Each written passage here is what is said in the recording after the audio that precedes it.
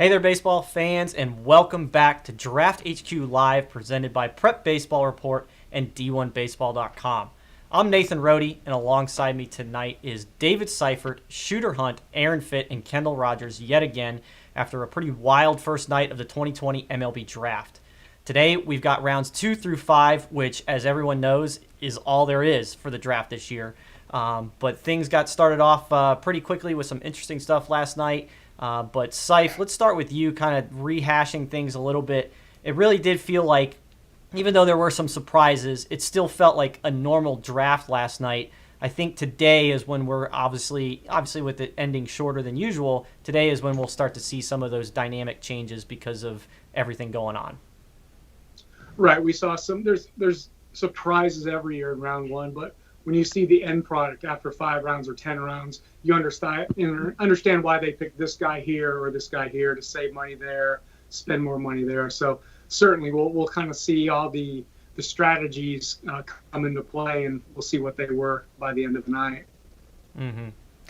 Kendall, let's jump to you real quick. And, we talked about the, some of the names that you were watching, like who could end up back at campus. And some of those names that, we mentioned, like the sophomore eligible guys, didn't get picked yesterday. So have you heard anything since we signed off last night, to now that has you thinking that maybe some fan bases could get really excited about, somebody coming back?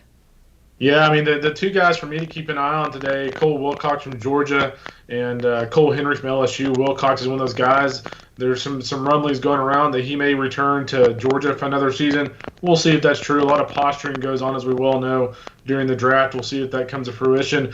Then Cole Henry's a really interesting guy to watch. I mean, if he doesn't go before the 50th pick here, I think he's got a very good shot to show up at LSU. I do know there are at least 3 teams in that kind of that 40 to 50 range who are really interested in him. So LSU fans need to keep an eye on Cole Henry. If he doesn't go in that top 50, I've got a feeling that he will return to Baton Rouge for another season, which gives him a pretty good rotation there with him, Landon Marceau, and Jaden Hill. I think you can work with that.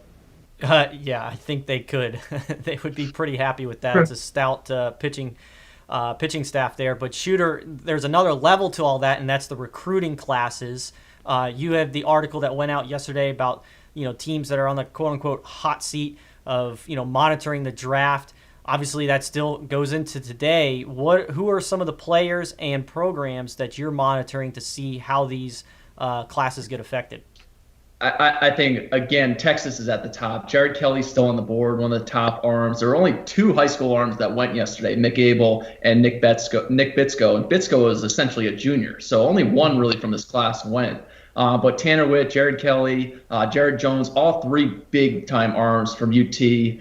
Arizona lost Nick York yesterday. I'm actually really excited to see what the Red Sox do today. It's probably the biggest surprise of yesterday. The Red Sox don't pick again until round 3. They may have some money to play with there. So, I mean, Cole Henry at the top 50 picks, and then again, wait for the Red Sox. But more than anything, those guys, JT Ginn, any of those Friday night guys going back to school are definitely a huge impact for the college program.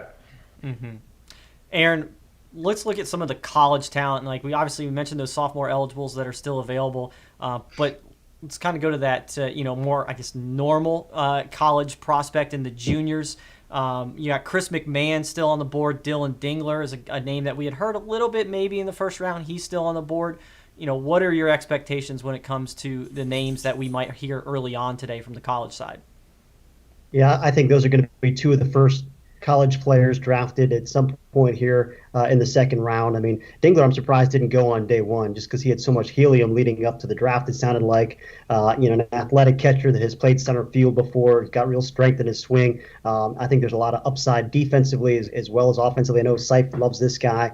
But Chris McMahon, another one that I think is a mid to late first round talent that is still out there as we head to the second round. And he's a junior. I think he's ready to sign. There's not a signability question with him. So I imagine that he'll be a premium guy going today. Logan Allen from FIU, polished left-hander. He's like a smaller version of Reed Detmers. He's got a lot of similarities with his repertoire. just a guy that I think is going to move really quickly through a system. So those guys, and then of course there's just so many power arms in this class that are still out there. CJ Van Eyck from Florida State is a Kendall Rogers favorite, of course. We all like CJ, but that's a big time arm that's still out there. Tommy Mace from Florida, really like his stuff, and certainly took a step forward with his secondary stuff. If you read the TrackMan breakdowns, it's impressive, the metrics on especially that cutter that he's got. So keep an eye on those guys as well. Mm-hmm. So let's jump back to you for a second. Obviously day one is fast and furious, even though there's 4 minutes between picks. There's a lot of stuff going on, names moving up, moving down on the board. And then kind of at the end of the day, I don't know that anyone takes kind of a collective breath. What happens between, maybe your team's last pick or the last pick of the day and the start of today? What kind of phone calls are being made? What conversations are being had? What's the process there? Your draft board, obviously, the order of that remains the same. I mean, you did that for months after months, so that remains the same. But you're reaching out to, in some cases, the players themselves, but in most cases, the agents, just to make sure that the signability is the same, because that, as much as you think it would remain the same, it's a very fluid game. There's a lot of chips on the table. Again, like we talked about last night in the pregame or pre-draft, the agents know all the offers. The teams don't. So the agents can pretty much just shop those offers around. They hold all the chips for the most part. So they're going to get their guy the best offer. So you just need to really just check back in with the agents to make sure, it's the same. Mm-hmm. Shooter, let's talk a little bit about some of the high school guys. You mentioned Jared Kelly. We think, we might hear his name pretty early today. It was a guy that we thought, kind of to hear yesterday. Talent-wise, who are you looking at? Not necessarily affecting, recruiting classes, but talent-wise, who are you, looking at coming off the board early today from the high school side? I mean, Kevin Pareda is definitely one catcher down in Southern California. Anybody in those warm weather states where scouts are out, Southern California, the Carolinas, Georgia, Texas, Florida, they got more looks. So there's going to be more intel on those guys. They'll have a better chance of signing. Jared Jones, in that Texas class, big time premium arm, up close to 100. He's shown it for a while. And then obviously Jared Kelly, even Storm Hierholzer, who's a big time arm committed to TCU, showed really well on some of those TrackMan speakeasy sessions that we had with Real Feel for the Spin. Those are some of the guys I'm looking for. But really, I think arms are going to start coming off the board quickly here, and some of those high school arms especially. Mm-hmm. Anybody got any predictions for what we might who we might see first off the board today? I guess not using any intel that might have just gone around. Saif, you got any guesses? I'm sorry, I was going to let Ken lead off. I think Ken has got some scoop there. I just have a gut feel. I have nothing to back this up, but just watching the board, knowing, from experience, I really see two of the sophomore eligible arms, either JT Ginn, Cole Henry, or Cole Wilcox. Two of those three probably go off in the top 5 picks. And to back up what Aaron said, I expect Dylan Dingler from Ohio State to go really quick as well. Mm-hmm. I have no intel. It's just, the draft is the draft. College catchers go quickly. I was very surprised he didn't go yesterday. Mm-hmm. I think 3 guys for me that are really interesting guys, Casey Martin from Arkansas, Clayton Beater, and Kevin Abel. Beater is one of those guys that had been rumored to really kind of scale the draft boards a little bit. He didn't go yesterday. We'll see how high he goes today. And then Casey Martin and Kevin Abel are really interesting to me, especially Casey. I think he's going to be one of those guys at the next level. It's either feast or famine. He could be an absolute all-star for somebody if he kind of puts all the pieces together and gets a little bit better strike zone awareness. And then Kevin Abel, he just now got back on the mound. We have him at 34th in our college rankings. I'm very intrigued to see where he goes today because I've heard no buzz on Kevin Abel. So I'm intrigued to see where he goes in today's rounds, 2 through 5. The only tweet I saw of Kevin Abel immediately got taken down, but he looked good in the 1 hour period where you could see the 3 pitches he had thrown. It's funny you mentioned that. I retweeted that about Kevin Abel, and apparently they took it down because I retweeted it because they had coaches on the field with him. Is that what the was? I was like, where did it go? Oregon State, what are you doing? That Casey Martin's a great call because is there a potential he goes back to school? He was kind of struggling and really scuffling off early this year. But if 2 years ago in Omaha when they were playing Oregon State, I would have said this kid's a slam dunk top 10 pick. So I guess there might be a potential he goes back to school. I don't know. I think he'd be hard pressed to go back to school. I think he's going to go in the first 20 picks today, and I think he'll be well on his way into a pro organization. Yeah, it's tough for those guys to want to go back to school when you're going to get paid a little bit. I mean, we're still in the $2 million range for a little bit. I mean, we're not talking. I mean, what $1 million is pick 68 or 69. I mean, so we're not. It's not like all of a sudden we're in on the poor side of the draft here. I mean, the last pick today will get 324. So the pick is in. The pick is in already. Here we go. It's in. By the way, countdown. there's. Oh, there it is. By the way, Side, there's no way Casey Martin's going back to school, just to let you know. Tigers take Dylan Dingler. Catcher. Oh, nice. There it is. Dylan Dingler. So what do we got there? I mean, obviously, expected him to, go day one. Sounds like he's a pretty good athlete and certainly a lot of upside there. Not only does he have, is a good defender, but there's some offensive upside as well. Yeah, there's. Last year, I believe was early in the year he broke his handmate, so really didn't show much power throughout the entire year. But was fully recovered. He took the summer off to rehab, get stronger, and then this past fall he's back, hitting balls hard again, showing his good bat speed. In the spring, he just went off. He's always had a strong arm. He's always been athletic. He's good size too. He's 6'3", 220 pounds. But yeah, he just put it all together, and he ended the shortened season. He ended with 3 home runs in his last game. So, needless to say, he finished strong as well.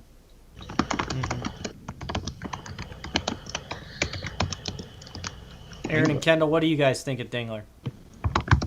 Do you like this pick for the Tigers, going Torkelson and Dingler? Yeah, I love it. I really think that that's 2 impact players that they got with their first 2 picks. I mean, I think he's the number 2 college catcher certainly in the draft. I think that's the consensus. And again, I mean, he's still just kind of scratching the surface of what he can be, but you just love the athleticism. And I think it's a big win for them to start day 2 here. Mm-hmm. Yeah, and the thing is Aaron brought it up yesterday, but it's not a deep draft for college catchers. You've got Patrick Bailey, you've got Dingler, you get Austin Wells, and then you got Casey Opitz hanging out there as well. So there's not a lot of great college catchers in this draft, so you better get them where you can. I wonder how – there's probably a lot of teams that want to get Opitz a little further down, can really defend. I bet a lot of guys really are hoping he slides to them at a certain point. But I'd look for him at some point today. I'm excited to see what team he goes to. Well, it's really interesting. Go ahead, Saif. I was just say, Fitty and I have Michael Rothenberg from Duke ahead of Opitz, but Opitz is a good player. We just kind of like Rothenberg, switch hitter, big strong guy, plus arm strength. Now it doesn't play plus in the game, but it's plus raw. Again, switch hitter with above average power, plus power from both sides of the plate. So he's a very intriguing guy as well. If it doesn't work back there, because he's a big guy, 6'4", 230, he can go to first base and he's still got the offensive skills to produce to play enough every day at first base. So Fitty and I think we're on the same page there. But Opitz is a good player as well. Shooter? No pick. Oh, they're coming right now. I got to think the Orioles are going to take one of these big arms. They likely have a ton of money to spend. I saw someone tweet it might be we might have a shooter connection to this pick. We'll see if Roll away. Interesting. There you go. Tulane. Wow. I'll take this one from the jump. I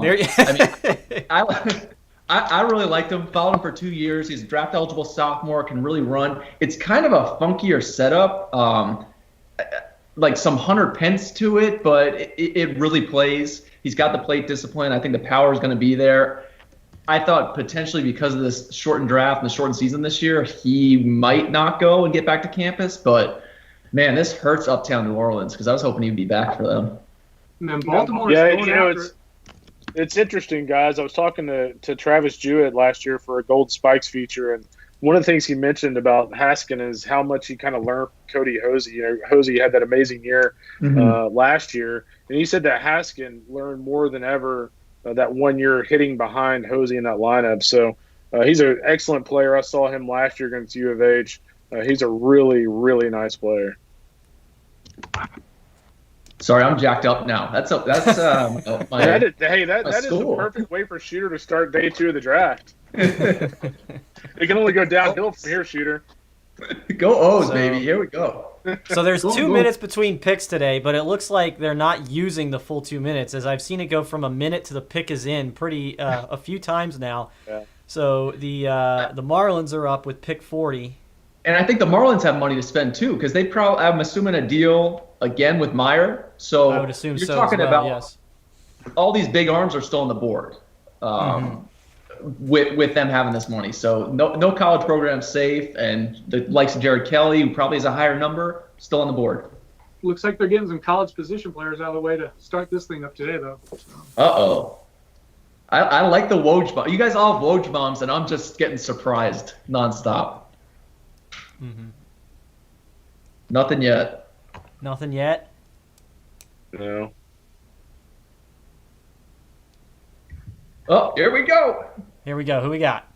We're at the podium. That's a sharp suit. The Marlins select Dax Fulton, left-handed pitcher, Nice. Dang High School. Love Oklahoma. it. Go ahead, Rody. Loved it. I love this pick. Dax Fulton, Tommy John surgery after last summer, but was arguably the top left-hander in the class before getting hurt. Kyle Harrison and him would have been neck and neck if he were healthy. Big projectable frame. I mean, 6'6", 200-plus pounds. He's going to fill out more and get stronger. The big thing with him, shooter, #spin wins. I mean, he can absolutely spin a curveball. It's a nasty pitch. And I'm going to give a shout-out to Stevie Ballgame Nielsen and Sean Duncan for PBR. He was at the Future Games a few years ago, and they walked away from watching Team Oklahoma, and they said, hey, Rody, we just saw a first-rounder for 2020. And this is like 2017, I think. And usually I'm like, okay, whatever, guys. But then I saw the video and was like, all right. So he wasn't a first-rounder, but the only reason he wasn't a first-rounder is the health question. Yeah, you got Tommy John, but even to go this high after Tommy John surgery, I mean, the Marlins are definitely valuing him. I think potentially they got another deal here, so they still have money to spend, and they're really stretching this out. What's the slot here? What's that? What's the slot here?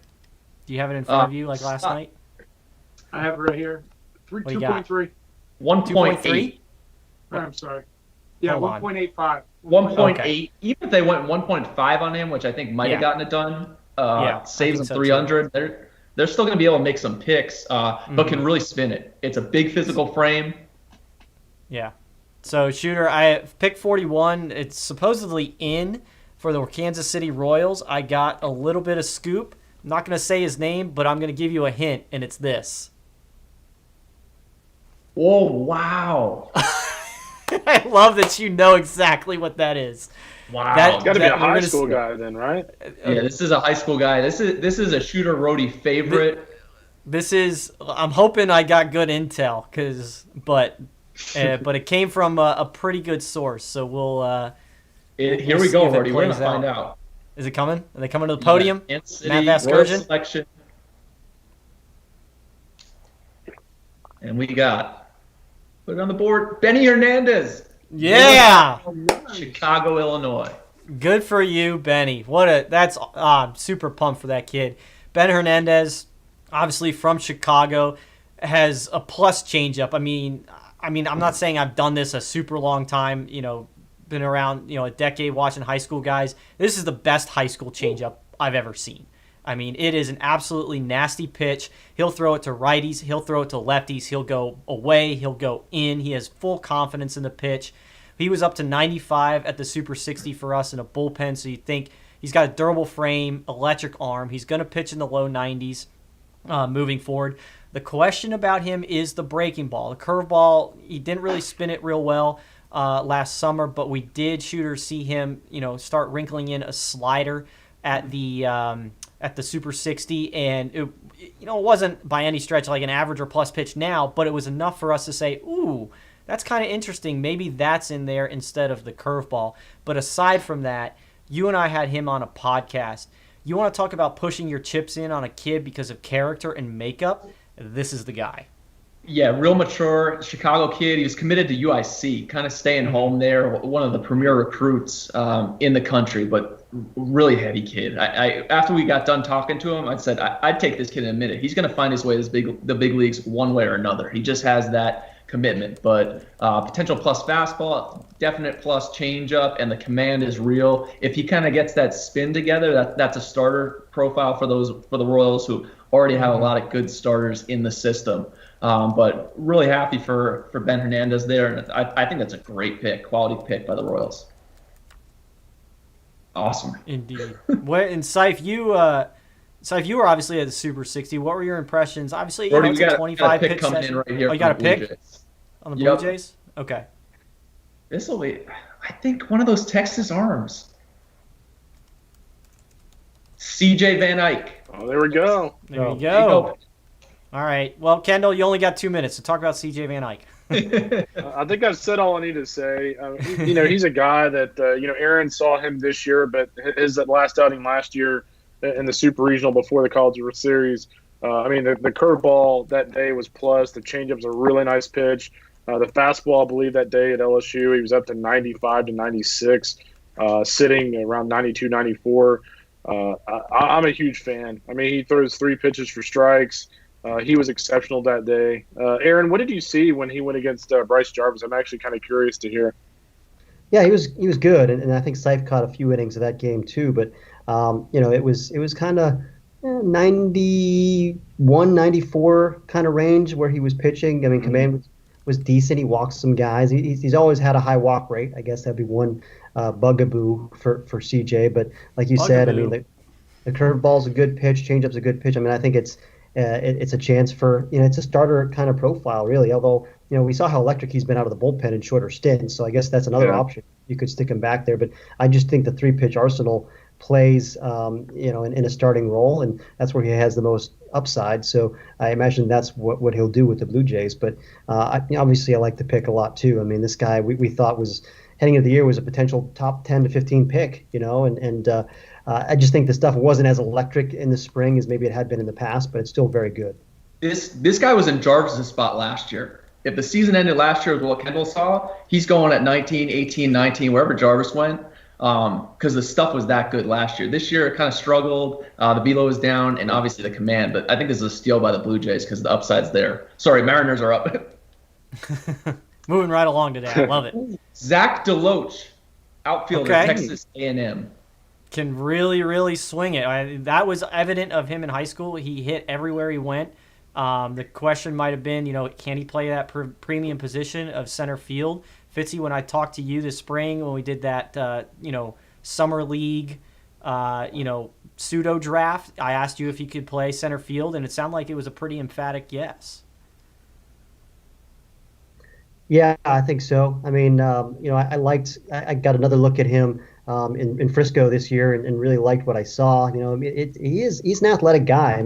I kind of always envisioned him as more of a corner outfielder, but bear down on him a little bit in Frisco, and I think he's got a chance out there. He runs better than I think I realized he did. The swing is so much better. The approach is so much better than it was last year. He really struggled as a sophomore, but he's one of those guys that made himself some money, I think, in the Cape Cod League. Really one of the stars up in the Cape last summer and carried it over into the spring, shortened season that it was. I think that scouts liked what they saw from him. Mm-hmm. What's our count on Texas A&M? Is that 2 Texas A&M guys now, Kendall? I think that's 2 A&M guys, and I think Roa will go today as well, probably in the next round or 2. Which program is going to have the most picks when it's all said and done after 5 rounds? Arizona State? It's a good guess. You still got possibly, out there. Yeah, Workman and Dabovich still out there. Hoover. Yep. So I'm just trying to think if there's anyone else that has a group like that. But Mississippi State still has, Ginn, of course, would be their third. Maybe Tanner Allen, but I doubt it. Hatcher potentially. Yeah, I think. Oh, certainly in the 10-round draft, Josh Hatcher would have gone. He could go in the top 5 though. It's legitimate left-handed power there. So yeah, that's another candidate. Yeah, I think accounting will come into it. Once we get to the 5th round, which of those juniors are willing to sign? Who wants to go? Who wants to go back and play? That's going to be the talk of the day. Accounting. isn't it always? One thing that's really interesting, I was actually talking to a buddy of mine about this morning, but, you look at the Cape League last summer with Nick Gonzalez and Zach Deloach, both guys who really increased their stock. And, you kind of wonder, like, this summer with no Cape League, like, there's no chance for a guy like Nick Gonzalez or Zach Deloach to kind of just flip their prospect profile over a little bit. So it's kind of an interesting discussion on that. Yeah, and Rody, I was just, it is, and there's been a lot of talk with. I mean, MLB hasn't figured it out yet, which stinks with financially. So scouts, there could be some issues after the draft with the scouting. I would think the fall is going to be a huge time to get out there and scout. You got to be at inter squads. You have to be at all this stuff. You didn't have all summer in the Cape and the Northwoods League, Alaskan League, wherever, Team USA. Those inter squads become vitally important for scouts, at least from my point. The question mark is whether Major League Baseball lets the scouts get back on the road and when. Right now, even if there's summer ball, in certain pockets in the country, the scouts aren't allowed to go see those guys right now. And I'm a little concerned that a lot of departments are going to use this opportunity to just downsize their scouting staffs in general and rely more and more on the TrackMan data and the video and have fewer and fewer scouts on the road, which I think would be a bad direction to go. But it seems like this could be the fig leaf that these Major League Baseball owners are looking for to cut more costs and get more scouts out there. I hope it doesn't go in that direction, but it's a real fear talking with people in the scouting industry that maybe when we come back from these furloughs or layoffs, whatever, that the scouting departments never get built back up to where they were. I agree. The I do Astros model. think. Yeah, well, I think though for me, and I mean maybe you can color me overly optimistic, but I think in the short term that's certainly true that teams will try to move more in the direction of like the Astros, smaller staff, more heavily reliant upon data. But as you all know, we know how long it takes for drafts to, for their results to play out and to evaluate, how they went. So, yeah, the Astros have had a small class or a small department for a little while and lean heavily on that technology to make some picks, but those picks are very recent. 5 years down the line, maybe they realize like, oh, that didn't work. So because I really do think that, I think we all believe that it's going to be a blend of the two, technology and in-person scouting. And it just might take some time for everyone to realize, oh, if we go too far one direction, that's going to hurt us. So we need to go let the pendulum swing back and find the balance of that happy medium. But we got the Pirates, years. Rody, Pirates, Jared Jones, La Mirada High School, California. There you go. We've got a very excited producer next to us. Alley Cat is a huge Jared Jones fan. I mean, electric arm, a premium athlete. If he had ended up at Texas Shooter, he could have theoretically played both ways. I mean, this is a guy that has been on the radar since his freshman year. When we went and saw him at the Boris Classic, you saw him in that outing, and it was like, all right, this is a dude. Yeah, and the kid competes. Really athletic, and you just said it. This is the second of that UT, really good class for UT to go. But it's an electric arm. The thing that I like most about him is his competitive nature. He goes out there looking to win and embarrass guys as much as he can. He's throwing fastballs by him. The slider's gotten better as it's come along. Rody, last summer we saw the changeup really there. And I think when he gets into that player development system with the Pirates, they're going to bring him along. He's going to have a chance to start. I think he's the type of guy who they can take to the next level. This is a really good value pick for them here.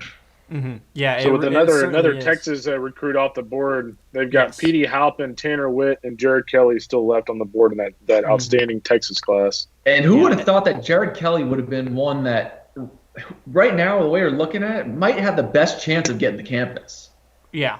That definitely, if you had told me that a year ago, I probably would have laughed. But, I mean, talk about the Texas recruiting class. Obviously we still got the rest of the second round to go where I think we'll still see some high school names called, maybe even into the third round. So it remains to be seen. But as of right now, if you lose Jones and Tucker, but you keep those other guys that we just mentioned, I actually think that's making out pretty good for Texas based on what they could have lost. And Rody, I wonder last year, because I mean, he's in Southern California. He's been seen for 4 years. The scouts knew him really well, but he went head-to-head in North Carolina against Brennan Malone, who I'm sure there was a lot of heat in there to see him. And he pitched. That might have been the best game I've seen him pitch. I was streaming it. Actually, my kids are born. I was streaming it in the hospital. But he pitched outstanding. I'm sure there are some really important eyes there that got to see him there. And the Pirates might have been one of those teams. Yeah, they certainly, I imagine they had somebody watching that game because that was a very popular game, him going up against IMG Academy and Brendan Malone. They actually just showed some of the highlights of that on the MLB Network broadcast. But yeah, he was electric in that, and he pitched well enough to win and, lost 1-0. It was a tough luck loss, but that was one of the better pitching matchups I've seen recently, Padres. and one of the few that live up to hype. What we got? We got the Padres taking Owen Casey, outfielder from Ontario. Wow. Okay. Future game, Super 60. Future games, Super 60. He's a guy that it was not on our not on the PBR draft board, but a guy that we definitely felt like fit in the conversation and was going to go at some point today. Left-handed bat, can really hit. Super 60. He stood out. The TrackMan metrics, everything there. Just a big time left-handed bat shooter. Oh, without a doubt, can really swing it. He's a Michigan recruit. I guess we could have put Michigan in the mix a little bit, but not so much. I think they'll do okay, even with losing Casey. They added kind of late. He's younger for the grade. Really just starting for the grade. I guess it's different in Canada how they do their schooling, but the bat plays, the metrics stand out to him. I think he's going to really hit. They had Hassel, the Padres first. They had Casey. They kind of seem to have a type, that left-handed stick that can really hit. He can run a little bit. I think they still have some money, the Padres. They're continuing to stretch, which is interesting for the entire draft when we're going to look back on it, because they'll be able to go into the third round here and still get somebody good. So that's a good pick there for them. Yeah, I was talking to a scout about him, and it sounds like it's pretty competitive makeup. And you want to talk about Michigan and the recruiting effect of that. One of the things about Casey was it wasn't like he was considered unsignable. Like, even if this wasn't a factor, he still could have been a pick in this area.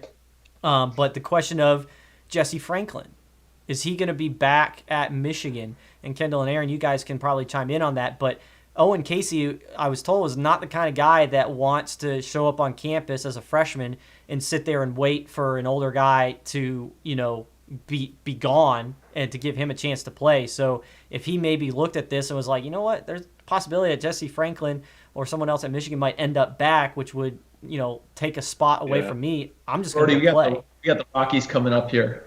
Chris McMahon here, guys. Chris McMahon. There we go. There we go. All right. The sinker in Denver. Good pick. Fitzy, you're a big Chris McMahon fan, yeah? Ooh. Yeah, really athletic. Delivery, arm action really works. Big physical guy.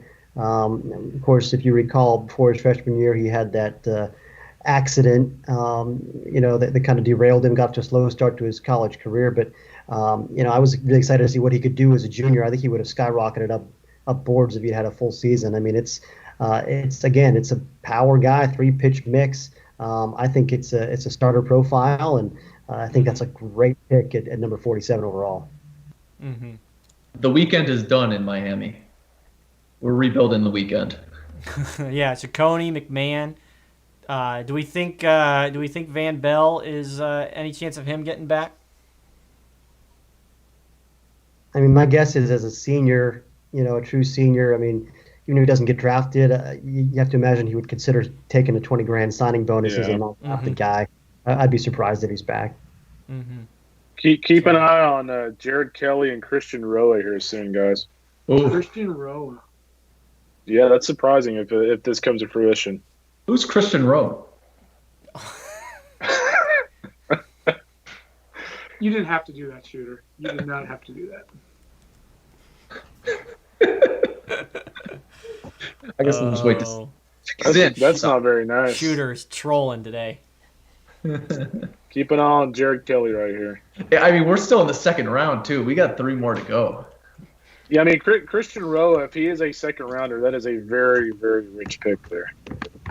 All right, the stocks are up here. Southsiders. What do we got? We got Jared Kelly, Refugio High School. You mispronounced it. Refugio. Refugio High School in Texas is way, way down yonder. But Jared Kelly, first round premium octane on the mound, like first round type stuff. Like, shooter we talk about all the time. They grow them big in Texas. The fastballs are big in Texas, and Jared Kelly is no different. The breaking ball has been a question for him, but that changeup is at least above average for me. And the one thing that really stood out about him last summer was at area code games. You know, he's sitting 96, 97, and he was dotting it up on the corners. I heard scouting directors walking away from the outing saying, we've never seen that from a high school guy, taking 96 and 97, saying, oh, I'll put it there, and I'll put it there. So the changeup was pretty good. He's taking a leisurely stroll when he's throwing out there. It's like he barely breaks a sweat going 96 to 99 with it. You throw him next to Michael Kopech, like those guys are throwing 100 plus easy. He's going to get on that workout regimen that the White Sox are working in. He's going to make, 102, 103 for Jared Kelly. I think's in the mix at some point if they want it. Mm-hmm. But yeah, the it's pitch to me, having that swing and miss pitch, the spin, it comes down to player development. He's got the arm strength there. I think they can work with some stuff, get on the Edgertronic, get with the TrackMan, driveline type within the organization. If he finds anything to get off the fastball there to get that swing and miss, I mean, this is a steal here. Again, looking back to last summer, this guy went in probably as the top right-hander. He and Mick Abel are really neck and neck for the most part, and you just got him in the second round. Great pick. Mm-hmm. Are you surprised he slipped that far? I mean, why do you? Yes. Is it just because of the breaking ball stuff, or? Well, I think it's a couple of things. One, question about the breaking ball. Two, he's a high school right-hander, which that demographic we know is the riskiest in the draft, and those guys get pushed down anyway. And then three, I would assume that there's some kind of bonus demand. We got Christian Roa going to the Reds. Who? There you go. It's interesting. Kendall Rogers has We had somebody Roa. in his earpiece. Christian Roa. We All actually right, had take it Roa away, Kendall. 75th in our college. Well, we had Christian Roa 75th in our college list. Obviously, he's going higher than that. But, obviously this is based on projection. As Aaron mentioned yesterday, he made a great point that Roa has certainly lacked command the last 2 years. But he's a pitcher with a kind of a mean streak. He can get up to 94 to 95 with his fastball. He's typically going to sit 91, 93. But the breaking ball is a pitch that I think at the next level will continue to develop to wind up being a very solid pitch for him. So this is probably a little rich for me on Christian Roa, but he certainly has had some buzz here as of late. Yeah, I saw him in Frisco, and it wasn't a great outing, but you can see why people like him. I mean, I think it's a chance for a legitimate 4-pitch mix.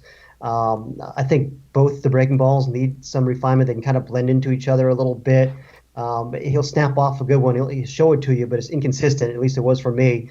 I actually thought the changeup was maybe a little bit better on the look that I got. But the arm works. It seemed like there's some riding life up in the zone with that fastball. It's a great body. I almost see him as like maybe a Bobby Miller type, a little less velocity, but I see kind of the same developmental needs there and track record. Mm-hmm. So the slot there is a little over 1.5. Do you think he gets full slot at that point, or do you think he's a little bit under that? Because I'm looking back, the Reds took Austin Hendrick in the first round. That slot is a little over 4.3. I don't know that a high school back gets all of 4.3, but I wonder if maybe you save a little bit of money with those guys that you put packaged together, because Cincinnati does have the 11th highest pool at $8.5 million.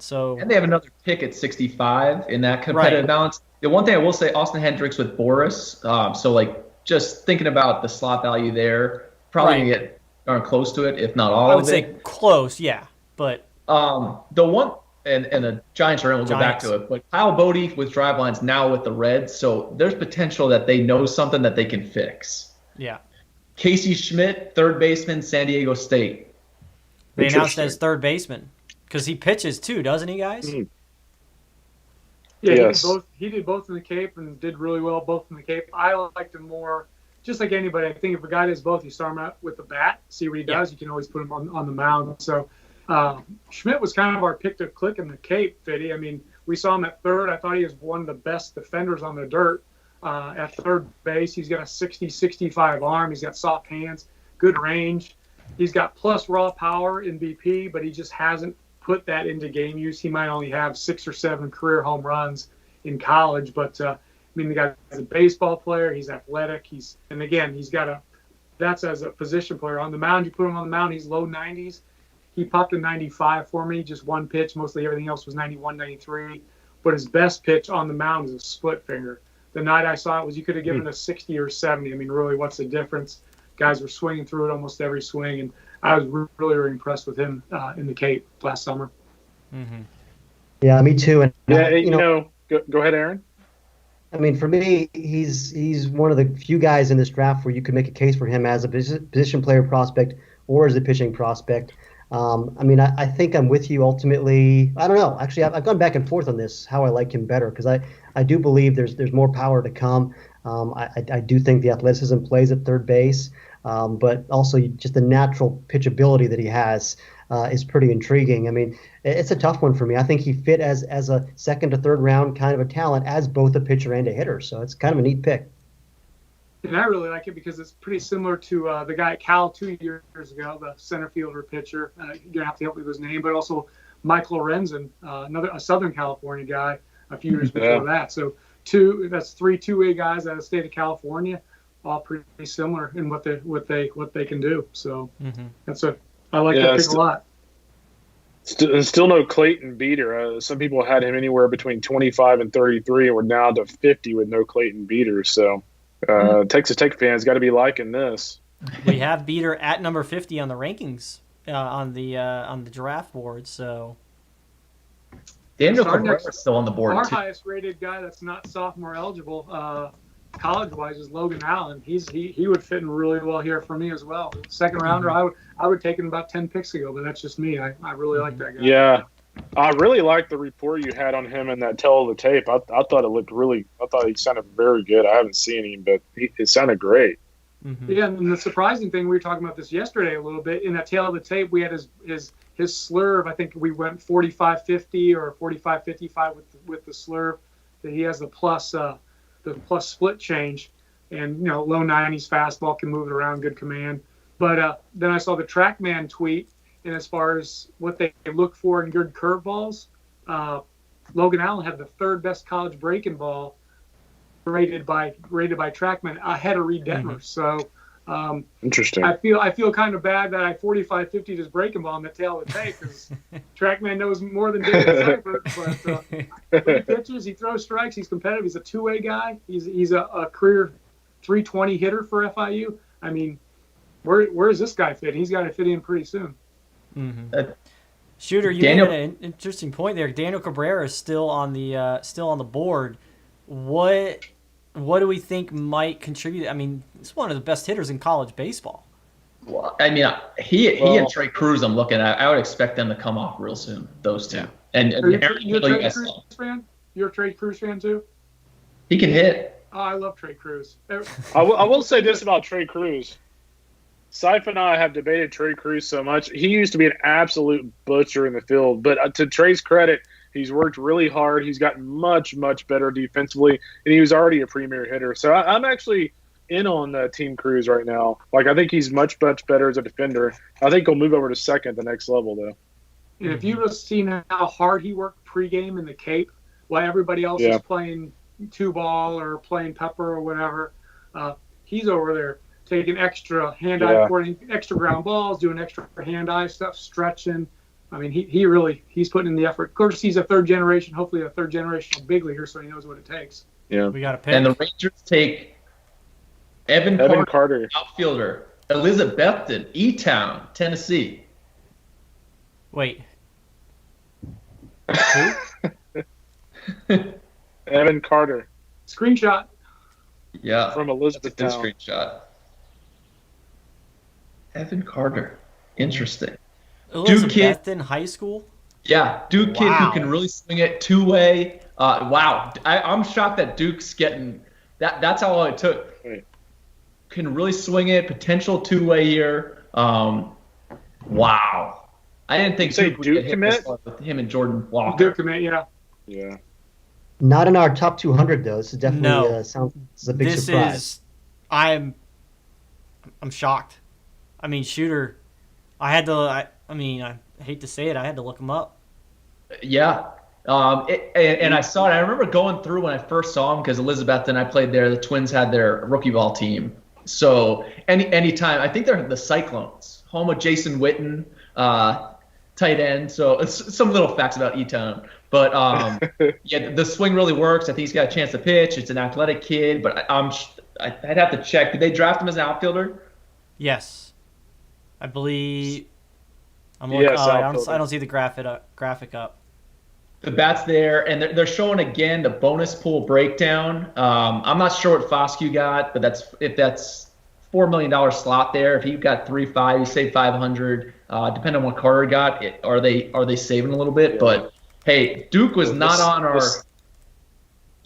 our trouble seat because I thought Jordan Walker would probably go, but you throw Evan Carter in the mix, they may be as surprised as we were to hear that name called. But They're losing some guys this year. wow. Tough break Yeah, for his Duke. slot, by the way, is $1.47 million. Evan Carter's slot there. I'm gonna guess he's not getting full slot. Just a hunch. Probably not. Rody, what I will say though is when you start looking at Duke is, I don't want to say they're the Stanford of the East or that Stanford's the Duke of the West, but Oh, Uh-oh. you You can't. just made some enemies. There's no walls being around Raleigh. It seems like these Duke guys are signing, whereas Stanford's usually like he's going to school. We got Stanford's on another planet, like compared Hey, to the entire hey, landscape of college baseball. Duke's right up there.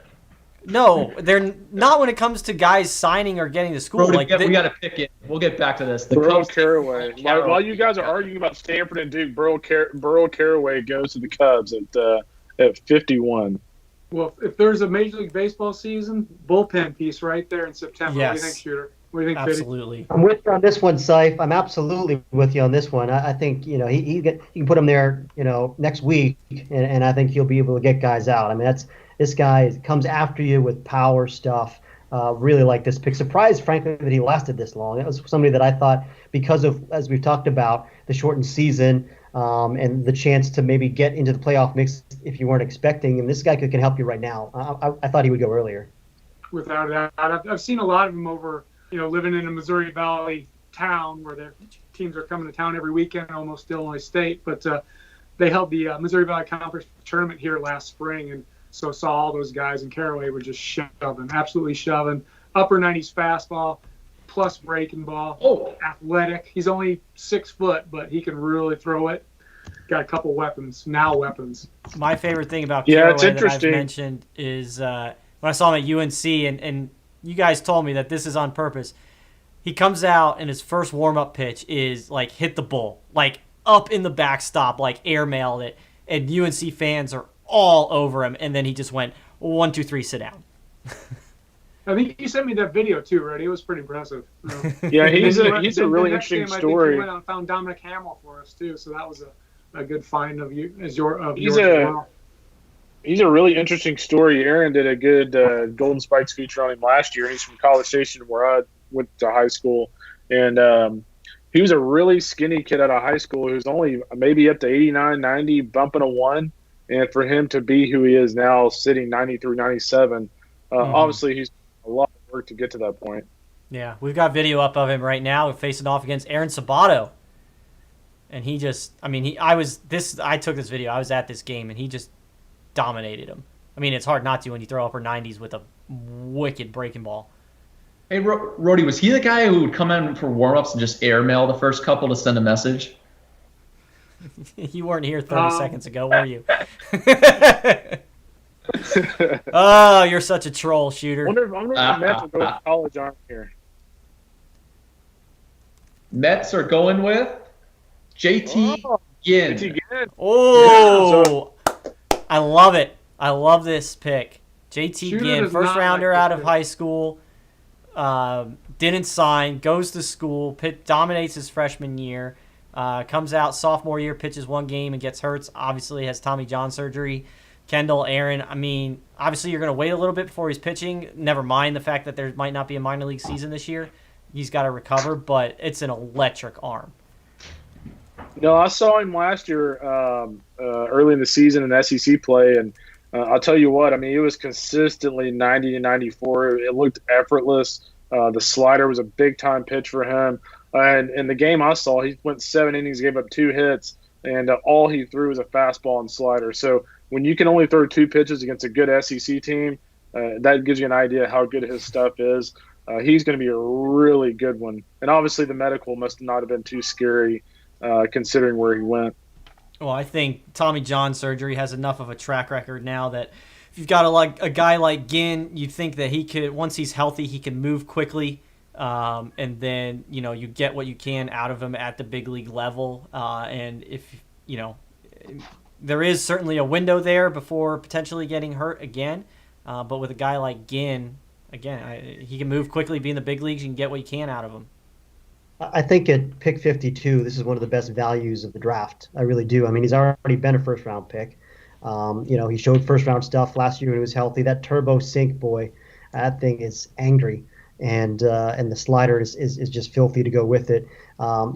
This guy he's got a mean streak. He competes really hard. The only question is he physical enough to hold up in a starting role long term? I mean, he's not the biggest guy. That would be the one question that he probably has to answer. Yeah, but he is pretty durable though, like thickness. So when I saw him in high school, he's strong. When I saw him in high school, I saw 3 pitches. I mean, he was big time fastball, big time slider, and the changeup. I mean, I don't know what you guys have seen recently, but when I saw the changeup, right before a senior of high school, that was an above average changeup potential plus. I mean, it was filthy stuff. I love that pick, Rody. Depending on what they pay for it, like you said, it was filthy stuff. That's 94, 96. That's a sinker. I mean, and we say he's a little bit smaller. The Mets have Stroman right now. They traded for Stroman, so there's some upside there. But Ginn's the first to go. Ginn, Wilcox, and Henry, SEC Friday guys, and the Brewers are in here, Rody. Ooh, Freddie Zamora, shortstop, Miami. Yeah. Wait, Zamora? Very interesting. Freddie Zamora? Yeah. Wow. Okay. He can really hit, but this is the same guy that a year ago had a fielding percentage below 900 at shortstop. Yeah, and that is one of the weirdest stats in the country to me because, I mean, you watch him, the actions and the range and the arm strength is all there. He checks the boxes defensively. He just made way too many mistakes and, threw balls away and just, I think, lapses of concentration. And so I think you just have to believe that that'll get figured out with more maturity. And, of course, he was out for the year with an injury he suffered at the very beginning of the spring. He'll have time to rehab that in a pro system, so it makes a lot of sense. But he's an offensive guy, too. I mean, he's got bat speed. I don't know what kind of power he's going to grow into, but I could see him, being a 15 home run a year guy and a regular shortstop. I mean, there's development that needs to happen for him to get to that, but I think there's a chance for it. Mm-hmm. Yeah, he certainly has all the tools to be an everyday guy. One thing when I watched him play, kind of seemed to have a low motor.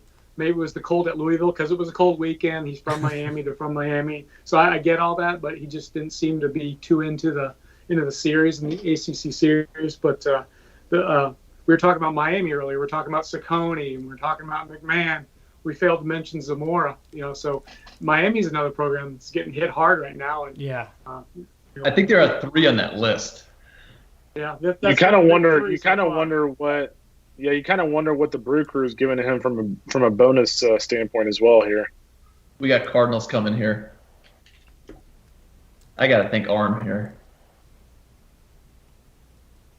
Cardinals go with Mason Wynn. Whoa, okay. All right. They announced it as a 2-way shortstop and right-hand pitcher. They announced him as a 2-way. Okay, I like it. He's an electric athlete. He's one of the best athletes in this class. Electric stuff on the mound. I mean, mid-90s, pretty nasty slider. But oh, by the way, he could swing it a little bit. I mean, he's definitely a legit two-way guy. He would have done that if he had ended up on campus at Arkansas. But I think you give him a shot to do it in pro ball. Like he's a really, really good athlete. So you see which way it works out for him, and kind of go from there and just let it play out. And he and Robert Moore would have paired really well there at the Baum, up the middle. I mean, it would have been similar to Houston. Is it Houston Street that was with UT way back? Yes. Yeah. Very similar, where he's going to play the field. I've watched him warm up from second base to then come into the game in that inning. But really athletic. The fastball plays with that hop through the zone. The metrics are really friendly to him on track, man, with a lot of that. But this Arkansas class, I would think Mason Wynn is kind of one that they thought would go. And what I wrote about was that they already got Robert Moore to get on campus, which is a huge win for them this past year. Anything else is kind of just kind of the cherry on the top, but I think there'll be a few more arms that go from this this Arkansas recruiting class in the next couple rounds. Good athlete though, Mason Wynn. And the other thing, like similar to Jared Jones, his competitiveness is really high. I think that would have played in college baseball. He and Rob, I can't get over them up the middle would have been a lot of fun to watch because both competitive, play with a ton of energy. He would have been a two-way guy. I mean, Arkansas is not hurting for any talent by any means, but losing a guy like this is definitely not something that they're going to be happy about. But Casey Martin's still there. There's a lot to be said about Arkansas coming the next few rounds. Yeah, you still have some really good college players still on the board. Logan Allen, Clayton Beater, Casey Martin. Cole Wilcox still out there. You wonder at this point, like, is it now Tommy Mace on the clock? This is a Wilcox selection here for the Nationals potentially. They were linked to him in round 1, so it'll be interesting. Cole Henry. Okay. The other sophomore. This is going to be an interesting situation here for LSU. Cole Henry, from what I'm being told, wanted $2 million. The Nationals slot here is $1.31 million. So Nationals will have some work to do if he's going to stay steadfast on his slot there. Who did they take the first round, Nats? They took Cade Cavalli. Okay. Cade Cavalli, and that slot was a hair over $3 million. Interesting. So I don't know how much you can shave off of Cavalli. A little over $3 million. Shave up later. And then they take you got 1.3 at 55. They pick again at 71, which is a little under 890 in terms of slot. So did they square off in that game at the Shriners? Those two? Yes. No. Those are two different games. No, that was Dane Acker and AJ Levis. Okay. The no-hitter. I'll say this about Cole Henry. I think when we look back at last year when he was healthy, that fastball and slider combo was as good as it gets. And, he had that arm soreness issue, and he looked really good early this season. His velo was down just a hair, just by a tick or two early on. But I was really intrigued to see if he continued to, A, throw like that, like he did early in the season, and also, B, can he stay healthy? Because there is some risk here. I mean, because he's a guy that halfway through last season, he started dealing with arm soreness. This year, going into the Ole Miss series to start conference play, he was going to have to be the number 2 guy. Like, they were going to have to move him back a day because they thought that he needed an extra day of rest. So I'm really intrigued at the next level, how much he'll be able to handle that workload and not get tired and not generate some arm soreness and things like that. But there's no doubt he checks the boxes from a makeup standpoint. I really like the stuff. And, again, he's one of those guys that's never too high or too low. It's like a broken record, but I love that in a pitcher. Yeah, that's what Coach Dunn said about him when we did that then and now about where he was in high school to, obviously his sophomore year at LSU. And he said he was a very even-keeled guy. He, never got too emotional one way or the other, and that's, what really played into his success. Coleman Twitter here, Rody. Sorry, I'm trying to keep up with what's going on in the Seif, any thoughts on Cole Henry, buddy? I didn't see him this spring, but I saw him last spring when he was a freshman at LSU. I believe I saw him at Georgia. Walked away really impressed. I was like, this is just the freshman. I'd heard things about him the previous year when he was a high school senior. I think he's a Georgia kid, right? If I'm not mistaken.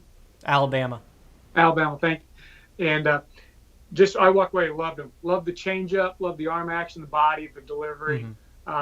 We had him ranked 30th on our overall board, so we thought he was end of the first round type of guy. So I'm surprised he lasted this long, but again, we don't have all the intel on the medical and that type of stuff, but I'm with Kendall. I love the stuff, love the body, going to be a successful kid. I really like this pick. Strong pick. I saw and Aaron, him. you saw him in the fall, right? I did see him in the fall, and it was a good look. It was early in the fall, but it was 91, 94 and effortless. He'd worked really hard to develop that changeup and to make it even more usable in different counts, because he always, I think, had some feel for it, but he was incorporating it more into his repertoire. The curveball as well, good sharp downer curveball. Alan Dunn thought he had a chance for 3+ pitches, and I kind of thought this was a guy that had a chance to be a top 10 pick either this year or potentially next year. He's another one of those guys like Wilcox. If he were to come back as a junior, I think he'd be a strong candidate for 1-1. So I can't imagine this would be an easy sign. Yeah, I had somebody just reach out and say that they think the deal will get done on this. So it's the same person that thought he was going to stay pretty hard on that $2 million number. They seem to think a deal will end up getting done. So we'll see what happens. So. But, just based on how the drafts have gone previous years, you can pretty much put a 98% chance on any deal getting done based on the previous numbers. But I saw Cole Henry as a sophomore pitching for Florence High School out of Alabama in the NHSI just a couple of days after I saw Braxton Garrett, who was a first-rounder out of high school, a left-hander. Then I saw him again that summer in a tournament pitching for the Louisiana Knights. You guys want to guess who the pitching coach on that team was? Ron Gidry. Shooter Hunt. Oh. Close. Oh. Yeah, and that was the first time I met him. He's a big-time recruiter. I think he was committed to LSU at the time. 2-hour rain delay. He's sitting there, and me, I'm like antsy. You're going up against, I think it was Elite Squad. Tristan Casas, first round on that team. This team's stacked. Gets real humid. He goes and warms up, and Cole Henry is dripping sweat. It's humid. I'm like, this kid's got no chance. We were sitting down for 2 hours. He's got to go. He warmed up for like 50 minutes. It took forever. And hold on, he went out the first inning, 1, 2, 3, punched 2, and broke Cassis' bat. And I was like, all right, this guy's good. He's not going to be scared of the box. He'll be okay. So, so Wilcox is the last of the Friday night draft eligibles on the board right now. Sophomore eligibles. Wilcox is you got to think at this point Wilcox is going back. And you got to. Yeah. The Indians are up, and I think the Indians should still have some money here. Logan Allen here, maybe? Yeah, Baltimore has a ton of money, too. So Logan Allen. There we go, Logan Allen. FIU. Great pick. Look at that. They got Logan Allen and Tanner Burns, two very good picks. Logan Allen. I'm kind of with Seif. I love that scouting report on him. I like this pick as a 56 overall. Yeah, we talked 20 minutes ago on Logan Allen, just everything he brings to the table. Two-way guy, athletic, Team USA player. He's got the resume. He's got the performance. He has the athleticism. What's not to like? At 56 overall, we had him 33rd on the PBR draft board. I'm all in on Logan Allen. Great value. And like you said, pairing him with Burns, you're getting two polished guys that are going to move quickly and, give him a chance to help out in the fairly near term. And I could have missed a transaction, but help me out here. Doesn't Cleveland already have a pitcher in their Major League Club named Logan Allen? Or is he not there any longer? Come on, say it again. Cleveland already has a left-handed pitcher on their Big League Club by the name of Logan Allen. Am I correct? Is he on the Big League Club? I know he was traded, but yeah. He was drafted by the Padres, and they traded him last year, 2 years ago. But yeah, he's also a left-hander. I think he's on the Big League Club. So let me baseball reference this real quick. That's where I'm at. Yeah. 40 man. That's really funny. Debuted last year. Was 2-3 last year. So yeah, there we go. There's definitely a Cleveland Indians Zoom call going on with a lot of scouts laughing and giggling about the fact that they drafted the guy with the same name. I definitely have some people I will be asking about that. Their next pick's going to be Clinton Longnecker. Yeah, oh yeah, there you go. Nice reference there, Fitzy. Former BA intern. Ooh, Tampa's up now. They took Bitsko last time, right? Keep an eye on Carson Seymour here, guys. Big arm from Kansas State. The Rays select Ian Seymour. Ian Seymour. Left-handed Ian pitcher, Seymour. Virginia Tech. Sounds like somebody sent you only the last name, Kendall. No comment. We did a really nice then and now on Ian Seymour, and if you go back on the website and see his high school picture compared to what he is now, it's hilarious. So if anybody would like to do that, it's a good look. But Seymour, we saw him in the Cape, lefty with a changeup. We saw more 88, 91, 92 in the Cape, plus changeup, good command. But apparently his 4 starts this spring, he was up. He's more like 92, 93, touching a 5. So saw a different guy out of the gates than we had last summer, but still plus changeup. The breaking ball is a little further along than what we had seen in the Cape. So I didn't know we were in the college lefty pitchability area of the draft yet. That kind of is right around the same time we start drafting power arm relievers. But Seymour, quality pick. He's a winner. Good value. Probably move fairly quickly through the system with what he has just presently. There's not a ton of ceiling there. He's 5'11", 6 foot, thicker body guide, but certainly a talented lefty. Mm-hmm. We have a question coming in from Facebook, which we've talked about, but I'm sure he's listening in. Is there a chance that Cole Wilcox returns to Georgia in 21? And I think we're all leaning toward yes. There's a pretty good chance at this point. Yeah, if you look at the slots right now, the 58th pick here to the A's is $1.21 million. Wilcox being a Boris guy, being a draft eligible sophomore, unless somebody just has a lot of cash to throw around after this point, it would be a wise business decision to return for another year. Mm-hmm. Well, Baltimore still has a chance, right? They still have a lot. They had this. I'm sure they've got a bunch of money. Yeah, they've got to. They got to have an extra $2 million, I would think, from Kjerstad. Maybe not 2, but 1.5. We got the A's right now. The A's take Jeff Criswell, right-handed pitcher, Michigan. Hail to the victors. Sorry, had to do it.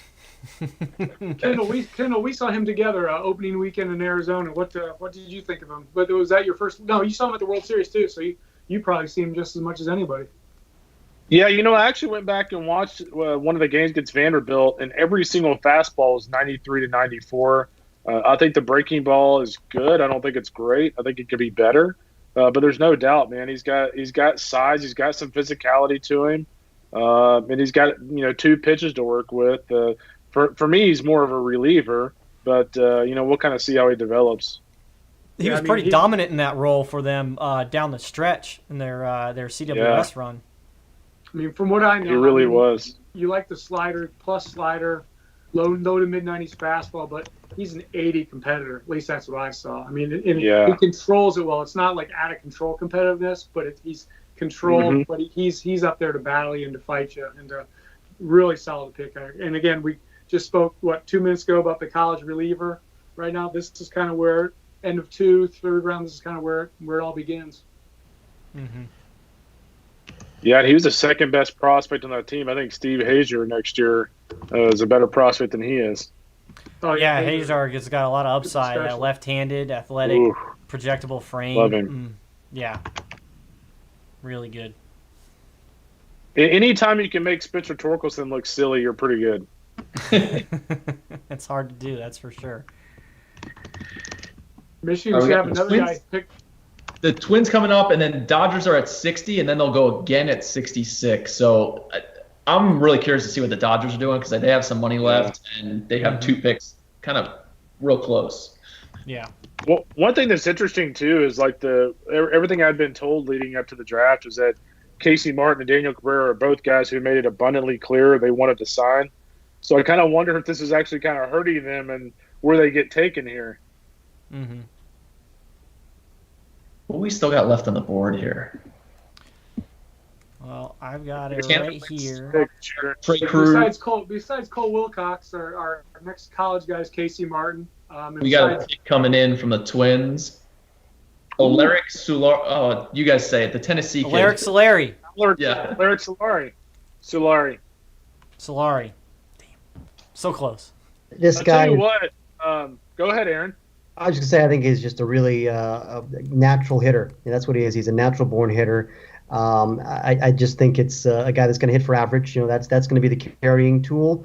I do think there's some pop in there. I don't think it's your prototypical power hitter, but just feel for the barrel, man. That's what he does. He finds a lot of barrels. He is a good athlete, but I think he's certainly a corner outfielder. I think he's a left fielder. But the bat is what you're buying here. Didn't he play a little second base too? Yes. He can play a few positions. Mm-hmm. He was a pick of the Durham Rescue Dogs in our made up collegiate summer league. So Good I like pick. this pick. He's got some swagger to him too, man. He's got a lot of personality. He's a fun kid. Yeah, I like how Yeah, he one plays. interesting note about him as well is he had started the season hitting. I think he was after the Round Rock tournament, after week 2 or week 3. He was hitting around like 160, and I think after the next 4 games, he was hitting 290 going to SEC play. So it kind of gives you an idea of what kind of spring he was probably looking forward to. Mm-hmm. Hmm. We got Dodgers yet, Shooter? No, nothing yet. Yeah. I wonder if they'll try to save some money here and then go after somebody later. Yeah. We're Yeah, well, seeing with right that- now here if they we come. can. And seeing here right it now is. if we can Dodgers pull are up in. the- Landon Knack, right-handed pitcher, East Tennessee State. Yeah, Aaron just he's wrote a about senior, right? Highest rated senior on the Walter. board, yes. College senior, highest rated. First 2 years, I believe, he was at Walter State, redshirted, so I guess he was actually there 3 years. Last year as a junior, just kind of ordinary stuff, 90, 91, 92. But then this spring, kind of like several other guys we've talked about here, they took this big jump for 4 weeks. All of a sudden, this guy's touching 98, pitching at 94, 95. He already had the pitchability because the velocity was, like I said, a thing that he got when he was 22. He's 23 years old now, but kind of a unknown guy, really, nationally, for sure nationally, but maybe in that area he was a known commodity. But went undrafted last year as a junior, and again, just put in the hard work in the off season, come out just pumping gas. He's always thrown strikes. I don't want to say good pick, bad pick. I've never seen him in person. I've seen a lot of video, but to make that your second rounder, you must have something in your sleeve for 66, right? Shooter? Yeah, 66 is on the board. Yeah, how about this, Geared up. guys, with Landon Knack, 51 strikeouts and 1 walk this year in 28 Yeah. innings. Yeah, he had some pretty That's silly. dirty numbers. Does he project as a starter or a reliever down the road for you guys? What I saw, again, I hadn't seen him in person. I saw a video. He has 4 pitches, throws strikes. The delivery is, you could say it's, who's to really qualify? There's so many guys with reliever deliveries that are starting now. But, yeah, he's online to the plate. The arm works. I don't see why he couldn't be a starter. And if you're taking him here, I guess the Dodgers think he's a starter because if you're taking him at your last pick in the second round, you think he's a starter. I don't think you're going to take that guy there if you think he's a reliever. Yeah. Okay. Yeah, because I asked because obviously Bobby Miller in the first round, some thought to him being a reliever. So I'm just looking at the package of those two. There being their 2 picks. Yeah, for me, if you said Miller or Knack, I would say Knack has a better chance to start long term than Miller. Mhm. But Okay. you're not spending your first 2 picks on guys you think I got to think some of those big money guys are still on the board now. Looking at Tanner Witt, you're looking at Cole Wilcox. The Dodgers saving a little bit of money there. Even the Marlins here coming up at 61 in the competitive balance. They still have some cash to work with. So some of those premium guys who are not slipping, Daniel Cabrera in the mix, Trey Cruz, obviously, definitely have them here. Yeah. Can you guys hear the peanut gallery on my end? Yeah, I have cats. Yeah. I have a cat, so it's not me. They're chirping you. That's what happens when the UPS truck comes rolling around. So I guess we have some not so Landon Knack fans over there. They don't know the difference. So we got the comp round with the Marlins coming up here at 61, and it sounds like the Dodgers at 66, according to Shooter, might be courting a couple of interesting guys as well. I'm looking. We got this competitive B round's gonna get fun because there's some teams with some money: Cardinals, Mariners, potentially the Reds, even that have some stuff to throw around. So Yeah. I'd expect some upside guys to go here. We've got the board up right now on the screen. Obviously, you can see there's some premium high school guys at the top, and then Wilcox we've mentioned, Cam Brown, Alex Santos, couple right-handed pitchers out of high school, Casey Martin, who we've mentioned recently, but then Tommy Mace of Florida, Daniel Cabrera, Ben Hernandez's name's on there, but he's off the board. But Clayton Beater, we've mentioned. Kevin Abel, certainly a wild card, when it comes to this, just because, you almost forget about the guy. He hasn't been around in so long. Yeah. Trey Cruz still on the board. We know Hudson Haskin is off the board. But then you got Zach McCambly, Sam Weatherly. Aaron, you talk about small sample sizes, early in the season. He was a guy, there were some questions about him throwing some strikes. He started to do that in that month, but then, he only did it for those 4 weeks. Yeah, but I'm surprised, frankly, that he's still out there. We were hearing right after the season ended that he maybe had pitched his way into first round consideration. Mm-hmm. It's kind of similar to a Jared Schuster, where it's strikes were an issue for 2 years. Performance was really uneven. He was raw. He was a two-way guy, an athlete, but he put it together in the fall. It's a big old power breaking ball. That's his pitch, and up to the mid 90s, and the arm worked. He is a good athlete, but I'm surprised that he's still floating out there. Actually. Mm-hmm. Yeah, I'm shocked that Casey Martin, Tommy Macy, and Daniel Cabrera are still out there too. Or how about Trey Unfortunately, Cruz? We talked about him a minute ago. But, Trey Cruz absolutely should go right here. Oof. After this Yeah, competitive B round, I'll give kind of a rundown on what school or what conferences have had picks. I'm going to throw them up in a second. I think that sounds like it'll be a good time for me to grab a slice of pizza. Ooh. I got some You're going to get pretzels. out of your chair tonight, Roddy? Marlins are up. Are they walking to the podium? He's here. Yep. Marlins select Kyle Nicholas, right-handed pitcher of Ball State. Okay. Big arm. Size guy. Kind of a local guy. Yeah, the Ohio high school kid, but a big arm. We were first put on to him, 2 years ago, Kendall, when you're texting back and forth there. Hear about the Nicholas guy, but he was up to 98, 99 this spring. His first outing of the spring, I guess, was just phenomenal, but he's got a plus breaking ball up to 98 with his fastball. Looks the part, 6'4", 205 pounds for Ball State University. The question mark on him was command control, whatever you want to call it. But this year he kind of put it together early, and that's a quality pick right there. You get a huge arm and a breaking ball, similar to Criswell. I had Criswell over Nicholas, but just by the thinnest of the margins, it looks like the industry did as well. And how about this? Go ahead, Shooter. I was going to say they keep. I feel like the Marlins keep extending things, and we had talked about that before the draft. If you would kind of go after, save some money here to extend and get more prospects than just pushing it all to one. So in taking Max Meyer over Asa Lacy, maybe you save some money there, and getting Dax Fulton potentially below slot. They're continuing to stretch out this signing bonus, at least from what I'm seeing here, to try to build up that system even more. Yeah, and what's really interesting about their 3 picks so far, you go with Max Meyer, a guy that we kind of all three of us believe he's a very proven commodity. You've got Dax Fulton, a guy that y'all love, a big-time projectable high school player. And then you have Kyle Nicholas, who might not be the most pure pitcher out there, but he's got big-time stuff, and it's an arm that you can totally buy in on at the next level. So it's kind of 3 different types of players here. And here comes the next pick.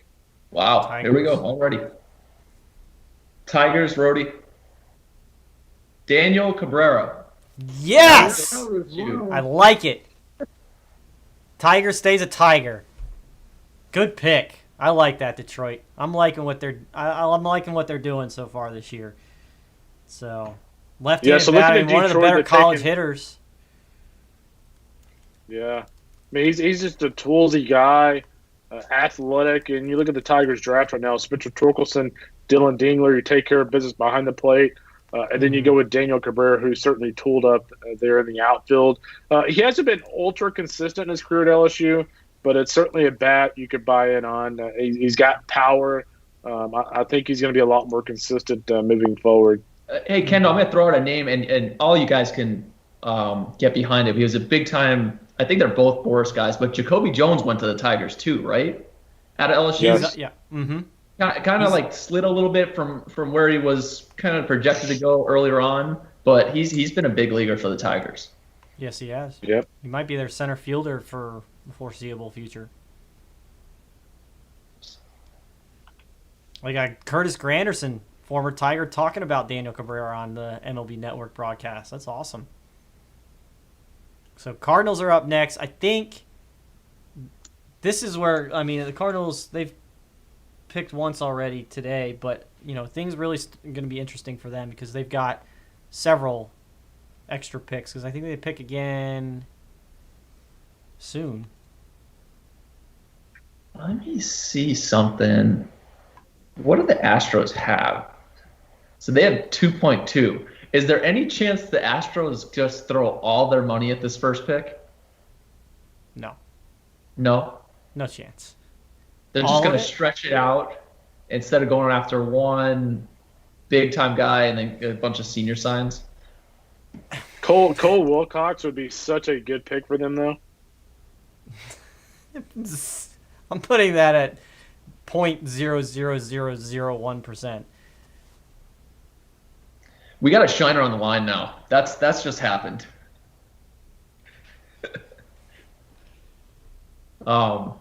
Picks in for the Cardinals. So we got 4 more picks in this competitive B round. Cardinals, Mariners, Reds, Dodgers. Huh. Phil And Haig is chiming in saying something about Tanner Witt. So That's what the Cardinal. It would fit the Cardinals mold. And he's kind of got some They weight win all right. high school. They win all high school so far, though. Here they go. Cardinals coming up.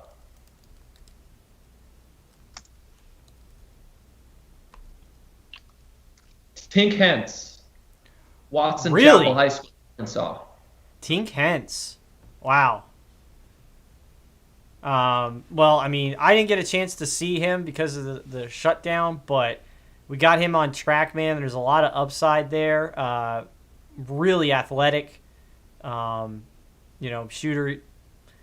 Phil Haig talked about him, coming out of that TrackMan session, saying that, there's a lot of potential you can tap into with him. Yeah, and he's still developing physically. 17 right now, so a little bit younger for the draft class, but it's an electric arm. 94, 95 comes out of that easy. A lot to build on. Yeah, I think much of his best is obviously had him only a high school guy, but I think he can make significant jumps, especially in that Cardinals development program. They've done such a great job with those pitchers.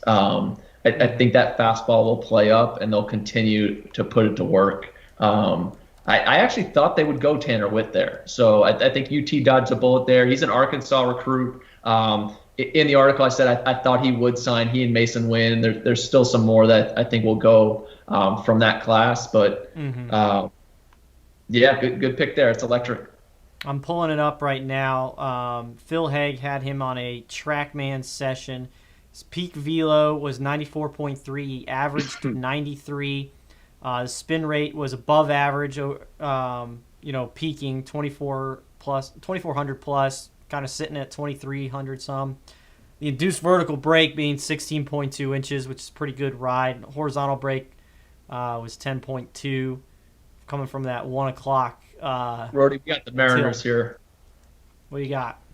Mariners take Connor Phillips, right-handed pitcher, McLennan Community College, a former LSU. Yeah, I kind of had a feeling that he might go back for another year, but I guess not. First junior college guy off the board, I think. And Rody, this is the guy you put me on to maybe like a week into the fall.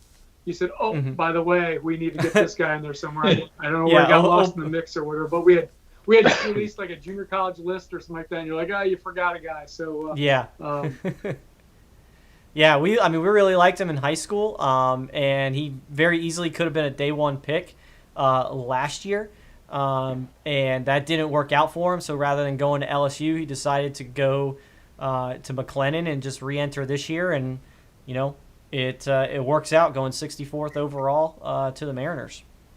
Yeah, I think after one of those, junior college gets going a little bit before the Division I guys. Sorry, tongue-tied there. Some really good outings to the point where we were getting word like this is potential round 1 type guy, at least supplemental. So another good value pick for the Mariners. Who do they have so far? I wish they'd flash that up there. Deloach and Hancock. Okay. Zach Deloach and Emerson Hancock. And I meant to say that they had some quotes out of the Mariners saying that Emerson Hancock was number 1 on their board with the pitching. I would think, of course, they're going to say that now that they got him, but the fact that they did have him at number 1 on their board, Sife's smirking at me like, of course they said that. You fired up Kendall. Anytime you put anybody. Oh my! Oh, we got you. Jackson Miller, catcher from J.W. Mitchell High School in Florida to the Reds. Wow. Okay. Who's he committed to? Wake Forest. Wake Forest. Interesting. Tough loss for the Demon Deacons. Shooter, he's a guy that we've seen plenty, and he's steady Eddie. He's good defender behind the plate. Always gets hits. Not necessarily the loudest guy when you show up somewhere, but you get what you pay for every time you come in with him. Yeah, he's got a big league approach to everything he goes about. And I remember seeing him as a freshman, just the way he receives, real quiet, soft hands, the arm works. He was also a really talented pitcher. Potential to do some two-way action, I would think, at Wake Forest. But a left-handed bat just continues to show this high school catching core how talented it was. And this is even minus Kyle Teal, who's heading to Virginia, who might have been the best of all of them. This catching core is really good. And Jackson Miller, again, the athleticism, the bat's going to play over time. Rody said the hit tool is kind of there. I think the power will develop even more in the system, but a good quality pick with a nice-looking backstop. Yeah. I would keep an eye on Clayton Beater here to the Dodgers.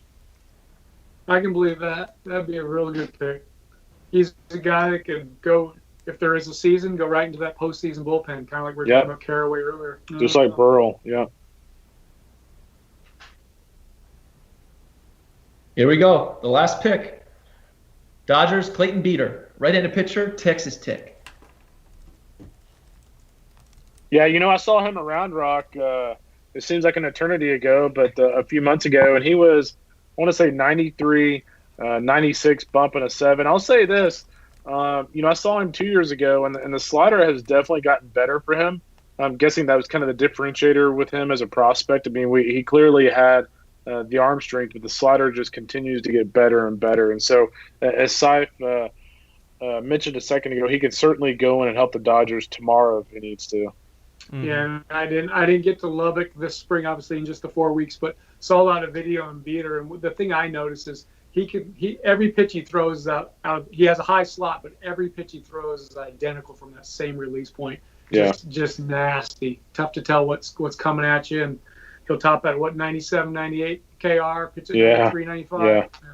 Pretty and it's not a hard 97 either. Like, it doesn't look like he's trying that hard. Yeah, good pick. I just sent out the breakdown for those rounds there. You just sent out what? The breakdown for those rounds on what the conferences the guys came from. SEC with 6 picks in the second in Comp B. ACC with 4. Pac had nothing. Big 12 with 1. Big 10 2. Other conferences 6 and JUCO 1. The Big 12, I just feel like each year we've done this, Rody, their recruits seem to get robbed. And we talk about the SEC gets so many guys that go, you can see their teams. think if a lot of these Big 12 guys got to campus, you'd be seeing a considerable amount more from the Big 12 going. I mean, the SEC still has a lot of guys who are getting drafted out of high school, but the Big 12 usually has the same amount. Interesting that the Pac didn't have anything there. A year after Adley Rutschman went 1 overall, they had some guys there, but I'd expect some more Pac guys to come off now, potentially. I think USC is the hurt kid. And there's a good amount of arms throughout the Pac usually. Mm-hmm. Yeah, I've been kind of keeping track high school, college as we go along here, just tallying them up. And I know in the pre-draft yesterday we talked. Well, I guess I predicted 35 to 40 down from the 47, 50 that there normally is. But right now we're at 32 and counting. 32 high school, 1 junior college, and then the rest 4-year college.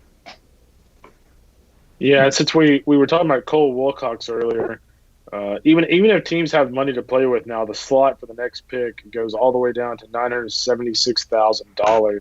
It just seems really hard for him to sign at this point.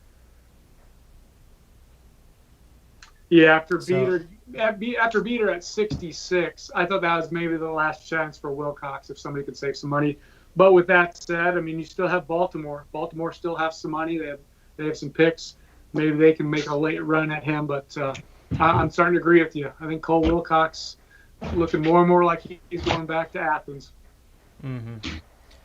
So we're about to get into compensation picks here, free agent compensation. So the Giants are going back-to-back at 67 and 68 for losing Madison Bumgarner to Arizona and Will Smith to Atlanta. Then it'll be the Mets at 69 for Zach Wheeler to go into Philadelphia. St. Louis losing Marcell Ozuna to the Braves. Washington at 71 for losing Rendon to the Angels. And Houston 72 for losing Garrett Cole to the Yankees, and that will be Houston's first pick of the 2020 draft. Backtracking a second here, guys.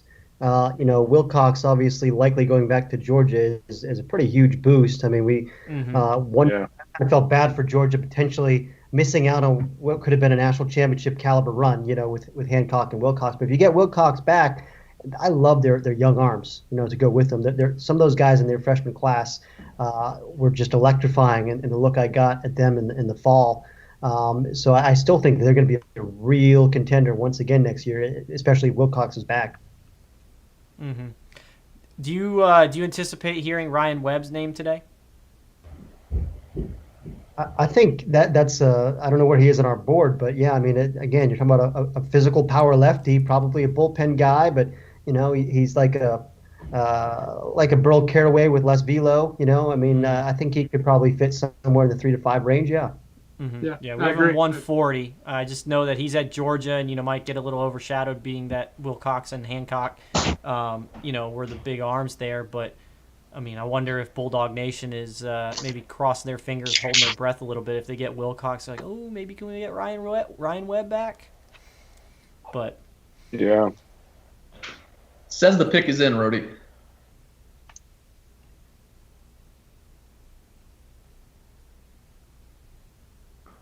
They're not walking to the podium, but it says it's in. They're going back-to-back here.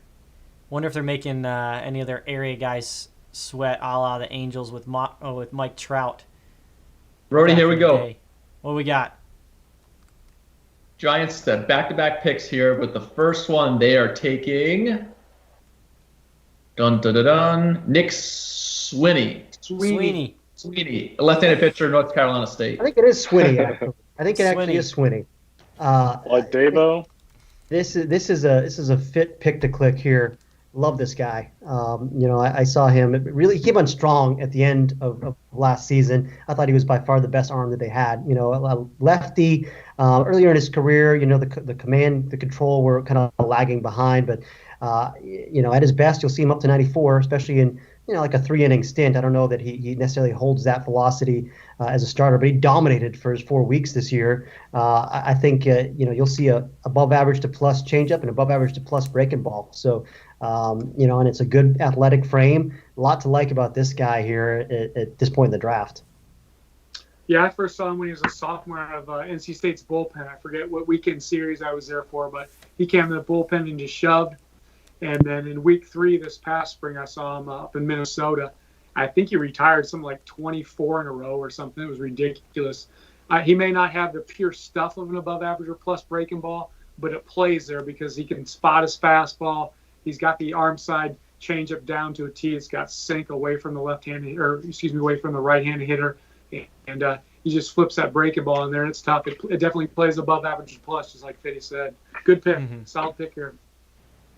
Do they really need the minute between their next pick? I mean, come on. Hit back-to-back picks. Just give them to them. Hey, both don't at the take away same time. Carlos's TV time here, Rody.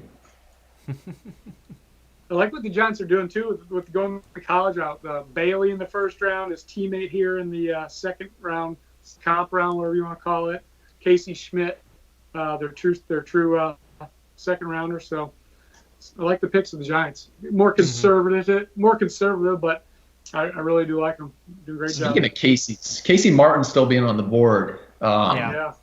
I think a lot of teams are going to be happy when they get him because I think what you saw freshman year, most of sophomore year, is what he is. But here comes the next pick. Jimmy Glowinski, shortstop, DBU. It's a Cy favorite. Cy favorite, yeah. Really locked in on him. I think it was 2 summers ago. Really, his name got real quick, but then he got injured. I believe he got injured shoulder, just DH'd his entire spring. There's not a ton of power in the bat. I think he's kind of a tweener. He's played shortstop for DBU, but the arm's a little short, so he'll probably end up being a second baseman. But maybe a little higher than I thought he'd go, maybe about 2 rounds, 1 round, a little higher than I thought he'd go, but certainly a talented guy with a good track record. I believe he hit something close to 500 this spring, though, in just the 4 weeks. So he had a phenomenal spring as their DH. He hadn't gotten back on the field as a playing short or second base yet, but sticking with the college route for the Giants. Giants are poaching NC State, Fitzy, with Patrick Bailey and Swinney. Yeah, it's you're right. I mean, those are 2 really good guys to get from one program. I mean, certainly it's interesting. We talked about Bailey yesterday. You know, you draft a catcher when your top prospect. I think Joey Bart is their top prospect, but best player on the board, right? Don't draft for needs. Take the best available. Draft for talent. Solving problems later. Jeff Fisher taught me that. Let's see what the Mets do for an encore after taking JT Ginn with their last pick. This will be an interesting. I'm going Tommy Macy. Just gut feeling. Oh, here we go. I know nothing. I'm just looking at the board. I like the name. Tommy Macy. I like it. Sorry. Isaiah Green, outfielder, Corona High School. All right, there we go. He broke. We had him at the SoCal Pro Case last summer. Really twitchy athlete, left-handed stick. Broke out at area code games. Had a really good showing there. And then after that, with his travel team, he played against Team USA, the 18U squad, in a bunch of scrimmages before the 18U squad went overseas to Asia to play in the World Cup, and he just went off. Shooter, I know you and I were both checking those box scores, and, if he played, 3 or 4 games against Team USA, he had, 10, 15 hits. Like, he was raking, and obviously everyone's there to see Team USA, and here's this guy on the other side, Isaiah Green, just, barreling up pitchers. So he was definitely a guy that had a lot of helium. When I went to the preseason classic in Florida, I was having conversations with scouts. They're like, all right, well, who's going to be the first rounder that's not in the first round conversation right now? And someone brought up Isaiah Green. Obviously, shortened season, didn't get to play his way up further, but certainly not surprised to hear his name called early on today. Yeah, Missouri recruits, so a California kid who was headed to the SEC. But I'm watching here. The video that they just showed, if anybody's watching, does not do him justice. They probably should have got some PBR video to show with some of the hits, because he's made those advancements, and that was. We're showing really PBR video, so. What's that? I said we're showing PBR video.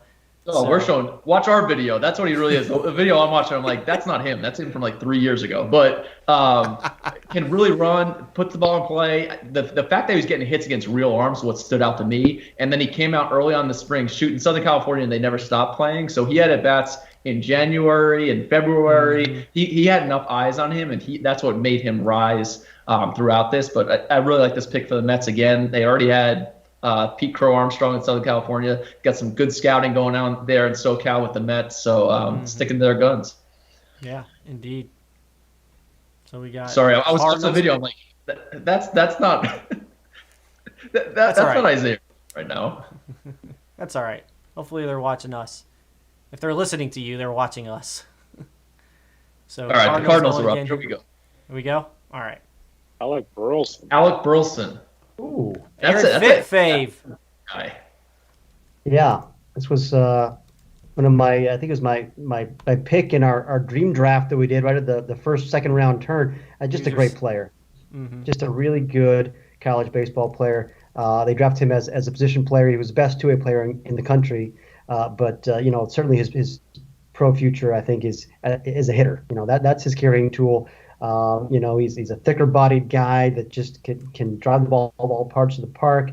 A lot of feel for the barrel, and I don't know how you grade out the power tool. I feel like it's hit above power, but he's definitely got strength. So he's a college performer. Mm-hmm.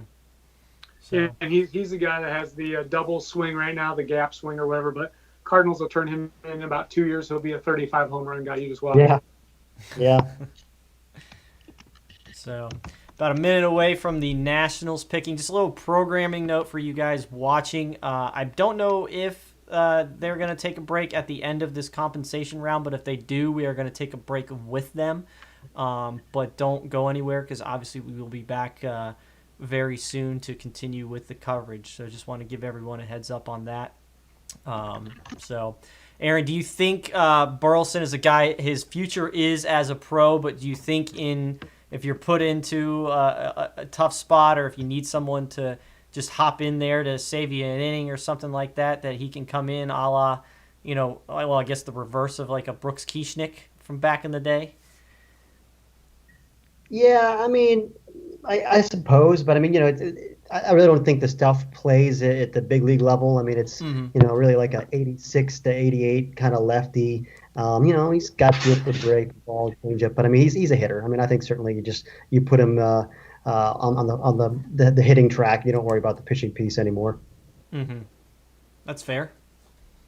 So it says the Nationals pick is in. What do you got, Shooter? Are we officially sending Cole Wilcox back to school? Has that been done yet? I will. I've heard to keep Athens. an eye on the Padres, but it is not like that they're for sure taking him, but that they're at least looking at him. The Nationals select Sammy Infante, shortstop from Monsignor Pace in Miami. Yeah, I had heard that he was a guy that he's not in our top 200, but I had heard that there was a chance that he would go in the top 5 rounds, and so we certainly see him here. He's an athletic infielder. He's got quick hands, strong arm in the infield. So chance he stays at shortstop, can certainly handle third base as well. And there's some projection there at the plate as well. I mean, he was headed to Miami too, so Zamora's leaving, potentially Infante's coming in. Now we're going to be looking for another guy here. Their class outside of the big arms that were already on campus, Infante, still around. Miami has a really quality class, so they're still holding on to things right now. Mm-hmm. I am really intrigued, guys, to see who the Astros take here. Given this the first pick of the draft, they have a bonus pool of just over 2.2 million. And the slot for this pick is $870,700. You can't buy anything for $875,000 anymore. Must be rough. That's Scythe money right there. Jeez. We only have $870,000. Rody, I think this pick's getting 1.8 at least. I think they're going all in on this pick. Cole Wilcox, maybe? You Not Wilcox. I think this pick's going to get paid. I'll let you know after I see the name. Intel, or is this a shooter prediction? This is just a shooter prediction. I like it. And I think you only have Cole one pick. What are you going to give 600,000? No, I don't think they're going to go like under slot like that. But let me tell you guys just from experience that predictions that come from Mr. Hunt are very much like his name. He's just shooting like. He's just throwing. Hey, how about he's from the hip. Nostalgia purposes, we take Trey Cruz here. That'd be a nice hometown pick. That would be awesome. Mm-hmm. I don't know if they need a shortstop second baseman, but that'd be a cool pick. Mm-hmm. Shoot, I'm still hanging with you. Even though you told me a couple days ago you'd pick a guy in the first round, not sign, just get the pick back. You're cool with that strategy? All I'm saying is, big talk of yesterday's draft is that Nick York wasn't going to get signed. Just saying, I'm throwing out great storylines. That's all. I'm hitting 1,000 in my world. Here comes the conspiracy theorists out shooter, there. get ready. The Astros select Alex Santos. Okay, I like it. I like Already it. care to apologize? No, because I don't think it's going to be 1.8. You said 1.8. It's not going to be 1.8 million. I do love the pick, though. He's one of my favorite arms in this class. Really projectable frame. Put on some weight in the offseason. So, physically not at the same upside that we saw last summer, but big-time stuff. I mean, the fastball's got a high spin rate. He can really spin the breaking ball. It's a loose, athletic arm. He's 6'4", 6'5". Shooter, I talk about him a lot. I love this arm. Yeah, and I do too. New York kid. I think I saw him shoot the winter in his freshman year. And my notes, he's probably 82, 83 in that bullpen. This kid might throw 100 someday. It's a real loose, athletic kid, big frame. Actually, Pete Crow Armstrong, when we interviewed him, said that Alex Santos was one of the toughest arms that he's ever faced. Right. This is a kid who's faced a lot of dudes there in Southern California. I had him going in the first round in my mock draft to the Dodgers in the back half there, so it tells you how much I value that talent. He's a Maryland recruit. I don't think the Terps were expecting to get him. They got on him early, and it was a really good pickup. They've done a good job getting those recruiting classes together. But again, I am now very intrigued to see how much Santos gets. Mm-hmm. What if he gets 1.5, Rody? Do I still get a dub for that? No. Saif, what do you think? 1.5? Does that give me the dub? I'll give it to you regardless. Sure. That's like 70+% of their. You guys are way too easy on him. This they're goes to his head, just so you know. They're going to throw in the towel on their 4th and 5th round picks, and they'll be just fine. It'll make it interesting when they pick in the 4th and 5th round. They're not going to be alone. A lot of teams are going to be thrown away. Hey, we are in a commercial break here. Awesome.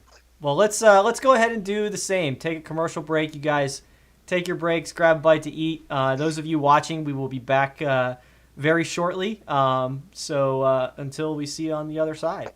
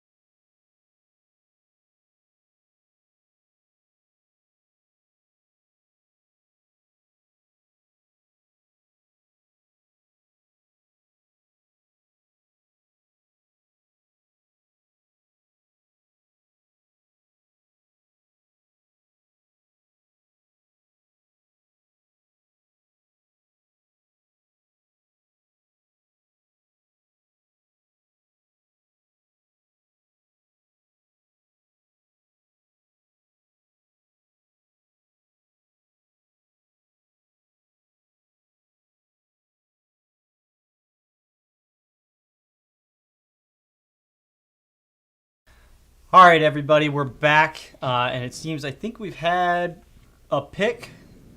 Two The picks, Orioles. and there's Two picks. favorite of our college guys. All right, so who'd the Tigers take? Let's get up to speed here. Tigers got Trey Cruz, Okay. and then the Orioles took Aaron Fitt, Anthony Servideo. My man. Nice. I had this guy pegged as a third rounder. Is that where we are? Third round now? Yes. Yep, Yes. top of 3. So there we go. I mean, I love this guy. And talk about a guy that really boosted his stock in the short season that we had. He's always been able to really played a great second base last year. Then they lose Greg Kessinger. They slide Servideo to short. Boy, can he defend, man. Great range. He's just such a quick twitch athlete.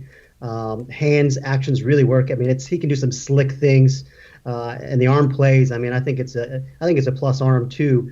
The question mark was would there be impact with the bat? And I think what you saw was he drove the ball a lot more. I mean, he's not a big guy, but he's wiry. Showed a little bit of a sneaky whip in the swing this year, and some pull side power. I mean, he's not going to be a power hitter down the road. He's going to be a gap to gap guy. But I love the defensive value. Hey, Aaron, how about this for a tweet? The Orioles selected Mississippi State and Ole Miss's shortstops. How about that? Wow, that is tweet it. How about that? Well, how about the teams with the most money are just going college position player? Interesting. Between Detroit and Baltimore, 8 picks, 8 college position players. Marlins are up here. Oh. Okay. Marlins take Zach McCambley, right-handed pitcher, Coastal Carolina. Good pick. Okay. One of the best curveballs in the draft. It's hard. It's high spin. Fitting maybe a 2,900 spin rate for this breaking ball. Fastball's a high spinner. He'll run it up to 96, pitch at 94. Strong body guys. Starter potentially could go to the pen down the road, but he'll definitely. They're drafting him there to start him. Another big arm for the Marlins. Another great breaking ball. Looked like they just went with electric stuff for the Marlins with Max Meyer, Dax Fulton, Kyle Nicolas, and here now McCamry. But I'm a big fan of McCamry. Saw him first time he was a freshman at Coastal, and then I saw him last summer in the Cape Cod League. Talented kid, big arm. Wow. And we're going back. Coastal does a good job of getting those guys and turning them into, some big arms. It's not the first time we've seen that. No, Coastal's a power major. That's why. Yes, they are. They are firmly in the power major category. Similar to Tulane.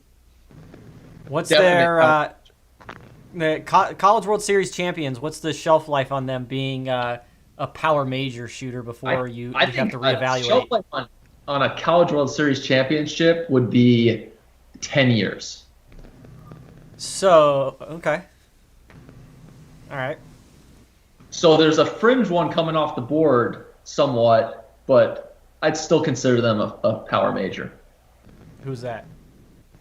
Fresno. Oh, okay. Yeah. I'd still put them in there because they're draft All right, picks. so they're then- picks. So then where's that put Tulane? Power major all day. Look on our Biased. first rounders on the reg. I'm kind of surprised Sam Weatherly. We haven't heard his name yet. Obviously, Yeah. we talked about Tommy will. Macy, but Oh, Weatherly. sorry. We got the Royals coming up here. That could be a Sam Weatherly pick. It could be a Macy pick too. They kind of like those Gators. Tyler Gentry, outfielder, Alabama. Well, here's a guy that I saw in the Cape last summer, and really, really liked him. I mean, he's athletic, he's strong, he has tools, and then you kind of just talk around like, oh no, he's not really a guy, he's not really a guy, and then all of a sudden, he's a dude in the spring. Fitty, is that fair to say from the the feel, the vibe we got in the Cape last summer? Like, oh yeah, he's just a good college player. Yeah, I You're think kind of like, we really like this guy, and now he's a third rounder, put together a huge spring in just the 4 weeks. Yeah, you're absolutely right, Saif. I mean, this is one of those guys that kind of snuck up on me, and I liked him the first time I saw him in the fall, his first fall at Alabama. He's very strong and physical, and a pretty good athlete too. He runs pretty well, but and there is some strength there. But boy, I mean, he definitely shot up the charts in the last year, and I think he's a worthy third round pick. That's what he became. I gotta say, we haven't had a Pac-12 pick today, a recruit or a player. I don't know if they're guarding them right now in the pack and not letting them go anywhere. but just something that I'm following. I don't know if those kids are just saying we'll sign for anything, so they're saving them for the fifth round or not. But there's definitely some talent on the board from the pack. But you know what? It is an illustration once again that we've talked about this in recent years, that it does not feel like the pack has attracted the kind of premier talent that the SEC has, and maybe even the ACC has. The fact that they've been shut out today is pretty telling. Mm-hmm. It's probably the Pac-12 network, right, Shooter? That's Don't get on the Pac-12 network. As soon as this draft ends today, I'm canceling my cable because of Pac-12 network. lack of network. I'm impressed that it took us to day 2 for us to get a Pac-12 jab in there. The California high school kids going, Mick Abel, Oregon State recruit, going in the first round. You're losing a lot of high school kids in the pack, but if they don't go, you can look to the pack to be pretty strong next year again. Yeah, our next highest ranked Pac-12 college guy is Kevin Abel, and then we go down a few more slots to Gage Workman from Arizona State. So those are our next 2 Pac-12ers on our board. Mm-hmm. What do you think here, Fiddy? A good time for Jordan Wagoo from Michigan or Xavier Warren from Central Michigan? What do you think? I think this is about the time, isn't it? Those are good names for this part of the draft. I absolutely agree. Wagoo, of course, just another one of those guys. He's kind of like Gentry for me. Can really hit, physical guy. Gentry, I think you could maybe put in center field. I don't know that I see Wagoo as a center fielder, but he's kind of in that mold. And then who's the other name you mentioned? Of course, Xavier Warren. It's one of our favorites. We love Xavier Warren. I know you think that if you were drafting him, you'd probably stick him behind the plate, which I think is a very intriguing option. I believe he caught some in high school, if I'm not mistaken. But he caught a lot in high school. Yeah, we have a ton of video on it. We did a then and now on Xavier Warren. He's got the right attitude. He's a very confident kid, but he definitely has hands and definitely has the arm, and he's a switch hitter. Yeah. A lot to like with Xavier Warren. So I think it's only a matter of a few picks, I would hope. Mm-hmm. Yeah. Shooter, how we looking recruiting class wise? I think right now Nick York was a surprise day 1, but that Evan Carter promo that we're going to cut from this when that name got called, I would expect him to go on to have a big league all-star career now based on how we reacted to that. He can really swing. I was getting some reports from a good buddy who played against him. He's like real simple swing, big kid, hit. And that's what I remember from watching a little bit on him. I wonder if he lives in, Elizabethton's in Carter County, so Evan Carter coming from Carter County. Look at me dropping. You played there, right? Yeah, dropping Appalachia facts. But I'd say Duke, Texas right now, Arkansas, a lot of guys we expected to go. Texas right now, Tanner Witt's still on the board. If they get Tanner Witt, you have a potential Friday night guy coming in who could be a top 10 pick in 3 years. So if he's not getting taken, he's betting on himself, and that, to me, would be a win. They also have not had Petey Halpin picked yet. Right. Arkansas, Nate Wolgemuth still in the mix. Miami right now is, outside the fact that they lost to Coney, they're kind of winning right now because you're looking at Rosario. Remind me, what's the other pitcher's name? Medeiros. You got 2 frontline guys. The Blue Jays are coming up, and then Morales too. Blue Jays selecting right here. Trent Palmer, right-handed pitcher, Jacksonville. Good pick. We saw him in the Cape as well. All-Star game, Fiddy. Yeah, you really like this guy, don't you? I do. Strong-bodied kid, good arm. Profiles as a starter for me. 3 pitches, 94, 95. Will touch a 6 or a 7. Breaking ball is probably his best secondary, but the changeup is strong as well. Really good pick, 3rd round. You can get a guy that profiles as a starter in the 3rd round with 3 pitches that throws in the mid-90s. That's a pretty good pick right there. So good pick, Toronto. He kind of fits the Chris McMahon, Jeff Criswell mold for me. I really do like that pick at this point in the draft. Mm-hmm. He's from Minnesota. Another Minnesota, yes. Gone south. Another Minnesotan gone south. We did a nice then and now on him as well. Kind of he's always been a strong-bodied kid. Let's put it that way. I was gonna say, what was the Rob Allison book on him back when he was in high school? He's cleaned up his body a lot. I guess is probably. I won't tell you what Rob said, but Rob liked him. Two-way. He was a two-way guy back then, but more strong, than quick twitch, I guess is another way to put it. But Mhm. yeah, Rob liked him. I think he was rated pretty high in the state of Minnesota 3 years ago, and he's done a good job. Another Minnesotan, Wisconsin kid gone down to Jacksonville and put together a pretty good career. Mm-hmm. They've got Jacksonville has their niche up there in the great northern states. I know I keep coming back to it, but he was such a big time prospect, and we're getting a little bit later here, but Casey Martin's still on the board. Yeah. Like I know we said he wanted to sign, like that he wants to sign. At what point maybe does he not sign? Go back. He's got an extra year eligibility, chance to play himself back into what he was as a freshman and sophomore, and really elevate from where he's at currently in the draft. Well, I think that's probably why he hasn't been drafted. I mean, we don't have the intel that's coming in, but he may be insignable at this point. He may have just said, hey, I'm going to come back for my junior year. Because, I mean, technically, we're talking about these guys as juniors and seniors, but they're really sophomores and juniors, essentially, eligibility-wise, if you're going to look at it like that. So maybe he's just like, hey, I'm going to clean up my strikeout rate, because that's really the main – that's what kept him out of the first 15 picks, is just that high strikeout rate, the inability to adjust to the slider. So – Mariners just going back to school. Mariners take Caden Polkovich. Oh, love Yeah. it. Ooh, that's a Fitzy fade. Yeah, right Fitzy there. likes that one. Yeah. Yeah, Syph and I were fighting over this guy in the dream draft that we did.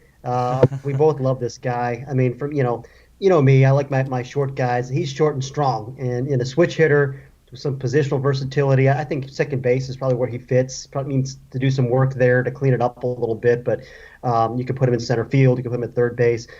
For a shorter guy, he's got real compact strength. He can drive the ball. He can run, and he's a gamer. And he really performed in the Cape. Mm-hmm. Yeah. I think Shooter, he was on that Future Games team that had Dax Fulton, Cade Horton, Connor Beekler, maybe Nate Wolgamuth. That team was stacked. I think he was. And I want to say, I'm trying to find the tweet. I think Driveline put something out on the guys' WAR, and he was in that for the college guys, like the highest WAR in 2020, just from the year. When they just created their new metric, the college WAR that they introduced this week. Is that what you're referring to? Yeah, I think. Yeah. They basically developed, WAR using college stats and doing the ballpark adjusted and all that. So if that's what you're referring to, then I think that's the tweet that I saw, and I'm pretty sure Polkovich was on there, but a fit fave. Fit fave. We all like right. fit faves. I gotta start going through what these teams have now and refreshing myself. Are you guys doing that? I'm sure Syph is. Yeah. Well, I have a sheet going to see where the prospects go that I'll eventually sort by team, but right now they're just in order from our draft board. Okay. What I find very interesting of the top 6 teams, so Detroit, Baltimore, Miami, KC, Toronto, Seattle, the 6 that are picking the first, amongst them here, they've only had 2 high school picks in all We the got picks combined. Nick Garcia. Chapman. Nick Garcia to the Pirates from Chapman University in California. Here's the guy. Rhodey had a Southern Cal trip all planned out, and it got banged, right? And then Nick thanks for Garcia reminding me. was in those plans. Yeah, Thanks for reminding you. I'm sorry. I had it all played out, man. I was gonna get down to Southern California to see the Boris Classic, and I was gonna mix in a guy at Chapman U with Nick Garcia, but nonetheless, it did not work out. But it sounds like this is a guy that found some velo recently, and his stock was on the rise. Yeah, I heard his name again. I guess you'd say early in the spring. So that's when we talked about him. But just want to give it a shout out to Dan Jurek, our state director in Oregon and in Seattle. He went to the New York Collegiate Baseball League All-Star Game in 2018, so 2 summers ago. Garcia had just converted from third base to the mound. Jurek took some great video, nice ride-up, projectable arm. And he's basically, Garcia has developed into what Jurek saw and said he would become. So kudos to Dan on finding this guy originally for us 2 summers ago, and Garcia's getting paid now. Dan's a great evaluator. Really impressed with his knowledge on the Cape. It looks like our search party came back and found Kendall Rogers, so that's good news. SOS. Welcome back, there. Hey, Glad to have you back, Kendall. the Padres are Hitters. coming up here, Rody. I'm looking for left-handed high school hitters that they can take another one of. Colton Keith still on the board here. He's an ASU recruit. Is Tolentino's not a left-handed hitter, is he? Yes, he is.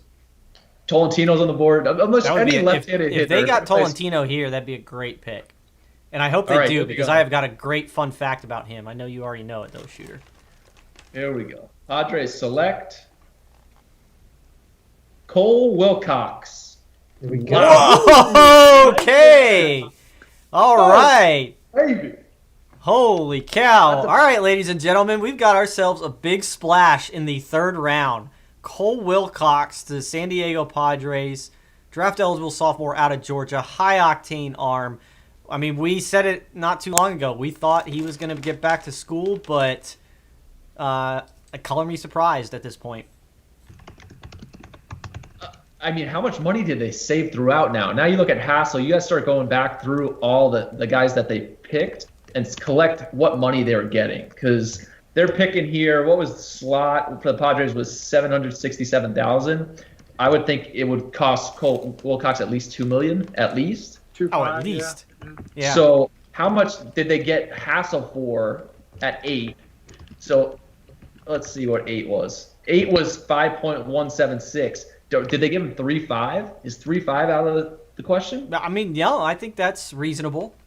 So, I'm sure they save some money with Lang and also Casey. yeah, Second save round. some money with Lang for sure. The So, whole time. Think of all Just- the high five. Think of all the high fives going around the Padres scouting department right now. That's a great pickup in that spot. that is. That might be the steal of the draft so far. And not Besides, to mention, besides Jarvis at 18, Cole Wilcox at 80 is probably the steal. the rich getting You rich. need smile. You need smile, Fitty. I mean, it's a fascinating pick. Obviously, the first 3 picks were all high school guys. It's just a matter of can they save enough money with those picks to make a real run at them. I mean, we've talked about it before. I think he's a top of the draft candidate for 2021 if he goes back to school. So it's not easy to sign him. But then again, if they can scrounge up $2.5 million, I don't know how you turn that down. Hey, I agree. Hudson Head got what, $3 million last year in the third round from the Padres? Yeah, I think you're right actually. Is the third round the new first round in San Diego? But it was a lot easier to save money in round 6 through 10 last year to throw at that third rounder. That's true. Like, wow. The Padres system, that's a top 3. I'm sure some people have them at number 1 farm system right now with what they're rolling, Mackenzie Gore, and all those dudes out of there. Yeah, it's pretty stacked. You throw not only Cole Wilcox but the other guys that you have in this draft so far into it, and it's just, I mean, it's an embarrassment of riches. The rich get richer. So now we just need to see it, make it to the big leagues and compete at that level. Wow. And now I'm excited to see what all the signing stuff does. It's interesting. Oh man, Georgia thought they were out. They thought they were getting them back. Sorry, Athens. Ugh. But- Ryan Webb just got a lot more valuable. Price of talent. Wow. All right, who we got coming? The Rockies coming up next. Well, let's see. All right, let me go here. I need to pull up my tab. Not putting this on the screen at the moment, but all right, best available. Again, Kyle Harrison, Carson Montgomery, Cam Brown out of high school. Pretty good bet that those guys are getting to school at this point. Casey Martin, we've discussed.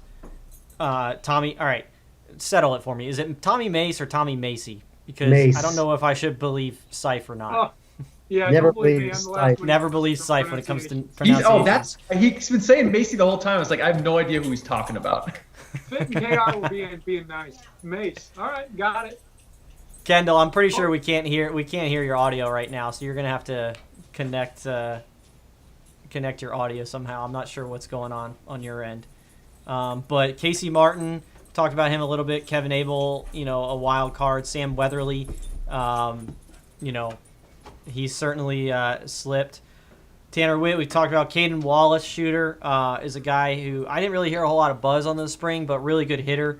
Certainly expect him to get to campus and be a premium pick in a few years. So, I'm looking at Kevin Parade and Jake Vogel are SoCal kids who are going to take some money, but I expected them to sign. Those are guys. Parade is a Georgia Tech commit. Vogel's a UCLA. Chase Davis, Arizona commit, big physical NorCal power hitting left-hander.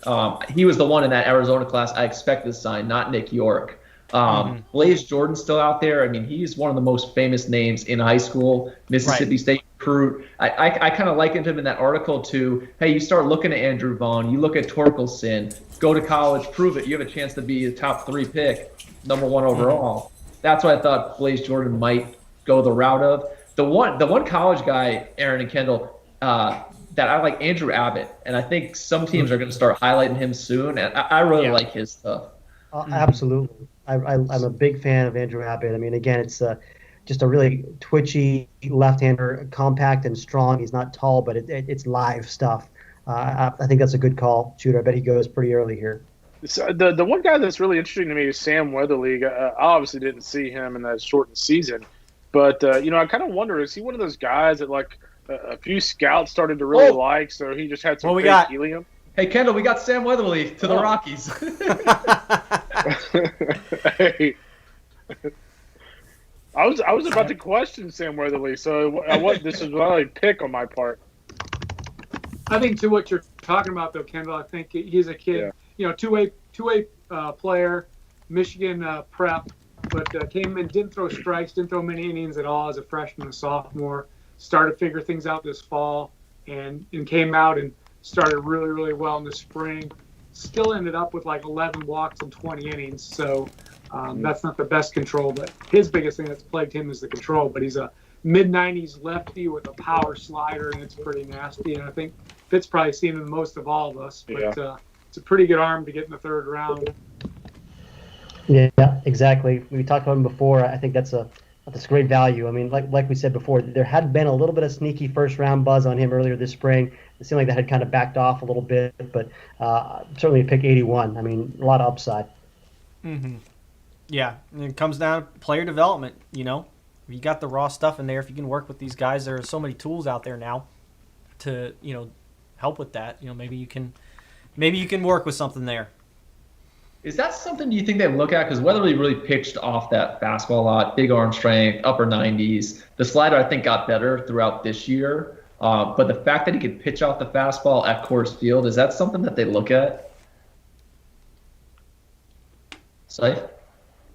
I would hope so. I mean, I think the Weatherly it's a left. You're getting an athletic lefty that throws in the mid-90s, has a plus slider. I mean, that's what you're getting. I'm not sure this is a high pitchability guy, so hopefully the Rockies didn't read into he can really pitch and he can pitch in our park. It's just, hey, you're getting a mid-90s lefty in the 3rd round that has, by the way, has a plus slider. I mean, that's what you want right The Angels up. And the Angels select David Calabrese from Ontario, Canada. Yeah, definitely thought, this guy had a good chance of going today. Arkansas recruit, so tough break for the Hogs there. But left-handed stick, premium runner, right, shooter? I mean, we're talking like a 6'4", 6'5" runner. Yes, left-handed stick, and I think he's younger. Like the schooling's different in Canada, so the class is so off. But he's only 17, good-sized kid, can run. Again, fully expecting the sign. I think most of the Canadians who have this type of talent have, historically signed. So I don't think Arkansas expected to get him at all. So not a huge blow for them, but a good pickup for the Angels who, let's see, that's $744. Maybe shaved a little money, but probably slot there. What do you guys think? Yeah, I think he's close to slot there, for sure. But the scouts that I talked to, they like Calabrese, thought there was a good chance that he signed, but it wasn't as a slam dunk, I guess you could say. They were certainly more confident that Casey was for sure, gonna get popped and signed. Calabrese. It was one of those things they wouldn't be surprised either way. So I don't think this is much of a shock. And if he had fallen, I don't think it would have been much of a shock either. But yeah, tough loss for Arkansas. But obviously a good pick here. I mean, I think most Hogs fans would trade Calabrese for Casey Martin at this point, if they can get him back. If we're going to trade straight up, getting Casey Martin back and having, I keep going back to that, but that would be huge for the college game with him at Arkansas. They're bringing back, I want to say most of those arms on the weekend were all sophomores this year at Arkansas. Yeah, Connor Nolan was a sophomore. He's actually draft eligible. Okay. Oh And yeah. who was the other kid? I'm totally blanking for some reason. Wicklander, Patrick Wicklander. Wickslander's the one. Okay. Oh yeah, the California kid. Connor Nolan. Is he still playing football? Quarterbacking for? No, Arkansas? he's done with football. The Sox are up here. White Sox are up. Anybody coming to the podium yet there, Shooter? Oh, not yet. We got Dan O'Dowd going right now. Interesting. Who else do we have? Like, I'm still shocked. Like, the Pac-12 has not had a player or a recruit go today. So That's a very Pac-12 thing to do there, Shooter. the Sox are up. Here we go. Here we go. Addison Coffey, right-handed pitcher, Wabash Valley College. Now, ironically, I'm pretty sure he was at ASU, or was he at Louisville? Addison Coffey. This is Sife area. I know. He was. I want to say he was No, at you're thinking it. There was a different Addison at Arizona State who was a shortstop. No, it was Addison Was Coffey. Was it? So is this the same Addison Coffey? He's a pitcher now. Yeah. Hey, Sife, Addison Coffey from Wabash. He stepped away for a second. So is I'm he back. I'm back, Rody. Addison Coffey. Yes, transfer from Arizona State. Really liked this kid out of high school. Transferred back from Arizona State. Came to Wabash as kind of a two-way guy, but he really developed on the mound. He's up in the mid-90s with a plus breaking ball, last I heard. But we're super athletic kid. So Yeah. very yeah.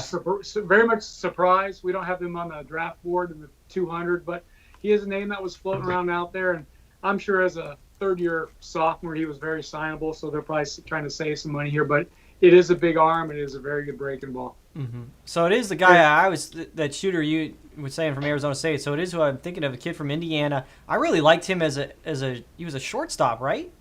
Yeah, he was. Rody, the High Reds school are up right shortstop. now. The Reds Yeah. take Bryce Bonin. Sorry. Bryce Bonin, really? Okay. He's got You some know- electric stuff, but some control issues there.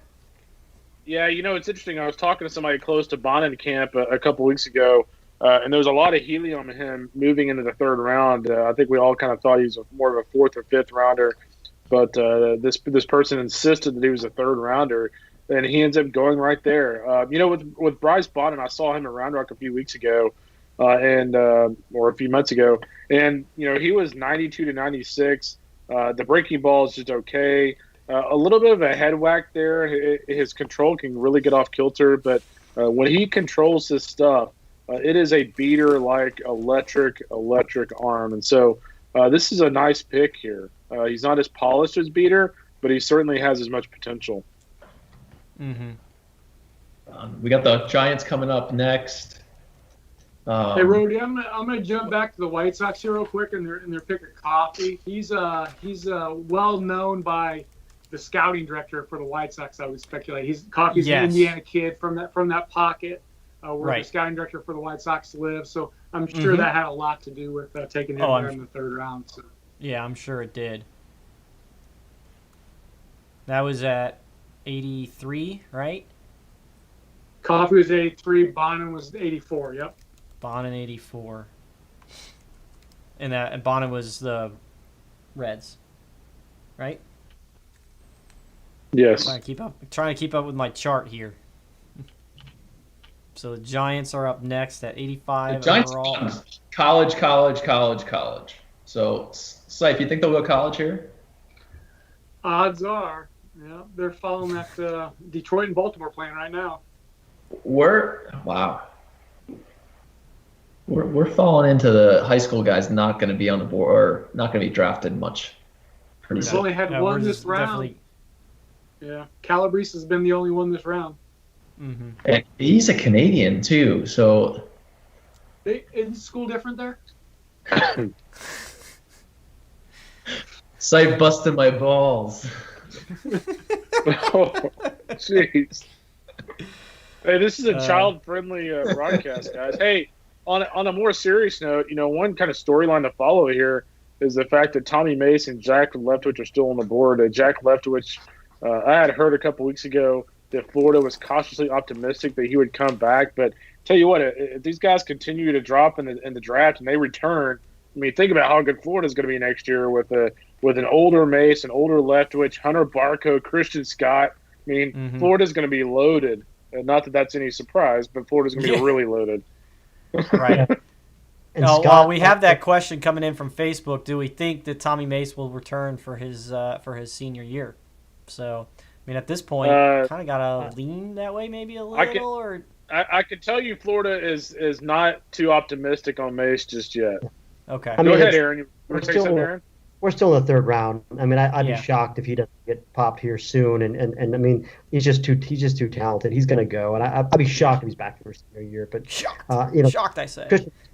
Christian Scott is another guy who is eligible as a sophomore, who I don't expect to get in the top 5 rounds today. But electric. I mean, certainly in the 10-round draft, would have been picked and would have signed, I suspect.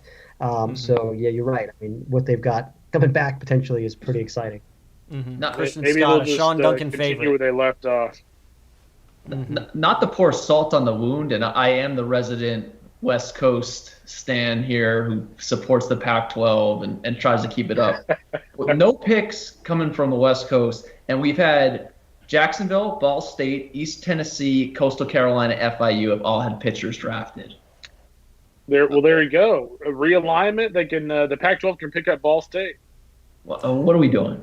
Who's going to be the first Pac-12 guy drafted today? You think? And we got like maybe a Stevie Emanuels. Can somebody Braden take Ward? my man, Christian Chamberlain? What about Christian Braden Ward? Yeah. They're not giving me much to go after Kendall with this to protect the Shield, the Conference of Champions. Yeah, you're. How about don't even we start got with that another question conversation. coming in from Facebook. How about Mississippi with Tyler Keenan? Do we think that he gets drafted today? I would do. like Yeah. for him to get drafted. I think he's a really good player. Yeah, I think he'll be drafted. I really do. I mean, again, it's a physical, big-bodied guy with power at the hot corner. I mean, I know you look at him and you wonder about the mobility. We got. Giants took Kyle Harrison. Wow. Really? Wow. Kyle Harrison to the Giants? Wow. Oh man. Oh, the phone's blowing up now. Whoa. I love it. I love it. You can get Oh, Kyle really? Harrison in the 3rd round. That is big time. He is a 1st-round arm for me. Athletic lefty, loose, projectable secondary stuff. And he was one of those guys that we talked to Pete Carl Armstrong about, shooter, that said that he's one of the tougher guys he's faced. He is not afraid to pitch inside. The breaking ball is sharp. I mean, I love it. Love this pick. I mean, as a UCLA recruit, I would have thought, hey, this guy's going to school now, and I'm getting really jacked up if I'm the Bruins. This is the top-ranked left-handed pitcher in high school for us. I mean, almost every year that guy's a first-rounder. And this is the top guy and falls to the 3rd round. Now you got to look at where the Giants have, how are they sifting out their money with those picks. We talked about all college guys. Sife, you can take a peek where they're probably saving money. Harrison also a Boris guy, so you got to think he's getting at least 2, probably closer to 2.5. Where are they getting this money from? Well, I think they saved a little bit with Sweeney at 67, but I Okay. would imagine they saved a ton with Glowenke at 68. I mean, I like the player, but that was much, much too high for Jimmy Glowenke. But that's probably where they got the bulk of their money right there between those two guys. And maybe a little bit off Casey Schmidt.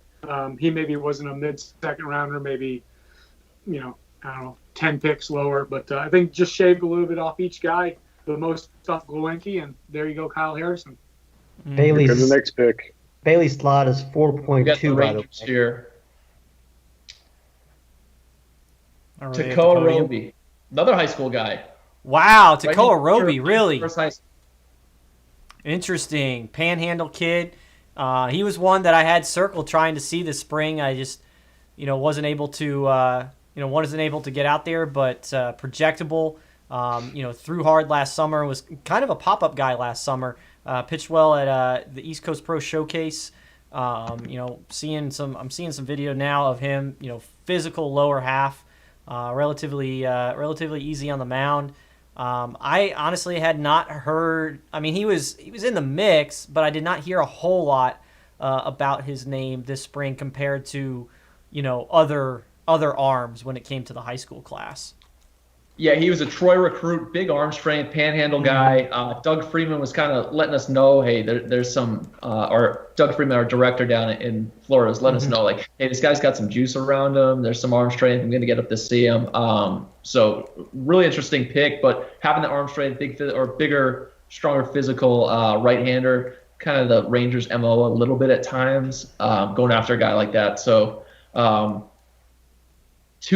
no sooner do I say it, the high school guys are probably done, but 2 go off the board, including a Morris guy. Yeah. Well, I'm still Very buzzing over the interesting. Harrison pick. That's Dude, so am I. That's Harrison, Wilcox. These have been some big picks in the 3rd round. So with Harrison, Shooter, are you telling me the Pac-12 may take another hit? Yeah, that's when he didn't go yesterday. And then we get through the 2nd round. I'm thinking, wow, they're going to bring in Harrison, they're bringing Radchick. Those are 2 weekend dudes immediately on campus. So that's not good for the Pac. Phillies are up right now. Casey Martin, Arkansas. There we there go. you go. all right. There you go. Good for Casey. Well, why don't you? I know we've talked about him quite a bit, but I got a Phillies fan sitting here right next to me. So, what kind of player are we looking at? Yeah, I mean, I think the thing with Casey is just a premier athlete. I'll tell you what, guys. I mean, some have speculated he might go in the outfield. I actually really liked him at 3rd as a freshman. Like, I thought he was solid defensively there. He had a strong arm. He hits for power. Clearly, the biggest thing for Casey, the next level, is he's got to have much, much better strike zone awareness. It was brutally bad early this season. So if he can figure that out, he's got the power. He's got all the tools. I mean, he's a top half of the 1st round guy from a tool standpoint, but he's got to be more consistent and he's got to figure out the strike zone. Where do you think he ends up, KR? You've seen him the most. I've seen him at shortstop. Struggles to make the routine play, but he'll make the fantastic play. I really haven't seen him in the outfield. How does he look out there? I think a premium athlete like that, we'll let Aaron weigh in too, but I think a premium athlete like that can run like he can, I'd put him in the outfield and see if he could stick up there. Yeah, I'm with you, Kendall. I like him in center field, and I think the speed will really play. I mean, it's a plus runner, so yeah, why not? Why not, indeed? So Cubs are up next at 88. Says the pick is in, so we'll see what the Northsiders do here after taking Ed Howard in the 1st round. What else are some of their picks? They took Burl Caraway, who could move quickly. And that's it. Oh, those are the only 2 picks so far. Yeah. Okay. I think they may have some money here. Yeah, they might have a little bit. I think they could have maybe saved some on Ed Howard. Huh. Wait, what do you think? Tanner Witt? What do you think, Brody? Ooh. I don't know if you can. I don't know if they've saved that much. You know what, That's Sipe? After Harrison, I don't know anything. So, not that I ever did. We kind of wrote Wilcox quote you on off, that? and then Wilcox, boom. We wrote Harrison off, and Harrison.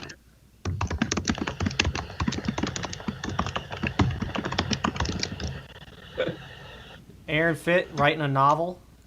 Sorry. Jeez. Aaron might as well just be going like this. I pulled a Kendall on you. So See what we got. Are they coming to the podium yet? There. It says Not the yet. pick is in. Oh, here we go. And the Cubs select. Dun dun dun dun. Jordan, the Michigan outfielder. Wogu. Wogu. Jordan Nwogu. Hail to the victors. Oh man. Saif, talk about him. I know you like him. Yeah, we talked about him earlier. I mean, he is just athlete first. I think he could have walked on to play football at Michigan as a. I don't know, he looks like a tight end. He's 6'4", 220, just chiseled, athletic. He looks like a guy that not really a runner. I mean, he's just that big in the box, but then he'll run you a 4-1, 4 flat from the right side down the line. I've seen his arm improve from his freshman sophomore year from a 30. It's 40, 45 now, so there's he's getting better. Not sure what position he played. He played center field early in the season. Kendall and I saw him out in Arizona. Got some late breaks on balls. His routes are a little shady, but he was playing center field because of Jesse Franklin was out. He's probably best at first base, but then I think you lose a little bit of value. So I think the team that drafts him probably draft him as an outfielder, put him in left field and see what they can do. But a tremendous athlete. Love his hand strength. He has power to all fields. He has superior just hand-eye coordination and strength in his hands. But I don't think you recognize his pitches the reason he's a third rounder and not a first rounder is he has late pitch recognition. So it seems like he's always fighting off the pitch. But he does have that elite hand-eye that really helps him battle. And I think this is a steal in the third round. Great pick by the Cubbies. Excellent. So that means the Red Sox are up next at 89. It says the pick is in. Kendall, do you see him coming to the podium? Not yet. Still no Tommy Mace. I'm just looking at some guys left on the board here. Still no Tommy Mace. We still have Kevin Abel on the board. Yeah, and if Casey Martin just got picked, why not Gage Workman? Workman even has bigger tools than Casey Martin, but they kind of have the same problem. They just strike out too much. Carson Seymour, big arm. Yeah. Gage Workman, Bryce Elder. My man Bryce Elder hasn't gone yet. Yeah, I've been waiting to hear his name because this would be a great spot for Bryce Elder. Mm-hmm. I think the Red Sox need to shoot for upside here. Not having a second round pick, and I don't know. I kind of like Tommy Mace here. Is that an educated guess? That is a shot in the dark. Oh, okay. You're not pulling a KR and you're like, oh, look for a so and so here. I'm just taking a shot in the dark, even though I got it on my cell phone. Wonder about. Of course, the pick is in and they go to commercial. Let's go, guys. Like, I just had to look at like a guy like a reliever they here. a ton of money, right? Just say that. They've Yeah. got plenty of money to work with. They had to save a ton of money. Well, I guess they haven't signed the pick yet. That's going to be the tricky part. You got to get them signed before you can start overdrafting. Mm-hmm. Yeah, but I mean, like, let's look at it. They Kennerwitt?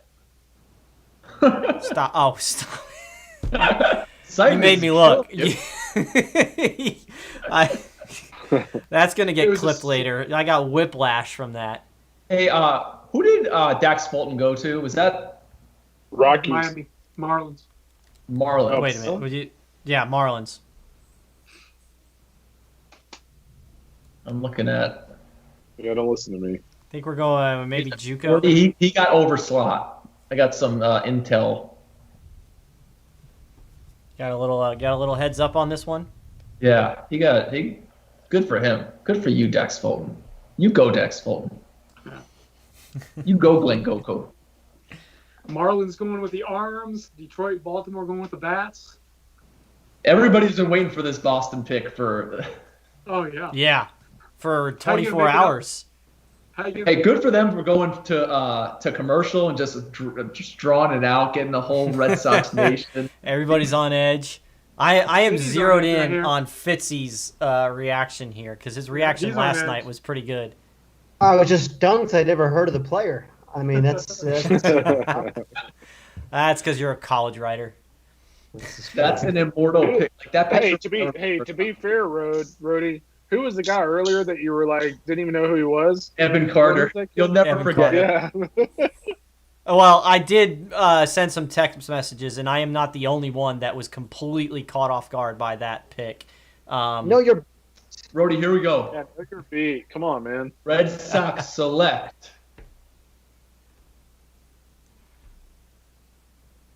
Blaze Jordan, What? Central High All right. School. Oh boy, Wow. that's how much Now, money hang- they save. Yeah. Where was he? Where is he committed? We to? had him like Hey, 90 Oh, yeah. reclassified. We had him 94 on the board. Big bat. I He mean, went big 89. time power. So, I mean, he will put a lot way over the Green Monster.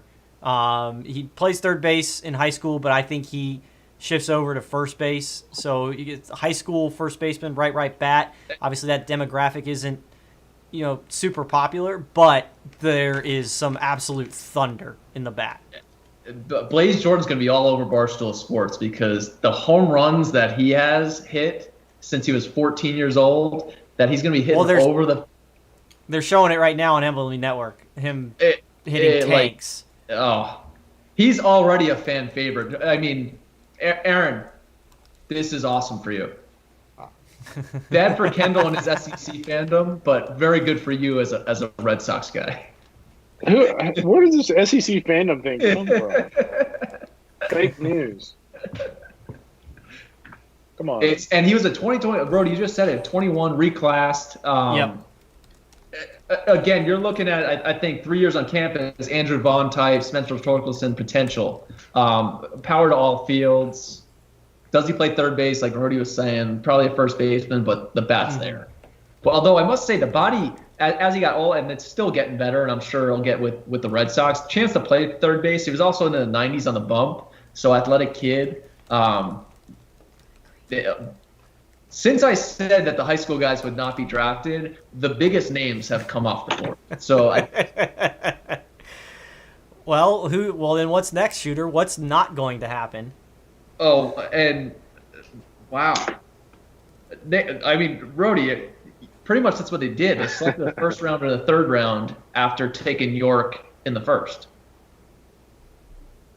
Yeah. So saving that money with whatever they give to York, it makes more sense now, at least to me, with Blake I don't know Jordan. why you just if you wanted this guy then and you want to give him that kind of money, why not just take him in the first and then just take whoever you want in the third? I guess they like York that Oh much. my! I mean, The Diamondbacks select Liam Norris, Green Hope High School.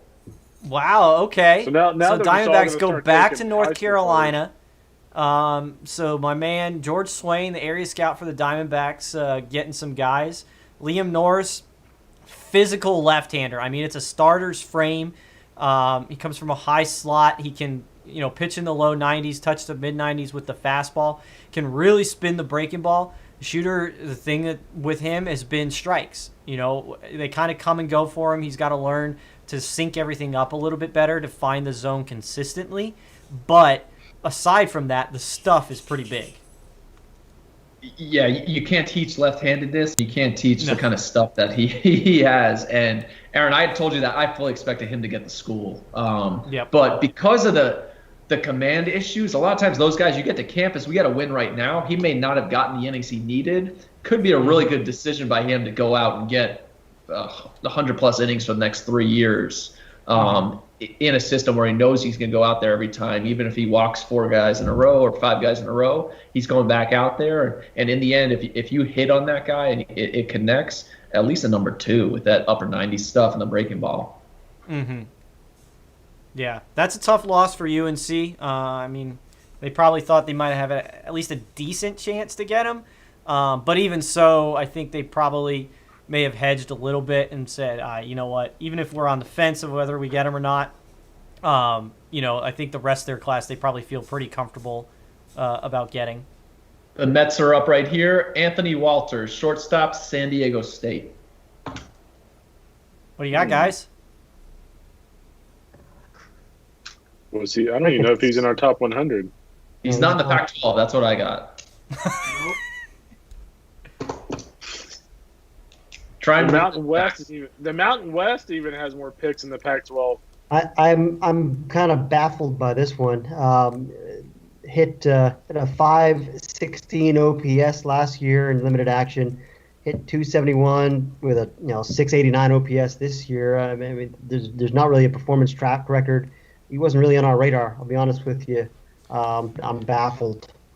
You certainly save a little bit of money though, given the first three guys you took in Crow, Armstrong and Ginn, and Isaiah Green. So you need to maybe go down a little bit further to shave off right here. I mean, obviously this is not, we don't have the 6th to 10th round like we usually do where you take some big cuts, but maybe this is kind of the 2020 version of that. Yeah. Is he a senior? No, Yes. he's a fifth-year junior, JUCO transfer guy. He was at. As I said, he was 22, which is a little bit old for a junior, isn't it? Yeah, Mount St. Jack. He had a torn ACL, and they thought it was a pretty good draft if he hadn't gotten hurt. But he has tools. I mean, the Aztec side, he had a chance to be a top 10 round guy this year. He does have some bat speed and athleticism, but the performance just doesn't. There's really no performance history, so that's an interesting pick. I think they're saving money there. That might be a 20K type guy, kind of not a shortstop, more second baseman, average type guy, right. But You have to find some money for JT Ginn somewhere, don't you? Yeah. The Mets took a lot of seniors in the past too. They were picking seniors last year in the 5th, 6th round, if I'm not mistaken. So that may be exactly the route they're going right now in the 3rd.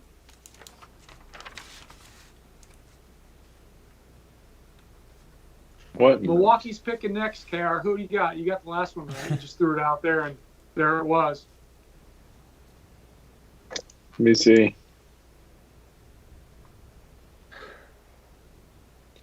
Go.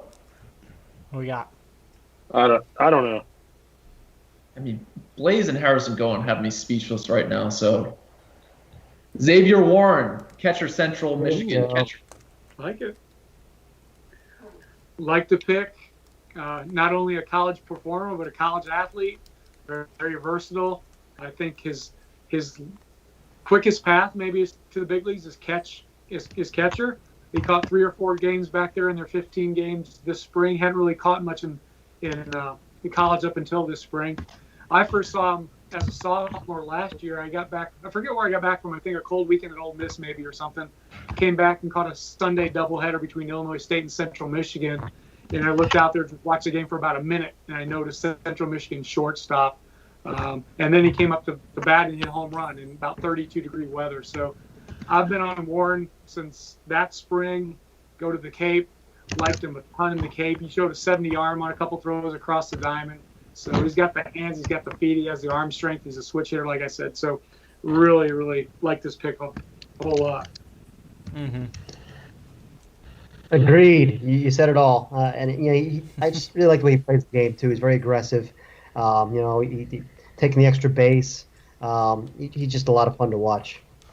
And I think his separator too is just his confidence, and it's not arrogance. It's just a very confident kid, and I think that's going to be, you always look for that intangible that's going to separate him from the other guys that can run and throw and do their thing. But his confidence is going to get him through a long ways through some slumps or hard times in the minor leagues, just like everybody has.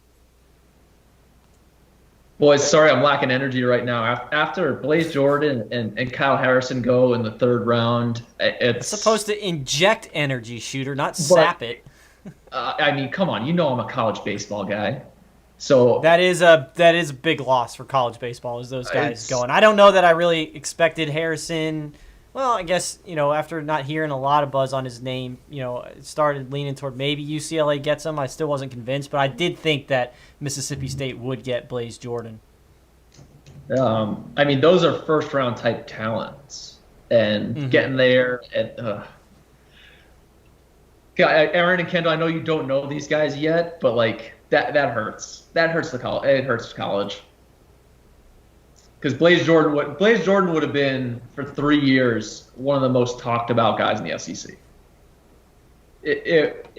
He would have been more talked about than Robert Moore, if I could put it that way. So who's the top-ranked high school guy right now that has not been picked? Is it Carson Montgomery? Is he gone? Yes. He's still on the board. So Florida State. Florida State, yep. Another Boris guy, Florida State. Well, we've had Boris guys go kind of later now. He may still be on the board. I don't know. I mean, who's got money though? Like some of these teams have. Can we get our accounting department off camera to give us some teams with money? I believe Cam Brown also still on the board. Is that right? Yes, correct. Cam Brown is still on the board. That is correct. Hey, I'll tell you this. If we're going to stick to that with Cam Brown, TCU's sitting pretty right now. Like they have big-time arms that have not been picked yet, and they're going to command a lot of money. Yeah. Yeah, so we're looking at the board right now. Carson Montgomery, as mentioned, at the top available. Cam Brown, another high school right-hander. Tommy Mace, Kevin Abel, Tanner Witt. So a lot of names that we've talked about frequently. Shooter, a string of high school guys that we probably feel like at this point are going to school, and Caden Wallace, Cole Foster, Blake Shapen, and Cade Horton. We got Carson Seymour, the right-hander out of Kansas State, Gage Workman, Arizona State, Bryce Elder, we've talked about a little bit, kind of expect to hear his name relatively soon. Milan Tolentino, shooter, shortstops out of California usually don't last. Tolentino has so far. Drew Bowser, shortstop at Harvard Westlake. We expect him to go to school. I mean, he's a Stanford guy. He has said that he is going to school, so I don't expect to hear his name. But Luke Little, I mean, that's a big-time left-handed arm that's still on the board right now. Yeah, I think he has a pretty big price tag, too. But, yeah, he's big arm. I think, Phil had him up to, 97, 98 during the TrackMan workout here a few weeks back. Uh-huh. I think who's he committed to?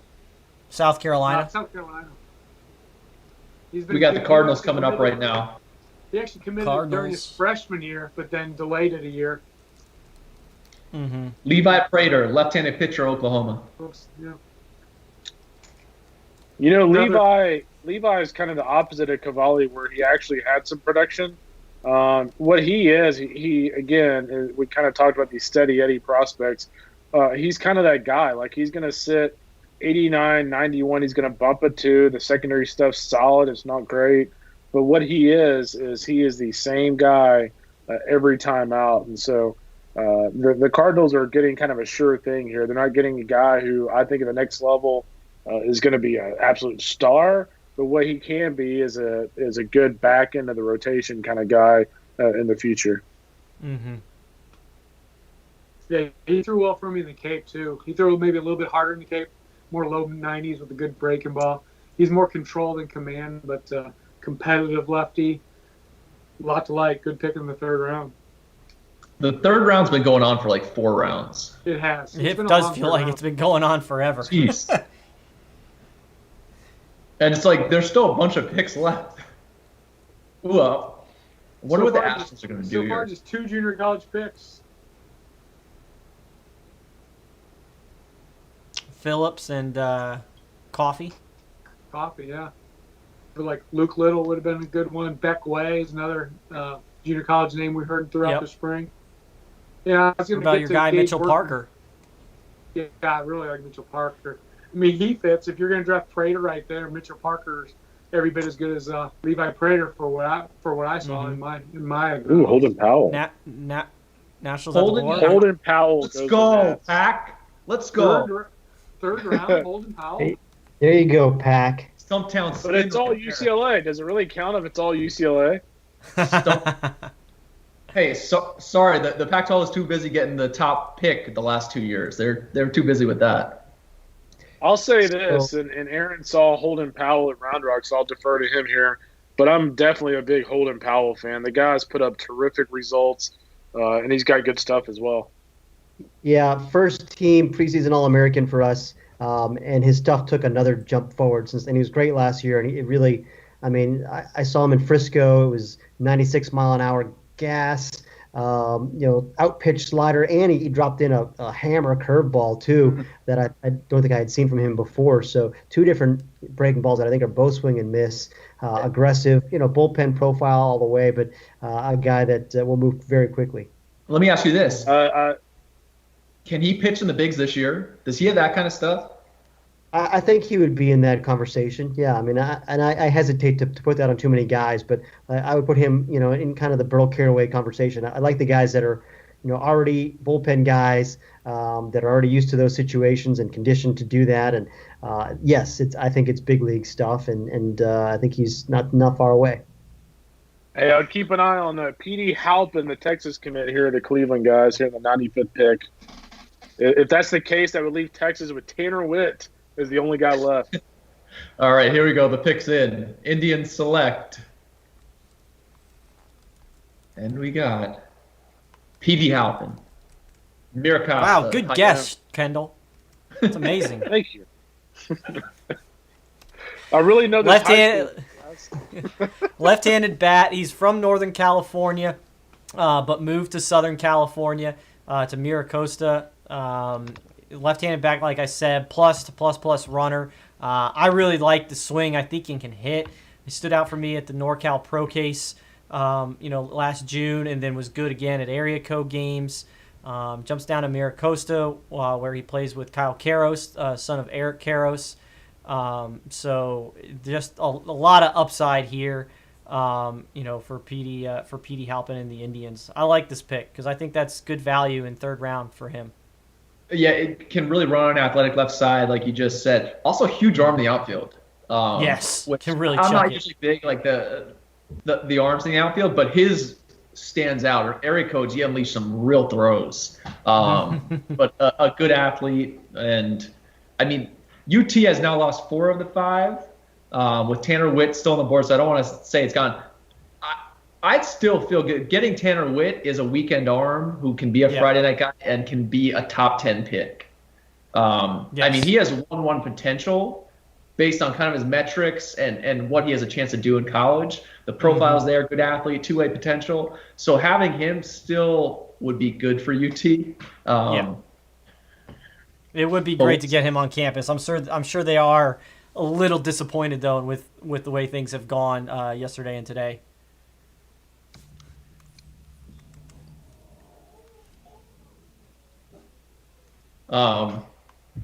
So we got another California guy going here, maybe. A pitcher that had some a pitcher that had some helium. No. Maybe Barnhart throws hard. Boom. Big nailed it. Yeah. Raise her up. Raise select. Hunter Barnhart, St. Joseph High School, California, Arizona State recruit. Pac-12. Here comes a Pac. Pac is back, baby.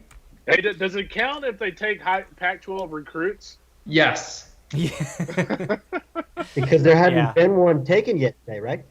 No, that's the second one. Harrison. Oh, yeah, right.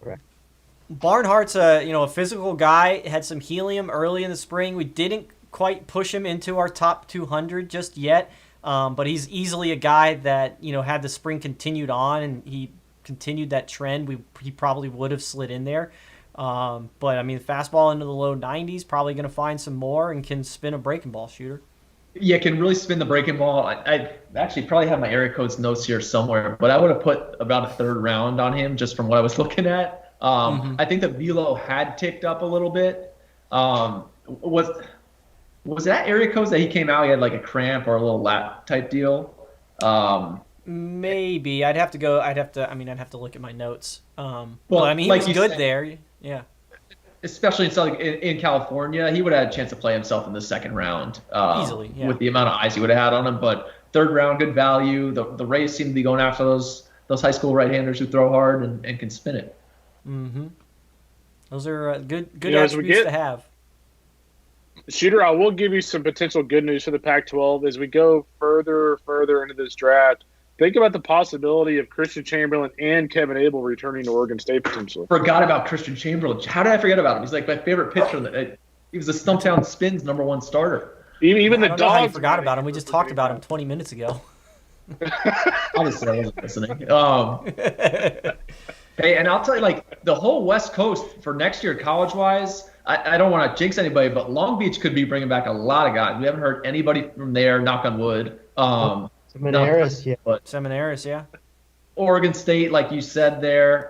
Even Oregon will be an older team next year. USC hasn't heard these guys, their names called, which will be interesting in itself because of private school, trying to get all the roster spots put together with the high price tag on tuition. But, yeah. Sorry, I got to talk West Coast. Somebody on here has to stand up for it. So got 2 rounds to go here, though. I think a lot of those guys, I mean, you talk about the Abels and the Chamberlains and the Kyle Hurts. I think some of those guys are still in the mix here as we still got, 63 picks left. Yeah, Braden Ward. I mean, Braden Ward's an electric player up at Washington. Yep.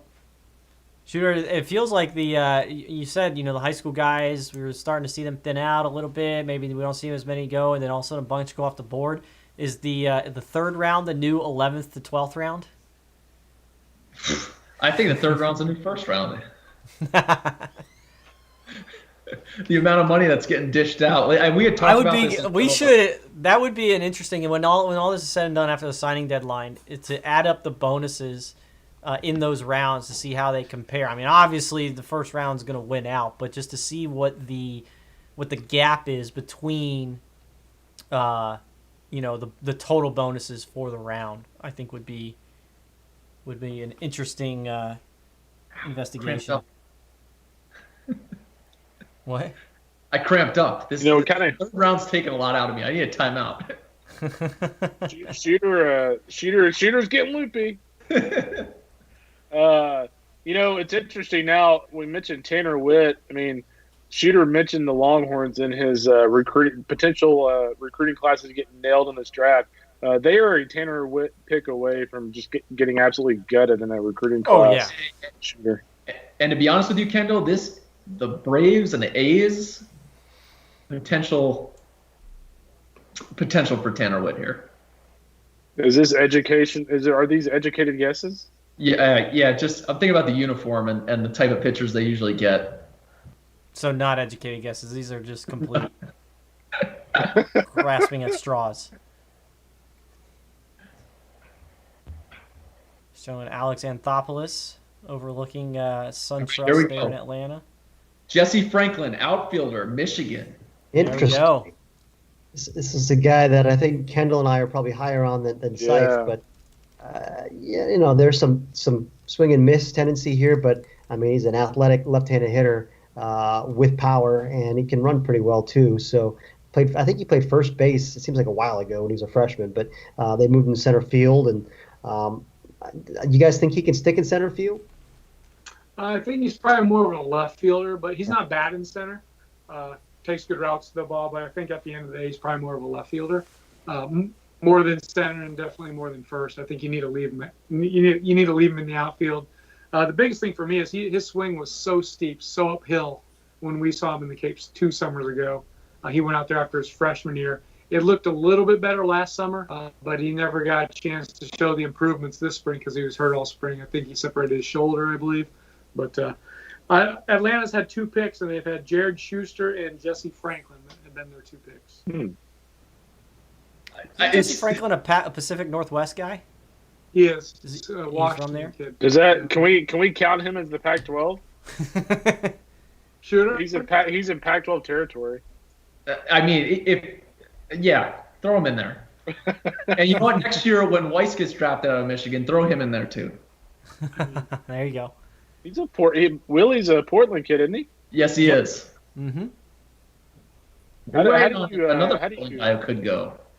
Washington recruit. I'm sure the staff up there is hoping does not get taken.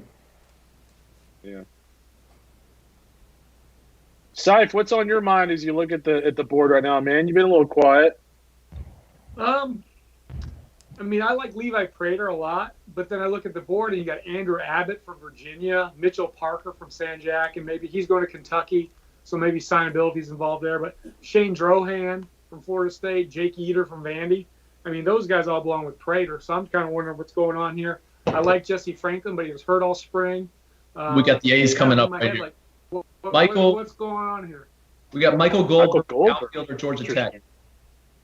Oh, the Wow. hitter? That's surprises me a little bit. I mean, he certainly has performed. Hits for average, not for power. He does run pretty well. Mostly played DH earlier in his career due to injury, but I don't know if he can play center field. I've never seen him do it. He does run, so maybe, but feels like a, like I said, kind of hit for average guy that just stick on a corner. This feels like a money saver here. Mm-hmm. They got to Yeah. pay Soderstrom somehow, right? Seif, what are the Yankees taken so far?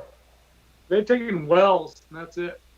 Wells, Arizona catcher. Again, a Tanner Witt possibility. We're just on a Tanner Witt call. Well, they don't have Yeah, their whole They don't have the pool's money only for like that. 3.2 Come on. million. Their whole pool is only like 3.2 million. They don't have a second rounder or a fifth rounder. Yeah, Aaron. By the way, Aaron mentioned that about Michael Goldberg. He only has 3 home runs in 3 years, but you're talking about a guy who's had an on-base percentage over 500 2 of those 3 years, and the other year was around 450. On-base machine is what he is, just kind of a contact guy and a walks guy. So I don't know how much impact is there with the bat, but as a money saver, you could certainly do worse than a guy who's got that kind of on-base ability. So the Yankees are Yankees up are up. at Trevor 99. Hauer, There we ASU. go. Let's go. Second base, huh? They had him listed as a second baseman.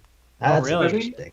I think that's where he played in high school. He played middle infield in high school, I believe. So I can believe that. They're going for hitability. They're going for bats. And for a round that didn't need any more excitement, the Astros are going to close it out.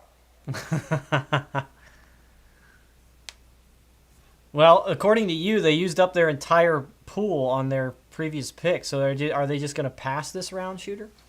No, I'm sure they still have at least 250.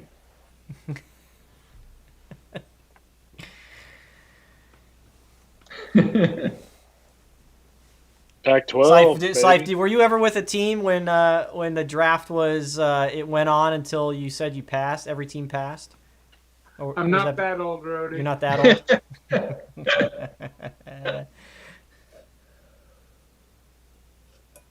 Can you imagine that? No Bryce Elder yet. No, indeed. We got the Dodgers first. The Dodgers definitely have some money, too. We got 2 more picks. Sorry. Dodgers at 100, Astros 101. Dodgers I think pick these is are in. probably the most nervous for high school guys right now. All right, here we go. Dodgers are up. We're at the board. They've done a good job with this. Dodgers select Jake Vogel, Huntington Beach High School, UCLA. Shooter Hunt favorite. Take it away, Shooter. I mean, this is a dagger for UCLA. Speedy center fielder, just gets hits. I'd say undersized, still going to grow into it. There's more to come. I figured he would sign. Those Southern California, he's been getting seen for 3 years. In a program that's had first and second rounders, they kind of churn it out there. Benji does a good job. Once we got past kind of the midway point of this third round, I thought he would be ending up at school, but I really like the pick. That's an outstanding pick by the Dodgers. Outstanding. 70 runner, can really hit. Comes from a big-time program, Huntington Beach. I mean, they've produced Nick Prado and Hagen Danner in the past. Way back in the day, they had, oh my goodness, I'm blanking on his name. Help me out, Aaron Fitt. The Hank Conger, the Angels catcher. Yeah. And Huntington Beach is also, who you made a reference to the other day in one of our text message threads, Colin Ballister. Yeah, that's right. Colin Ballister. Good pull. Was this Henry Owens, Huntington Beach, too? No, he was I think the school is in Huntington Beach, but he was Edison High School. That's right. That's where Henry Owens was with Christian Lopes and Eric, formerly Snyder, but Eric Filia. They were on the same team as seniors. So, but yeah, we're watching video now. What you got? How surprised are you guys by all the high school guys who went in round 3? I don't know, Seif, what your tally is on that, but it seems like more than certainly Shooter was expecting. Yeah, We had in the third round we had 1, 2, 3, 4. Vogel was the 8th high school draft. We got one more coming too. Well, I don't know if it's gonna be a high school guy. We got one more pick in the Astros in this round. So, but Vogel, I mean, he's got tools, man, and he's a hard-nosed player. So I like that. I like that pick. We had him 90 on the board, and he goes 100. So What's that? I said we had him 90 on the board, and he went 100th. So it fits. Astros pick is in.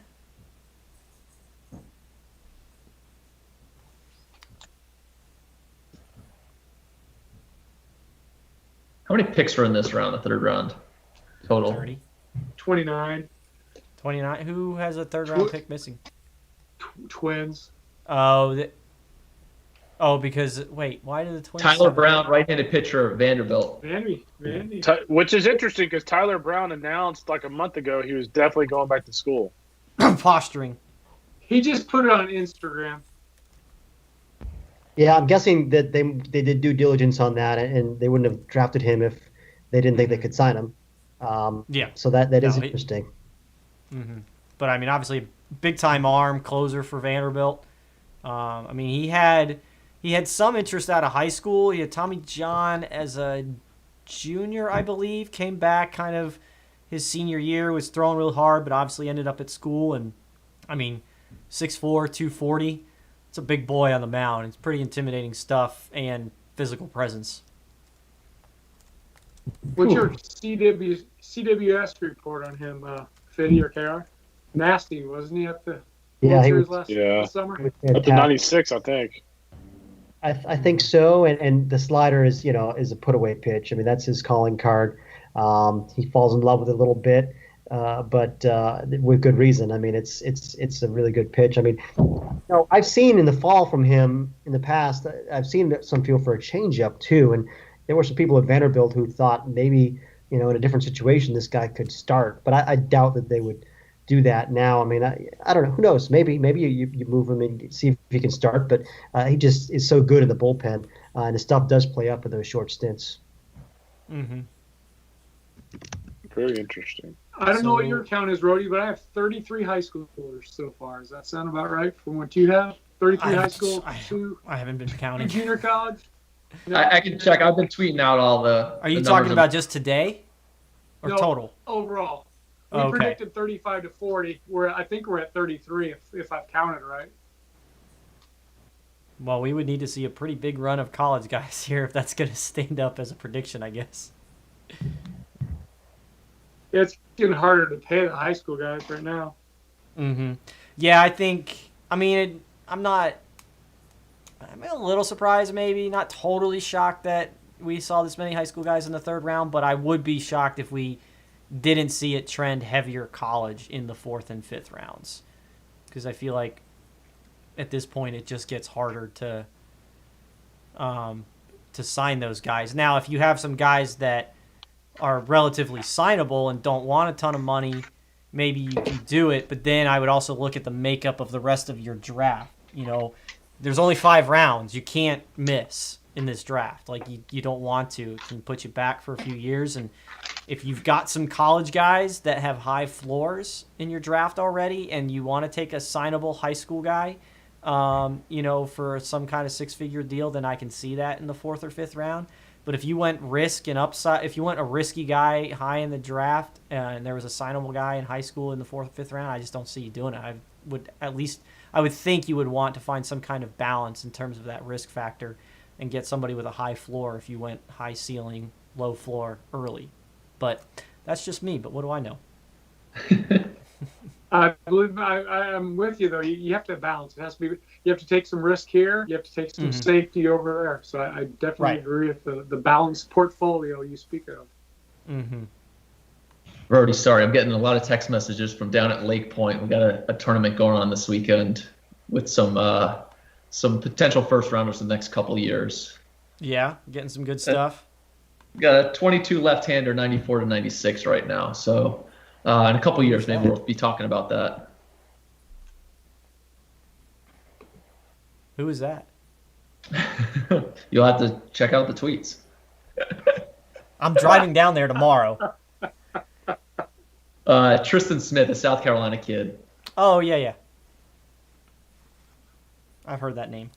So let me, while we're in commercial break and waiting for the fourth round to get started, let me do some sorting here. See what we come up with. The A's have 2 guys from off the draft board. Angels with just 1, though their other one, Calvarisi, we like. Astros 2 picks. They get Alex Santos and Tyler Brown. The Blue Jays, with their picks, get the number 2 guy, 42 and 74, in Austin Martin, C.J. Van Eyck, and Trent Palmer.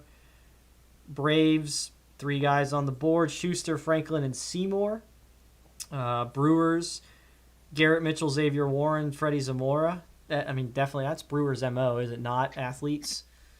So Cardinals looking like a pretty decent haul. They go 2 high school guys to start, Jordan Walker, Mason Wynn, and they get Levi Prater and Alec Burleson, but also Tink Hentz. So 4 of their 5 guys are off the draft board. So looks like we're back from commercial. Detroit hopefully leading off the 4th round here with pick 102. It says the pick is in. Here it comes. Detroit selects Gage Workman, Arizona State. Pac-12 is taken over right now. Well, he'll I have thought his it sounded like you had a little bit teammates, more of a pep in your step. Feeling good right now. I don't know if that was the craft beer talking or the Pac-12 picks. That's a spin drift. One thing you're seeing right now, and you guys can speak to this, ASU had a pretty good team ready to roll this year. Mm-hmm. Really good. So I really like the pick for Detroit. They went Torkelson, Dingler, Cabrera, Cruz. Those are solid plate discipline guys. Really, really guys that can hit. Not much. And then they get the tooled up workmen in the 4th round. I really like what Detroit's doing. I realize they have the second most money. They have the most flexibility, but they're having a tremendous draft in my eyes. Mm-hmm. absolutely. Wow. Orioles up. They've had a good draft. They took the shortstops from both Ole Miss and Mississippi State. They're pretty much attacking the SEC right here. What other SEC guys do we have left? Mace, Leftwich. Those seems like pretty good picks here. If you can get them. I'd say college again for them here. What do you guys think? I would think so. I think they have a strategy. They're going to stick with it. Yeah. It seems to be working. They're getting some pretty good players. You think Luke Little's in play at all here? He said, we're in the 4th round now. Guy throws 100 plus. I would say no. I think we're looking at more of a Bryce Elder type of guy, Carson C. I think we're going college pitcher here. They went all hitters so far. So if they stay that route, then they're going to go. Our next college position player is Hayden Cantrell, shortstop from Louisiana Lafayette. Is Luke Little headed to South Carolina now? I would say so. I know he wants 7 figures, so I would think that's more of a slam dunk. Coach King and the boys is going to be very pumped up about that. That'd be a big recruit for them. Who else we got coming up here? So Orioles will go. Marlins. We still have some money left. Marlins and Royals. And we got the pick coming in here. Orioles select Kobe Mayo. Uh-oh. Rody's going to be bummed he's not here. 3rd baseman, Marjorie Stoneman Douglas High School. Kid can really swing it. The exit velocities for him are something for me that really stood out. Ball jumps off his bat. Kind of not Rody, we got Kobe Mayo just got picked. Not a college guy, but just the way the ball comes off the bat is different. And for 3 years, I watched it get hits. It's kind of an unorthodox setup, but when it really jumps, I think the power is going to be there from the right side. You go into the 4th round, it's pretty solid pick to get here. I know Doug Freeman would be ecstatic if he's talking to us about Kobe Mayo. I remember watching him way back when he was still uncommitted. But definitely an interesting pick, at least high school wise, as they go away from the college kids. Mm-hmm. Yeah, definitely a lot of power here, right-handed power at that, and obviously getting guys like Kierstad and Westberg and Haskin out of college, and even Servideo, you can gamble a little bit more on a high school guy. Mayo's not your high school guy that's got tremendous ceiling, but if you can tap into some right-handed power there, obviously that definitely has value for sure. Yeah, 127 on our board, so we're kind of around where we had him. A Florida recruit, Florida's still going to end up okay. No one's going to shed a tear for them. If you bring back Mason Leftwich, I mean, they'll bring out the full weekend potentially. And Jack Leftwich. I don't want to speak for the D1 guys here. They might go into the year's number 1 if you bring back those guys. Yeah, they would more than likely be the number 1 team if they get those 2 guys back. And again, I think they could be even without those guys. Honestly, you talk about Hunter Barlow and Christian Scott and Jake Eater. Vera. I mean, there's just a lot of talent there. Marlin select Jake Eater, left-handed pitcher, Vanderbilt. Good pick. We saw him together in Arizona, Kara, right? He wasn't that sharp. Yeah, I'm not on Jake Eater, so I'll let you talk about Jake Eater. Well, I mean, there's a lot to like. He's 6'4", left-handed, his arm works. He's got a clean delivery. His breaking ball comes and goes, but when it's on, it's above average pitch. In the Cape, he was up to 96, 97. We didn't see that in Arizona. He was more working 90, 92. His control, his command was erratic. We had a bad look. Had a better look at him in the Cape. The thing with Eater, I think if he would have just been consistent and put it all together, I mean, you're talking about probably end of the 1st round, top of 2nd round pick. Yeah. But he just never. I mean, it was week 4. He still hadn't found his groove. But I think if that guy would have found his groove, he would have gone a lot higher than the 4th round. Yeah, early in his college career, I thought this guy was going to be a 1st rounder and potentially a high 1st rounder because, like you said, you see him on the right day, and it's a old, really strong-bodied left-hander with angle who's popping 97s, or maybe I think may have seen a 98 from him. The breaking ball, like you said, comes and goes. He'll snap off a good one, but it's just inconsistent. But certainly, I mean, lots of upside here. I think probably it's going to be bullpen command, Seif, but he could be an impact arm out of a bullpen. And I think another 2nd year in a row, the Marlins take a Vanderbilt guy. The scouting director for the Marlins is a former Vanderbilt coach. Not sure if he recruited Eater or not, but he probably knew him well, so he's comfortable with the kid's makeup, and great pick in the 4th round. I think Eater was already committed to Vanderbilt when DJ was there, but DJ was instrumental in getting Austin Martin to Vanderbilt. I do know that. Yeah, and I wonder, that's interesting that they chose Meyer over Martin with the 3rd pick. So we got the Royals at 105. Pick is in. Christian Chamberlain, let's go. There. Nice. I love Christian Chamberlain. Cool, that's a great pick. All right, Kendall and Shooter, take it away. Go ahead, Shooter. I'm so happy I'm tweeting it. Upper 90s arm. It's a smaller frame left-hander, so I'm sure some guys were concerned about that. But the fastball played up, real good metrics with the TrackMan. The breaking ball is real. He made Mississippi State, which was a talented lineup this year, made them look silly early on. And for me, that his moxie and his confidence out of the mound is something that stands out. He's going to find his way to the big leagues somehow and get him in the 4th round. Guy who probably would have been the Pac-12 pitcher of the year and had a chance at some national awards. It's definitely a big pickup for them. Tough loss for the Pac-12, though. I was hoping he'd get back. Yeah, I was at that game in Starkville. and it was 12 strikeouts and 5 1/3, and he was just dominant against a really talented lineup. So he was 92, 94 for the first couple innings, and then kind of held 90, 93, which I was curious to see how he would hold his velocity. He's only 5'10", 173. He's small, but the arm's so quick, and the breaking balls is a wipeout pitch, and the changeup plays also. So he's good. Safe to say he would have been on the all-fit team if there was one at the end of the year. Yeah, he's a prototype right there. Oh, he's like the poster boy. Polkovich, Yeah, video, yeah. absolutely. I got you. I'm locked in now. So Blue Jays at 106 in the 4th round. Says the pick is in. They've stuck to the college route this whole year, so this will be interesting if they go off course here. Austin Martin, C.J. Van Eyck, Trent Palmer. They've kind of followed the Marlins' plans for college pitching.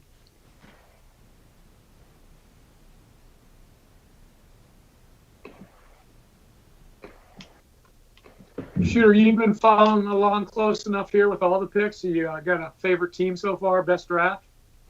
Not team-wise. I've been more concerned about recruiting classes. And honestly, right now I'm trying to get this tweet out on this 22 down in Georgia up to 96. Get us ready for Oh, that guy? Did I not tell you guys he doesn't care about the draft? He always just wants to talk about underclassmen. Uncommitted? There's no chance he's uncommitted. Yeah, he's uncommitted right now. Oh, okay. No, And he's got a not twin for long. brother, too. For another Interesting. hour. So I talked to someone about Tyler Brown. Apparently, his social media post was taken out of context. I don't think it really was based on what I read, but anyways, it sounds like he is definitely open to signing right now. So How do you? he has certainly backed off. Go ahead. I was gonna say how was it taken out of context? It was pretty straightforward, wasn't it? Yeah, I don't know. I'm not going to ask questions. He was hacked. Yeah, I was gonna say, are we gonna go with the I was hacked? The freaking Russians are taking over Vanderbilt baseball Instagram accounts.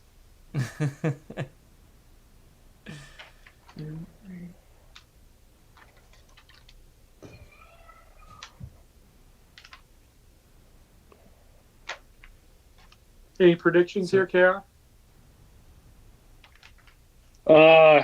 I mean, I keep waiting for Bryce Elder. It sounds like he wants over slot, and it sounds like so far It's no getting one has harder wanted to and give harder it to to him. do. So Huh. I've kind of heard the same thing about Ian Bedell. I would take Ian Bedell in a heartbeat here, but I think it might be past his signability.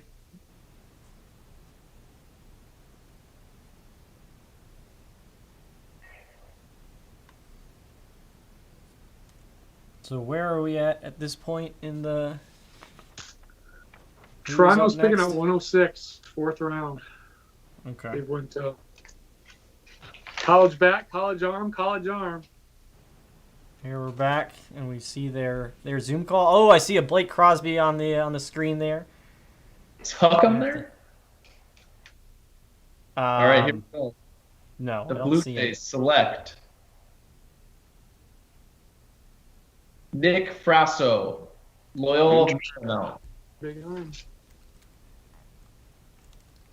I've not seen Nick, so I will just defer to Syfe here. Frasso's super athletic, long, super athletic. He's 6'6", two-sport guy, really good basketball player in high school. But I saw him with Team USA, just one inning, mid-90s.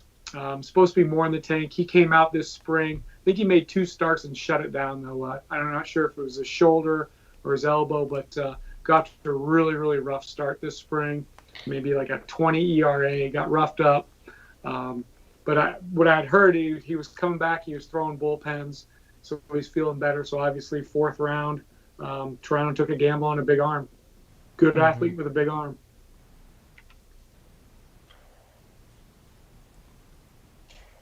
So let's see. What have the Blue Jays done? Austin Martin, C.J. Van Eyck, Trent Palmer, and now Nick Frasso. So loading up on arms after taking the athlete. Good year to do it. There's a lot of good college arms. Mm-hmm. Can you? So what do the Mariners have right now? Who have they taken? Emerson They had Hancock. taken, Deloach, Connor Phillips, Polkovich. Yep. Could we see a Polkovich. Kevin Abel here to the Mariners, maybe? Potentially. Little PNW guy. I would think his price tag be more than here. A lot more. Yeah, than probably so. Mhm. Here. I mean, if I'm him. Yeah, I'd have a tough time seeing him at this point. Pick is in. Tyler Keenan. Tyler Keenan. Oh, we need okay. Ready for this. I like Keenan. He's got big time power. I think he's more athletic than he looks. Like, he kind of looks a little thick, but he is a decent athlete. And I think he's a pretty good third baseman too. So Yeah, I think Fitta had the best look at him this spring. I haven't seen him since last spring, so I will He go looks with like your a masher. evaluation. But Fitta's probably yeah, he our- mashes. 6'4", 240. Oh yeah, he's a North Carolina kid. He's from Clayton, right down the road. Okay, Yeah. he kind of So we were talking snuck about out of Kevin here. Abel. We were talking about Kevin Abel on the top college prospect list. We still have number 29 Tommy Mace left. We've got number 34 Kevin Abel, number 44 Carson Seymour, and number 49 Bryce Elder. So we still have 4 players out of our top 50 that are Mhm. still on the board here. Yeah, And I just scrolled down the entire list. There are some really, really good players, and we only have about 50 picks left. This is going to get really Yeah. interesting. 52. There's 52, gonna be- counting the one that's about to come in. There's going to be Say, a lot any of good chance- players. You think any players are calling scouts asking them to take them? It goes reverse this year? Man, there are a lot of good players still left, and there's only 52 more picks. College baseball is going to be really strong next year. We already knew that, but now Mhm. it's I was gonna say, the I was reality of surprised. hitting- reality's hitting us in the face right now. This is going to be fun. Mm-hmm. Florida has a chance to be so good next year. Goodness gracious. To be honest with you, Hunter Barco may be the Friday guy next year, even if those guys go back. Yeah. But think of Vanderbilt's rotation with Rocker and Leiter, and if Mason Hickman goes back, it's kind Oh, of yeah. a good rotation too. I mean, those Mhm. are two of those are potential top 5 overall guys in 2021 because Leiter's eligible. We got the Pirates coming in. The Pirates select Jack Hartman, right-handed pitcher, App State. Ooh. Happy to say Oh yeah. we got him on the track, man. B Hall got Mhm. him on the track, man. I think here recently. This- Big arm. Sorry, I don't know if I'm back here. You're back. In the right. This guy's interesting. It's a big physical power arm closer. Mid 90s guy, had some real helium in the preseason. It's a neat pick for App State. They're doing a good job developing arms there. Kermit Smith and his staff. Mm-hmm. Yeah, well, I was told top senior in the area, so the Carolinas, throws hard, sketchy command. Got one guy I talked to said he didn't think he was a draft guy, but probably a top target for after the draft. So maybe you take him here and save some money. But flash some good stuff, reliever look. But again, history of successor strikes might have been a little lacking, so maybe take a flyer on him, save a little bit of money for your other picks. Was he a true senior or 4th-year junior? I think he was a true senior. True senior. I believe so. But you know what, Scythe? The Dodgers or the Padres have had my favorite draft so far. They got Padres? Hassel the first. They took Lang in the supplemental. They went Owen Casey, and then they got Cole Wilcox in the 3rd round. Do they have any money here, or is this going to definitely be a 20K guy? Yeah, I think Colt Wilcox probably just wore him out. He probably took him to the bank. But that is a good draft. I agree. And I've never seen Owen Casey, but I've seen Hassel Lang and obviously Wilcox. Correction, you have seen Owen Casey. At Super 60.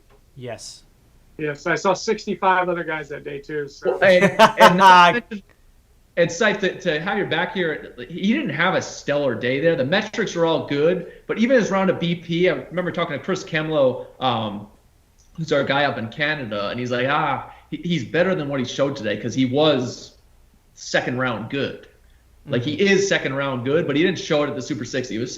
You could still tell he had that upside, but for you to just like gloss over seeing a kid for 10 swings or 15 swings is very understandable that day.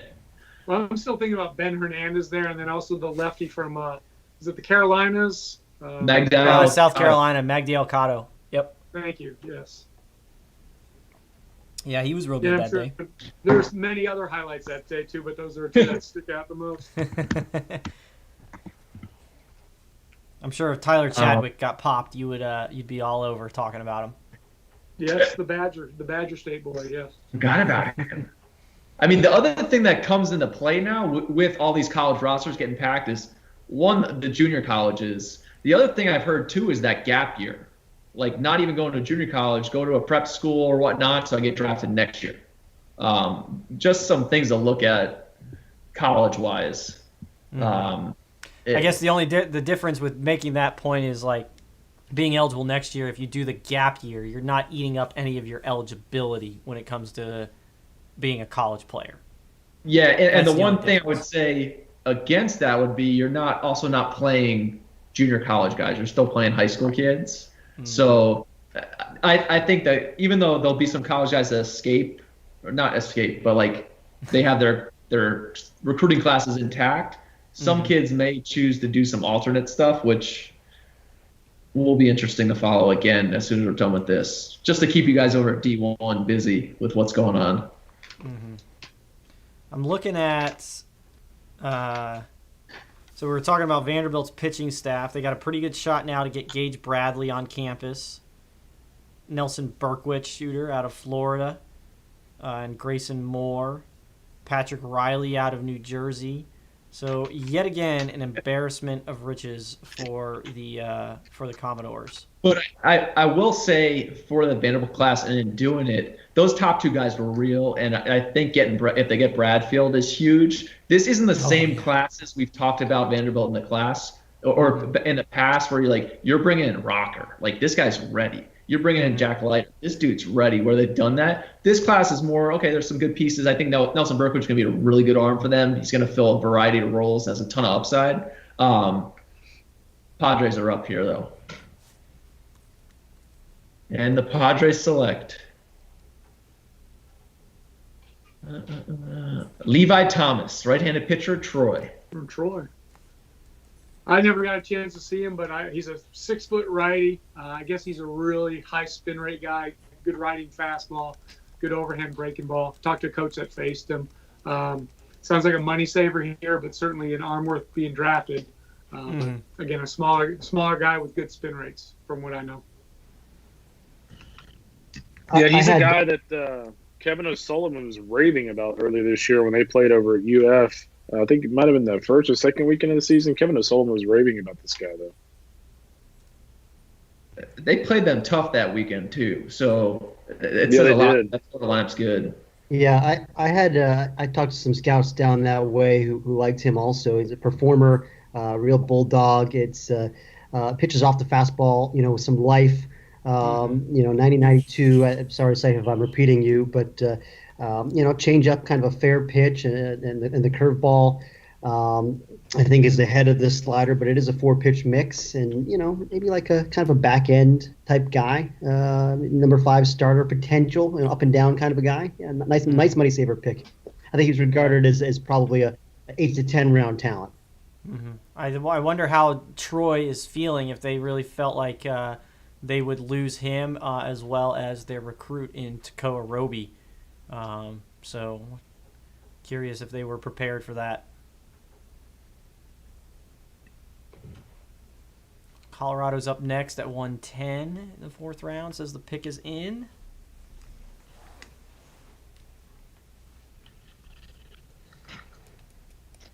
Let's see who the Rockies are. Rockies have gone Zach Veen, Chris McMahon, Drew Romo, Sam Weatherly. So they've had a solid draft, too.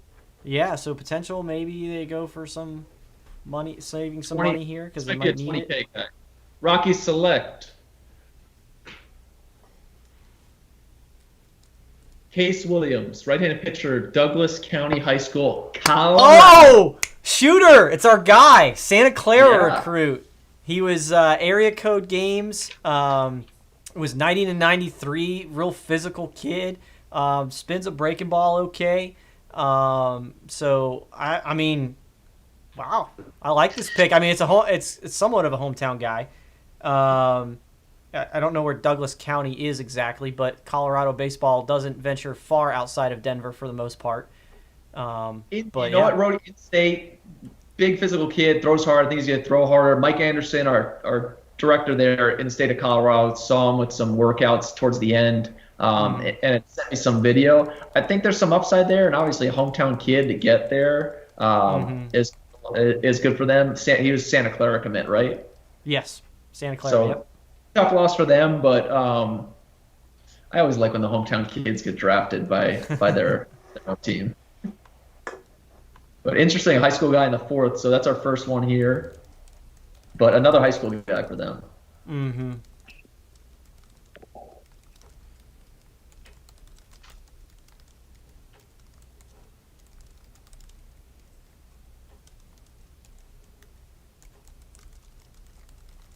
We've got the Angels coming up next. Let's see what we got from them. So they've had 2 picks. They took Detmers, then they got Calabrese. What's their? I mean, they didn't have a big slot. They only have 4 picks. How big was the Angels pool? Angels had 6.3 million. Detmers, let's That's not a lot. see. Could they have saved any on Detmers? Is this a chance they can get a guy? I don't think so. No. He was projected to go around 10. He went 10. I think he probably got close to slot. Again, I know nothing other than Here they're up. thoughts there.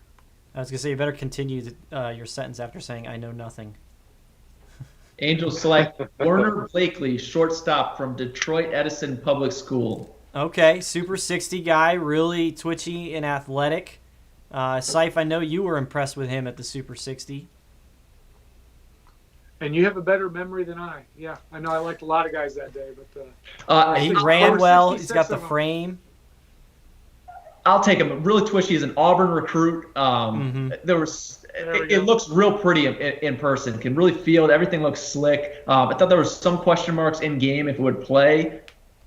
I love the Auburn commit, and it was a good get for them. But a guy like that, I think he has to go play. He needs to get those 400 at bats, get some under him. I think it's got a huge upside for him in the future. He's super athletic. The game comes naturally. What I love about him at the future games, and Rody, the first day we're there, it's 100 degrees. We're out there. Everybody's hitting. It takes all day. And this kid's out there shagging. He's taking tags at second base. He was all over the field, just kind of a field rat in that sense. Looked good at the Super 60, more physical. I think we left that day, you and I, saying, like, this kid's not going to school. Like, that's a pro profile.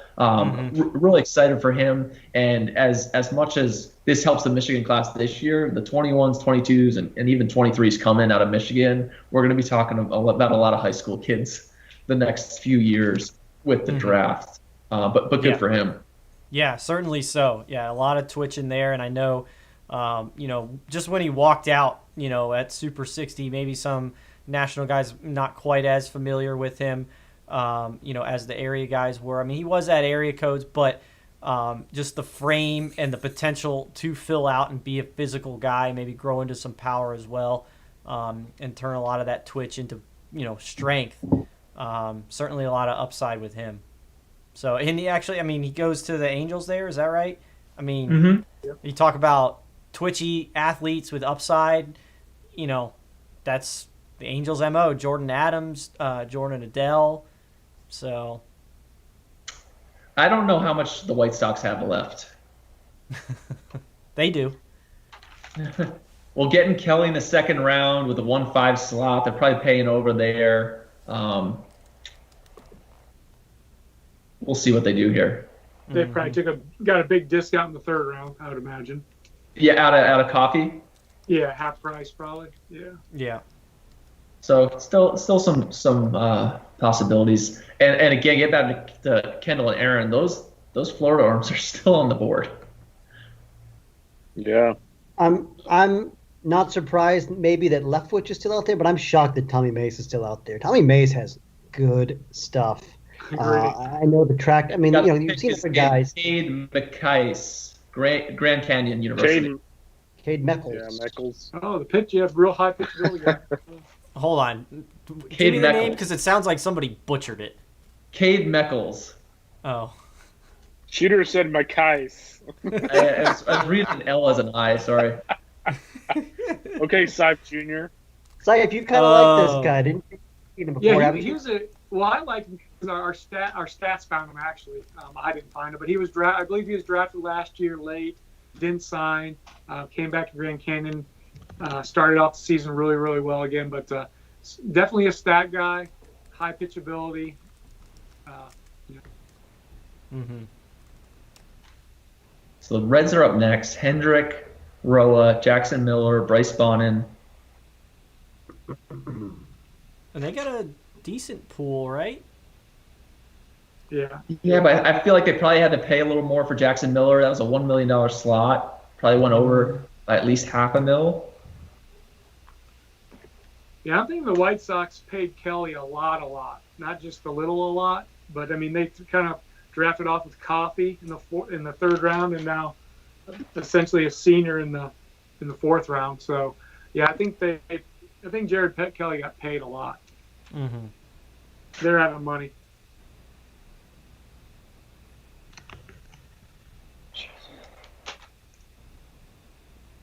More on Cade Meckles. I pulled up a good shotgun Spratling report. All right. Not Shotgun. And in this look, Cade was bumped, 88 to 90, but really good command and shotgun put it devastate hitters with a changeup that has some good fade when he stays on top. So I'm killing us. I'm trying to get this tweet out. Texting Kerber. He won't get back to me the last hour. But Cade Meckles is from McMinnville, my wife's hometown, and I'm killing us. I keep talking him up nonstop. Now you just became my favorite player. I got to tell my wife upstairs that her hometown kid got drafted again. They just roll big leaguers out of that town. National champions at Oregon State. That's all they do. So another Who are the big leaguers from McMinnville? Joe Patterson. You ever heard a guy named Scott Brocious? Uh-huh. who? Yeah. Hey, shooter, can I throw a know your beat on you here? Yes. I'm trying to get Kerber. I'm trying to get in contact with him. I'm gonna have to go off screen. It's killing me. I feel like you should know of any good player that comes out of McMinnville, Oregon. I do, and I'm killing. I'm getting blown up by college coaches. Like, how do you not know your backyard? So shout out to all you guys watching right now for putting me in my place. There you go. Trying to talk I about this love it. 22 throwing 96, and I can't get it out yet. You're too worried about the Pac-12 getting embarrassed and not worried enough about guys from McMinnville. Oh my gosh, I'm gonna have to take a timeout after this. Aren't we all? Is it just me, or are we going like commercial break after every pick here? Like, let's go. Come on, MLB. Solid content they've got this year. It's not going to be a season, so we got to milk it Dragging for it all out. it's worth. Seriously. I did not expect today to take more than 4 hours. Yeah, I should have eaten dinner earlier. If I start barking at you guys, it's because I'm hangry. Let's just throw that out there. We've seen that. Please don't before. start barking because mine will start barking.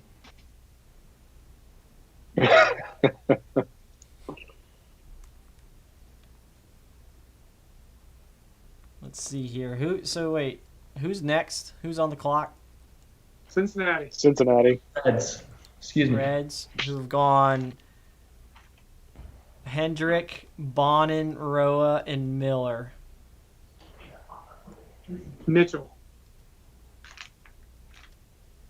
Say what? Wasn't it Jax Mitchell? No, Jackson Miller. He goes to J.W. Mitchell High School. Gotcha. Thank you. Jackson Miller. Don't mess with a high school guy. No, I just heard it wrong.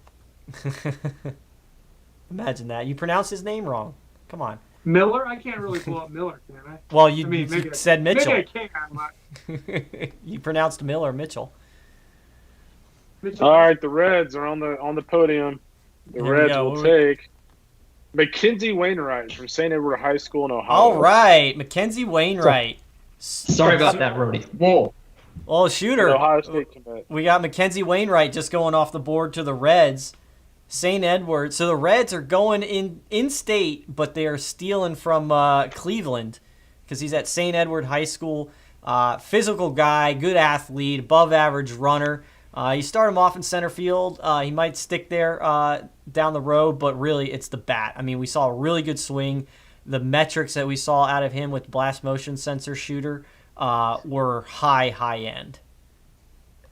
Yeah, and not to mention he's almost a year younger for this class, so that's playing up even more. You're talking about essentially a junior in high school who they're taking here. I love the upside. The Reds are doing a nice job here, going after. I like the Hendrick, Miller, Wainwright high school picks. The thing that probably killed him, he was great at the Super 60. They didn't play the spring season. Yeah, he easily could have played his way higher. I thought he might have had a chance to do that. So. But to get your hometown or home state team is good for him. I'm waiting for the text message from our own Mark Dvorak because it's his high school. Like, come on. Come on, Devo. You watching the draft? Your guy just went.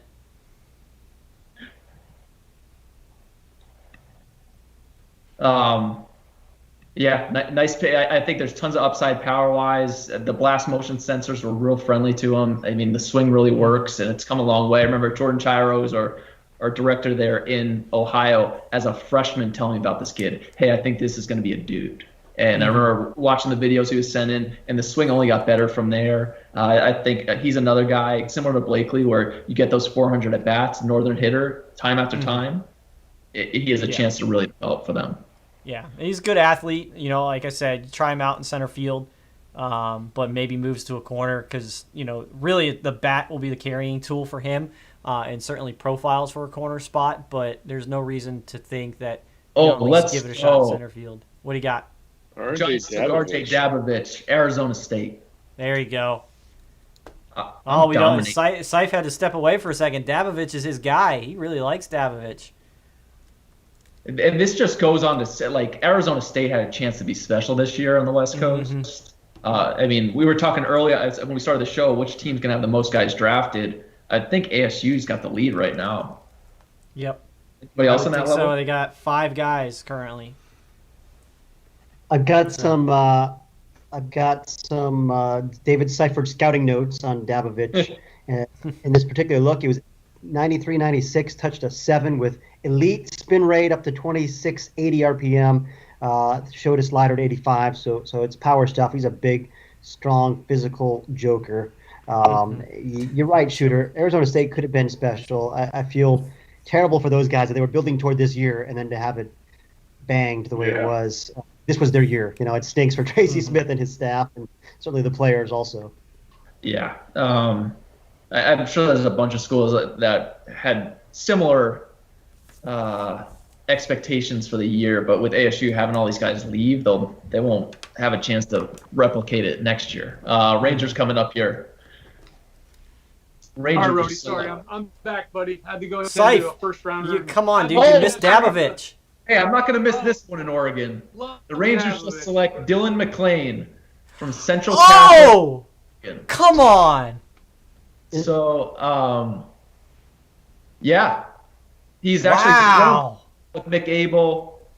Seen them both pitch a lot. Dylan McClain is actually the Oregon Player of the Year last year over Abel. Both had great numbers, but super projectable. Another kid, big projectable left-handers, really filled out, up in the low 90s. I think there's much more on the way. He's also almost a year younger for the class, so he's got that upside as a young draftee. Where I'm looking at the numbers here. Wow, they may have saved some money on Tekoa where he might get paid. So good for Dylan. It's a really fun Yeah. story because he and McAble are throwing partners and they do Yep. almost everything together. If you were watching the video yesterday, he was at the draft party with McAble. So really cool for those guys. Yeah, no, it's a projectable lefty. We really like him. His ability to pitch, can really spin it. He's a guy that, if you watched him last summer, you had to dream on a little bit because he wasn't throwing up huge velo. It was more like 85, 88. But you get him working out in the offseason in the gym.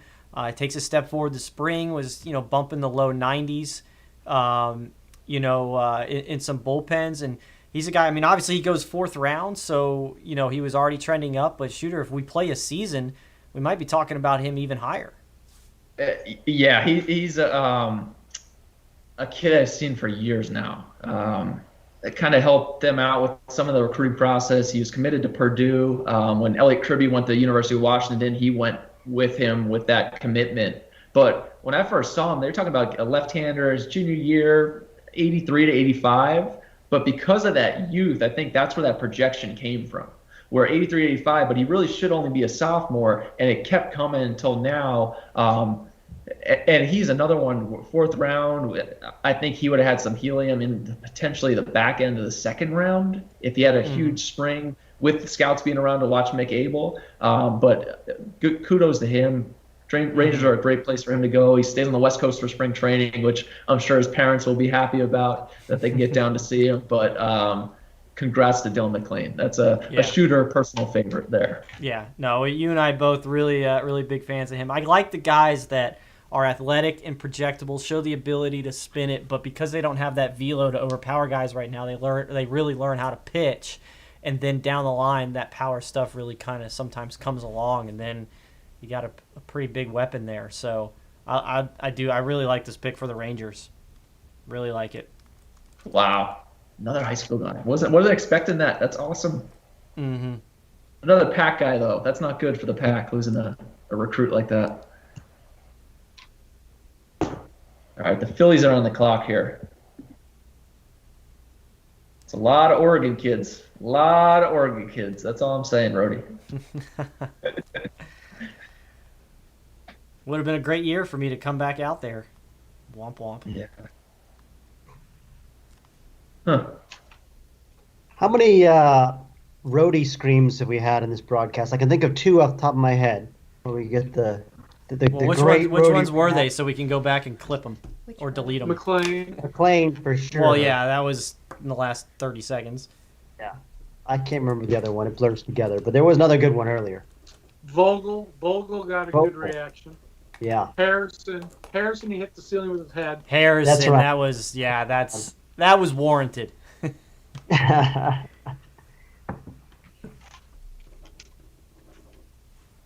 Which Rody? Rody definitely gets best energy in this broadcast. Well, Shooter's brought energy too. Shooter did flatline for a little bit today. Yeah, though. he did. Hey, I gotta tell you, I have to apologize. I finally got this tweet out. I've been trying to get it out for 90 minutes. So it's finally out. I'm back. Dylan McLean got me back. I'm in. Got a kid from McMinnville getting drafted. This is awesome. I kind of feel like my performance kind of goes like this. Well, that's typical. Well, we had to send out a search party for you. Step up. Here we go. Shooter, get ready, buddy. We got the Phillies. Carson Ragsdale, right-handed pitcher, South Florida. Yeah. I saw him for the first time. Well, Kendall, actually, you saw him before I did in the Northwoods 2 summers ago. You were the original reporter on Ragsdale, and I saw him a little bit later. But tall, slender, athletic guy. Right after we saw him, he went back to, I think it was Central Florida, South Florida. Help me out here. South Florida. Went there. I think he blew out his arm in that fall, so he redshirted last spring. Came out this spring and in four starts. The best thing about him is he has huge angle. He can spot his fastball to either side, and he's got a really good breaking ball that he just misses bats with. And he's a Tommy John guy. He's a 4th-year junior, but tall, athletic, 2+ pitches. Good pick by the Phillies right here. 6'7" and up to. I think he was up to 95 in his first live outing of the fall when I saw those guys in fall ball with a good 12-6er. So Yeah, I agree with you. There's pretty intriguing upside there. Yeah, I mean, he was a guy that was 90. Looking back at my report from the Northwoods League 2 summers ago, he was 90, 91 up to 92. Had Tommy John surgery, then came back in the fall. It was up to 95. So pretty interesting. All right, the Cubs are up here. Ragsdale's 177 on our draft board. Cubs select Luke Little, Sanjak. There you go. There we go. Wow. It's good value. I like what the Cubbies are putting together here. Mhm. Caraway, Wogu, Eddie Howard. Yeah. Number- Little. Number Like it. 80, number 80 on our board, and he goes at what? Pick 117. That's pretty good value. Yeah. How can he not sign with the Cubs? Let's go. Opportunity in the bullpen right there, Mm-hmm. right now. Tell us about this guy. I know I've never seen him, but I know he's a huge arm and an oversized frame, right? Yeah, he's a big dude. Yeah, he's a super huge dude. If you see his high school video, you're going to just scratch your head. Like, how did this guy ever develop into a fourth rounder? He throws over 100 miles per hour from the left side. It's coming at you. He's cleaned it up. He's worked hard. He's cleaned up his body, his delivery, everything. He's got more of a slurve breaking ball. But last summer, I saw him at 101, touch 100 or 101. He was one of the top guys on our heat sheet, our summer heat sheet last summer. And yeah, just huge arm from the left side, huge dude, 6'8", probably about 225. He only threw, I think, 9 innings this spring. He had some back troubles on the bus trip from Sanjak, driving over to Chipola, Northwest Florida State, I think the second weekend of their season, and just kind of slowly got into it. But big arm, and Phil Haig worked him out too on the TrackMan, right? I believe. Yeah, Phil did, month as well ago. as Brandon Hall. We got him like a couple weeks apart, I think, on different sessions. Pitching in the high 90s, flirts with triple digits. And Seif, you're right. Seeing him in high school, I saw him at the area code games, and then again at the North Carolina Pro Case. I think we had him, and it was really just like bumping 90 out of high school. And Fitzy, you'll appreciate this. Before he was going to Sanjak, he was actually committed to Gardner Webb. So Wow. Originally a Gardner Webb recruit, ended up at Sanjak. Obviously, now picked, was committed to South Carolina, but obviously I imagine the Cubs get that done. But yeah, to see him go from what he was in high school, just basically like a baby giraffe, an octopus falling down the mound, to cleaning everything up, getting it in sync. What do you got, Shooter? We got the Red Sox here. Jeremy Wu Yelland, left-handed pitcher from Hawaii. Good arm. Did you see him in the Cape Fitty at all, or did you? I think I missed him, but I heard the reports were pretty intriguing. Another big power lefty.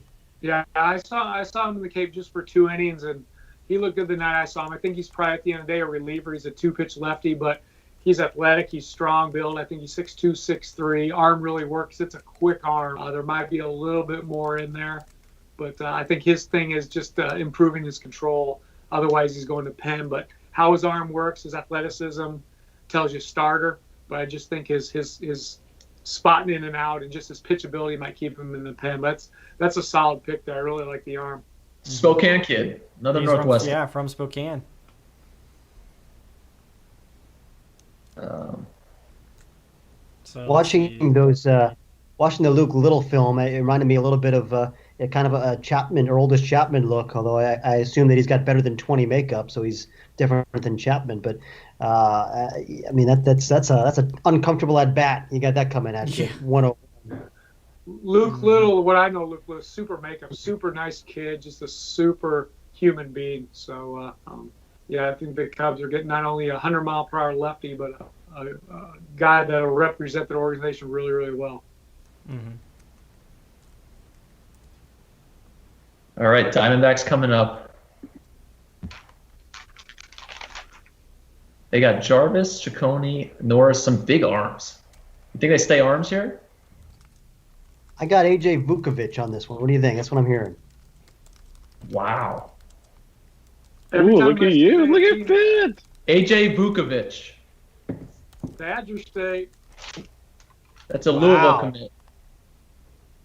Yeah, we had him at Look at Super Fitz 60, joining the Louisville party. recruit, long limbs, Played with Team USA last summer. I mean, big power. Big power. What did they announce him as a third baseman? Okay, so yeah, you give him a try there. But, might be first baseman, corner outfielder. Certainly athletic enough to move around, but really you're buying into the power bat. Absolutely. Louisville commit.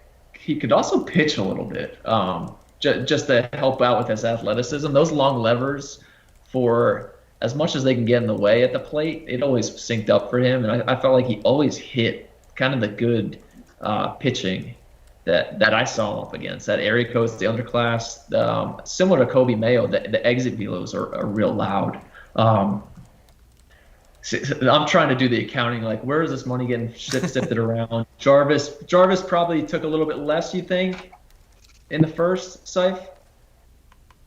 I would think so. He had probably under slot. Yeah, not a ton, but certainly an under slot guy. I know Fitty thought he was 18, but the industry, I think, had him in the first round, but more probably 25. Fitty, would you be okay with that? No, I agree with you. I think the industry had him in the 20s. Yeah.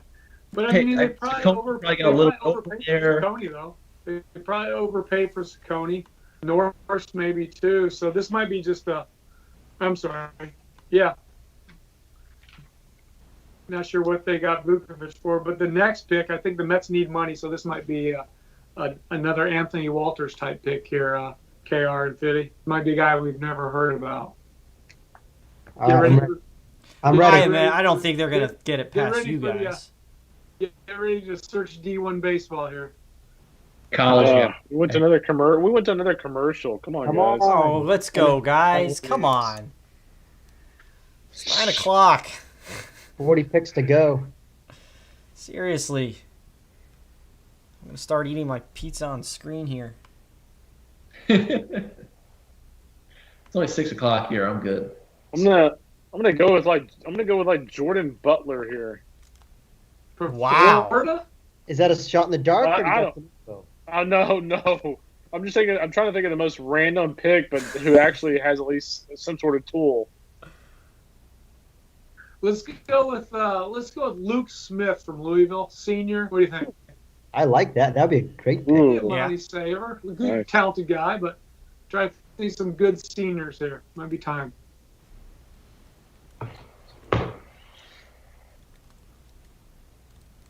You know who is an interesting name that's still, well, there's a lot of interesting names just scanning over our list. Yeah, we still have 4 guys in our top 50 college prospects available in Mace, Abel, Seymour, and Elder. I think Jackson Leith is an interesting sleeper here as we get into these last. Yeah. Agree. And Jordan Brannon from South Carolina. Adam Seminaris out there. That's a good one too. Brandon Jordan was a guy that stood out for on TrackMan when I had that conversation with Zach Day. He had him in his top 20 arms. Well, I saw him good in the fall. I like that guy.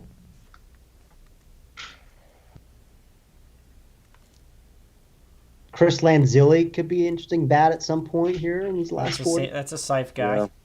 Yeah, I think unfortunately Fitty and I like him more than the industry. So I'd like to see him get drafted. I think he's worthy right here, but I just think you and I are the high guys, Fitty. Well, I think you're right. Unless the Giants like him again, they drafted him last year, right? And I can remember the day we saw him. I saw him against Louisville. Wake Forest was hosting Louisville, and the Giants. A lot of clubs left about the 6th, 7th inning, and 4 Giants scouts stuck around. So. Not sure what they were watching, but it might have been Lanzilli again. We'll see. We're still waiting on Andrew Abbott. We mentioned That's Italian a Mates. good name. Michael Rothenberg still out there. Parker Chavers from Coastal Carolina.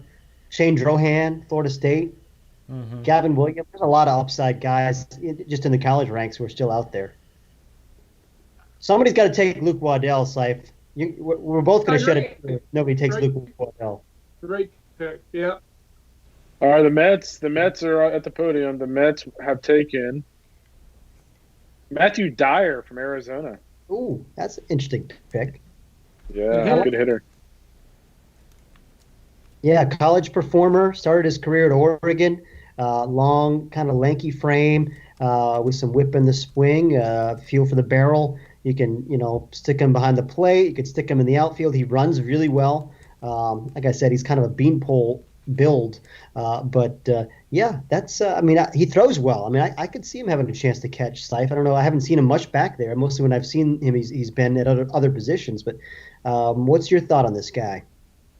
I think he is athletically. I think he has a chance to catch, but just body type wise, he is a beanpole. I'm not sure there haven't been too many beanpole catchers. You got to have some substance to you. If you're the third catcher on a club, yeah, sure, I can see that. Can you swing around to the outfield, play some first base? But I think he's drafted because he can hit. It's not a ton of power, but it's hit ability. And right now, to get a hit ability guy in the 4th round, good pick. Hit 393 last year for Arizona, which is pretty good. Mm-hmm. That'll play. So Brewers. This is a great list we have left. Let's go. A lot of good players still. What are the chances of my guy Cotto getting drafted and signed here? Where's he signed to go, Rhodes? South Carolina. Another. Okay, well, they lost one big lefty. Maybe they keep this one. Yeah, I think at this point they got a pretty good shot at keeping him. Ryan Webb, Biddy? I'd take Ryan Webb right here, too. Yeah, that's another one. Jeez. Too many players, not enough spots. Expand the draft.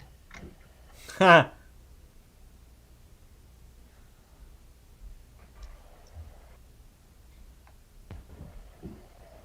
All right, the Brew Crew's at the podium. Brewers take Joey Weimer from Cincinnati, outfielder. Yeah, All we right. had Hunter Pence. We used Hunter Pence as a comp earlier on. Who do we use that on earlier? Kind of a different way of doing things. Haskin? But that's definitely Haskin, yeah. But that definitely fits Weimer as well. We saw him in the Cape, tooled up, strong, just crazy strength, athletic. That's on the good 6'5", side. 215. And he's got probably has a 70 arm. From the outfield. So at the end of the day, if he doesn't hit it, if he can't tone down his approach, it's an aggressive approach. If he can't tone it down, you throw him on the mound. You got a 6'3" athletic guy with a big arm on the mound. So that's worst case scenario. But great athlete, good pick here in the 4th round by the Brew Crew. Mm-hmm. I comp him, Seif, to Rob Deere. Okay. Wow. Oh, the hair. Hair, Yeah. right field, Okay. profile,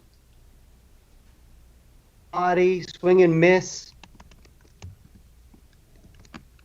If you Rob want Deere. you want to see it, Rhodey. If you want to see a guy taking some man hacks, I'm looking at it right now. Yeah. I'm He's watching what not I'm pretty afraid sure of it. is your Cape BP video of him maybe at that's a big exaggerated loaded hand, like leg kick, hands moving, but he does take some hacks, huh? Oh, Yeah, here's the he's slow not mo. related to- He's not afraid to let it go. No, not at all. I love my Rob Deere comp. I want more love for that. It's a Let's good go one. a mix of Deere and Pence. Can we do a mix? Yeah, of all those right. two? All right. I do love All when we right, get the Cardinals are to the podium. And the Ooh. Cardinals have selected I like this pick. We just talked. Ian Bedell from Missouri. Yeah. okay. That's gonna be an overpay there. I think I heard his number was a lot higher than the middle of the 4th round. Let's put it that way. But he's the guy.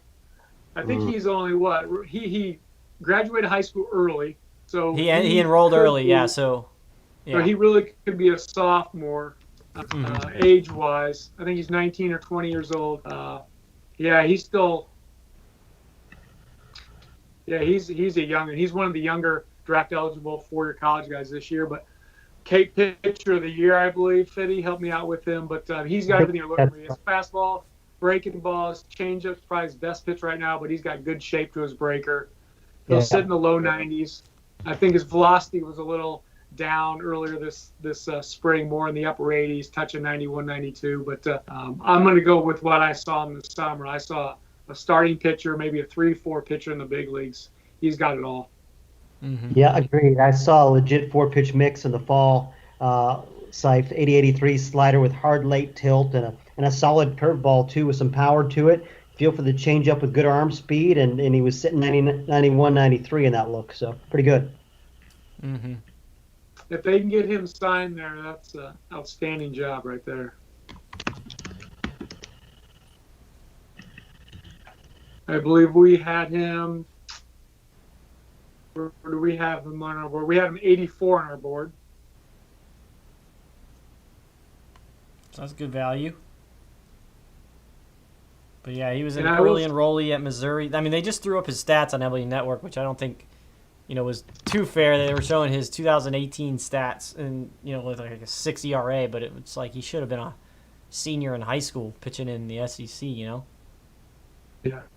I did a then and now on him too, maybe back a month ago or so. And one of the things I saw his high school video.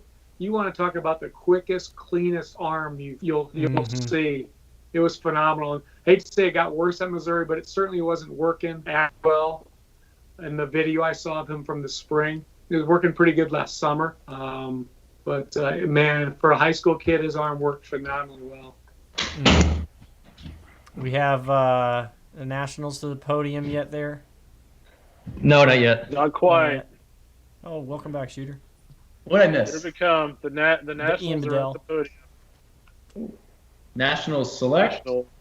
Go ahead. Brady Lindsley, catcher, Oklahoma. Hmm. Kendall's not enthused. That's a muted reaction. Should I read into Yeah, that? I mean, he's a solid backstop. I'm not sure how much of a prospect he is, but he's a solid backstop. I think he Money had saved. really, really good numbers this spring. Yeah, him and Justin Mitchell are both just solid players for me. I was gonna say they split time, right? Lindsay and Mitchell. Yeah, they split. I mean, I think this is based on the number. I mean, he's 22 years old. I'm guessing they got a deal, but I'm surprised that this guy goes ahead of Rothenberg and Opitz. Those guys are still out there, aren't they? Yeah, right? Yeah. It's been a rough day for the Hogs, but if they can get Opitz back for another year. I mean, they Yeah. just signed 2 other catchers. It's Arkansas, man. You don't sign for need, Shooter. You take as many catchers as you can get. Hope one of them pans out. No, they signed Uh-huh. grad transfer senior catchers. Yeah, Razorbacks signed 2 grad transfers. yeah. Right. Yeah. AJ Cleveland. Lewis, and who is he? Oh, Wow. don't tell me. Are we really going to another commercial break? We gotta slow this thing down, you guys. Jesus. Too rapid fire for me. I mean, they're not playing games. We got to make money somehow, right, with the MLB?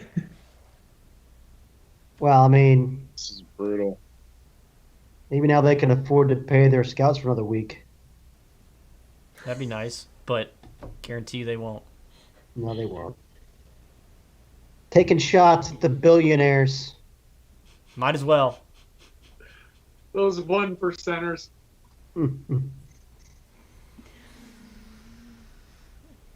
My goodness. So, I mean, at this point, if you're Kevin O'Sullivan, you got to feel pretty good about Tommy Mason, Jack Leto both coming back to Florida. We'll see what happens here in the next few picks. I'm still not ready to make that pronouncement. I think if either one of those guys gets drafted in the next, what do we got, 40, 36 picks, I think there's still a decent chance. But I don't know. I mean, I don't know what their numbers are. Leftwich in particular, I think he fit as a maybe 4th or 5th rounder. Mace has slid farther than we thought, but I mean, if somebody takes a shot at him here, I still feel like it's they're not out of the woods yet on those two guys. Yeah, we just had someone ask, is Tommy Mace almost a lock to go back to school? I mean, he's a college junior, though. That's the thing. It's not like Wilcox, who's an eligible sophomore. If you're a college junior and you get drafted in the top 5 rounds of a 5-round draft, you almost have to sign because you got no leverage next year. You're older. He's still a junior next year, right? Yeah, but Not okay, yeah, age-wise. that's true. But you're a 22-year-old junior versus age-appropriate junior. I think that's still a big difference. But you're right. I mean, technically, I guess he still does have that year of eligibility behind him, but they know he's not going to want to come back as a 23-year-old senior. So, All right, let's see. Tucker, they get money. Burns, probably slot. Logan Allen, slot. Halpin, a little over. I think Cleveland might still have a little bit more. They have this slot's 460. They may be able to go up to 5 at least. Mm-hmm. Shooter, We've got can the big board, the board up right now. I mean, bunch of high school guys, obviously, and we've talked about Tommy Mason, Kevin Abel, but again, Carson Seymour, Bryce Elder, the college guys, Seth Lonsway, Hayden Cantrell at Louisiana Lafayette, Mason Erla, Michigan State, Leftwich we've mentioned with Florida, Parker Chavers, Coastal Carolina. You guys just talked about Rothenberg. Andrew Abbott, Mitchell Parker, Drohan, we've talked about. Gavin Williams, that's a pretty big arm at East Carolina. You got some more college guys. You got Luke Waddell. I know Aaron Fitt is a Luke Waddell fan. Opitz. There's a lot of talent still out there, but we do have, 36 picks left? yeah. All right, here we go at the podium. After the 80th commercial delay, the Indians select High school. Milan Tolentino, and UCLA is going to be not happy. Oh, my goodness. All right, so, fun fact. This is the second time that Milan Tolentino has been drafted. He's a high school guy. How is that possible, you ask? He was the #1 pick in the Mexican League draft. Wow. Oh, really? Yes, his father is Jose Tolentino, who is I believe, the Spanish channel broadcaster for the Angels. But I love this guy, like really steady player. He's one of those where like if you watch him for one day, you might not totally appreciate what he does. But it's a sweet left-handed swing. I think he moves well at shortstop. Great pick. I love it. That's Cleveland. Yeah, Cleveland. I mean, they're doing a good job here, like they usually do. That's 7 high schoolers so far in this 4th round. Let's see, where are we at? That puts us way over 40 for the 40 already for the 4th round, for the 4 rounds. So very surprising this many high school players have been selected. And I think we keep referring back to that article of those 10 recruiting classes. I think it went Texas, UCLA 1-2, and the Indians took Carson Tucker, Texas, Petey Alpin, Texas, Milan Tolentino, UCLA. So they're just doing some personal damage on the top 2 at-risk recruiting classes. Tampa Rays. So Tampa's got 3 pitchers, 2 high school guys. Probably it's code potentially over Alika. I think Alika Williams signed for slot $2 million. I'd say so. Maybe a hair less, but yeah, right around there. If he signed for a hair less, Barnhart probably got it in the 3rd. Shooter, can I send you my taxes to do after this? Yeah. You can. My mother-in-law is a certified CPA. So Oh, good bloodlines. shout out to McMinnville once again. That's another McMinnville, Oregon shout out. I would think Tampa Bay saved some money with Ian Seymour, Shooter. So if you want to punch in those digits. We're at it's been punched in. They're at the podium. The Rays select Tanner Murray, shortstop, UC Davis. Stumptown spin. There you go. That was my shortstop. Oh, that's a Falmouth Commodore highlight. Yeah. Saif, you kind of like this guy, don't you? I don't. I know he was in the Cape when you were out there. Let me pull him up real quick. I know he's an athletic guy, more field than hit. May have to move to third base down the road. May outgrow the position. He's a shortstop at UC Davis. 6'2", 190. He's from Ben Lamond, California. It's in the redwoods above Santa Cruz. That's pretty country. Profile is more as a utility player. Great report written by Blaine Clemens, our North Cal scout up there. But yeah, more of a utility type. May outgrow shortstop, go to third base, defense over hit. But he does have a high contact rate, good plate discipline, just not a ton of power. And he's also a young junior. So interesting play. At least they're still drafting guys with projection, guys with upside, as the Rays always do. So that was Tanner Murray to the Rays Correct. at 125. So and getting back to the accounting department, they're sending it in here that the Braves likely save some money on Jared Schuster, and they have a potential to go after somebody here with the fourth round. Yeah, I think the Braves would say they've only had 2 picks, and I think they saved money with both picks. So I would agree. We may see a surprise here. This is recruiting class scary time right here with the Braves, and here they come. Could this be Tommy Mace time, I wonder? Oh, that too.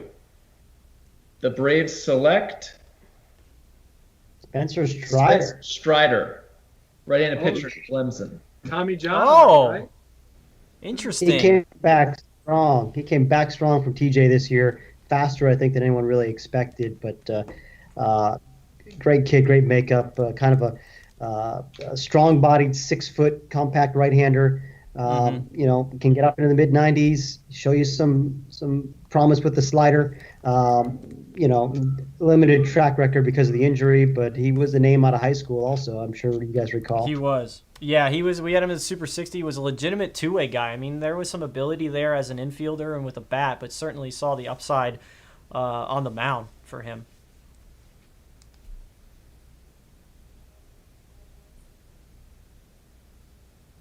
So we got the A's, Twins, Yankees, Dodgers, Astros. I'm so intrigued by that Yankee, Dodgers, Astros at the end of all these because Yankees don't have many picks, the Astros don't have many picks, and the Dodgers have done a good job with the multiple picks that they do have. Yeah. The A's went Soderstrom. Here we go. Oh, wow. They're wasting no time. They must have gotten the memo that the commercials are killing us. The A's go with Dane Acker, right-handed pitcher, Oklahoma. All right. Interesting. You're on. So I had been you're on the I had clock. been talking to Seif and Aaron about this. I had been hearing that Acker might go in the 4th round. I kind of thought the info was a little bogus, but apparently it was not bogus. You know, Acker threw a no-hitter against LSU at the Shriners College Classic. I was Again, there. he is a very steady. Yeah, he's a very steady guy. Will sit 90-93. The slider was really solid that day. Really tough kid. You know, really zeroes in well. This is an interesting pick for the Athletics. Mm-hmm. And a big shout out to San Jacinto Junior College right now. They obviously had Luke Little go, but they have had Alaria Solari go. Now they have Dane Acker go. Obviously, everybody knows how good a program that is, but 3 guys in the top 4 rounds. You know, one's a present player and 2 alum. Mm-hmm. And I probably missed somebody too. So there's Yeah, probably they another roll guy him through that there. I That's should no look. doubt about that. So Actually, you know what? It's 4 because Addison Coffey, after he left ASU, he went to San Jack to Wabash. So there's 4. Nice. And we Now, haven't even heard did Brandon Birdsell. He's a He potential hasn't guy been that could taken go. yet. Nope. Yeah. what now? Sabato 257. Is that full slot or is he going over? My thing. Normally, this Twins pick, I would say Mace is up here, left switch. This would be a perfect time for the Twins to get a guy like that. But I don't know if they have the money to get those guys. They're all about the college guys too. And Yeah. that's their philosophy. What's the best bat on the board? Best college bat on the board right now? Best college I think- bat on the board. Well, Casey Martin's gone, right? Yeah. Because he went to the Phillies. Would they go Aiden with a high Cantrell? school arm here, potentially, Hayden Rody? Cantrell is the best. Chambers. He's the best position player we have, but maybe the best bat. Parker Shavers, Parker Shavers. or Waddell, our boy. Jeez, another commercial? Are you kidding me? Hey, time for you to get a tweet out. Let's go, shooter. Wow. Would it be bad form just for me to tap out like now for the rest of the call? I'm just kidding. So What we high got school the guys we are got the on board here? up. We got the board up. Best available right now. We've Montgomery? mentioned a lot of these names already. Bunch of high schoolers on here as expected.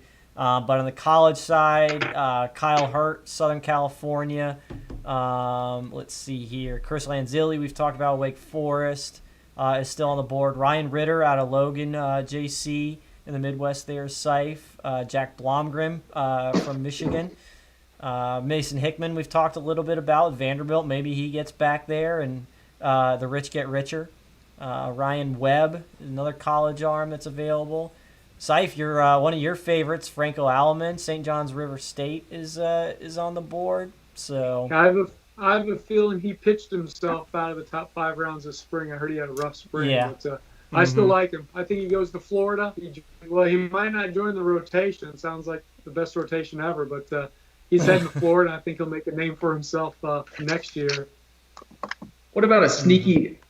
What are the high school guys? Montgomery's still on there. Tanner Witt. What about Timmy Bannon? All right, so here are the high school guys in order: Carson Montgomery, Cam Brown, Tanner Witt, Caden Wallace, Cole Foster, Blake Shapen, Cade Horton, Drew Bowser, Colton Keith, Kevin Parada, Chase Davis, Victor Medeiros, Enrique Bradfield, one of my favorites, Joey Dixon, Stanford, going to school, Magdi Elcotto, we talked about a minute ago, Daniel Susak, NorCal catcher, Mac Horvath out of IMG, Ryan Hagenow out of Farragut in Tennessee.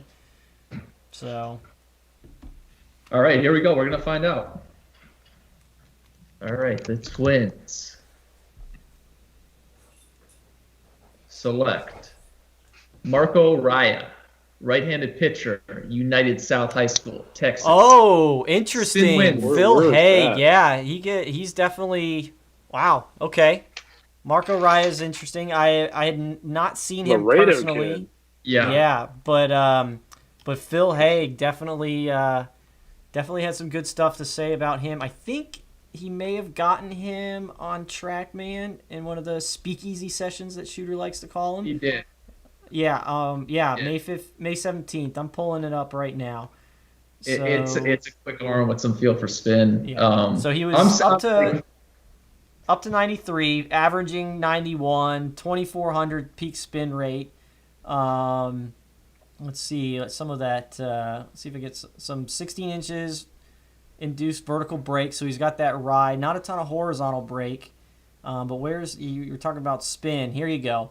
Slider was basically averaging 81 with an average of almost 2,700 spin rate on the slider.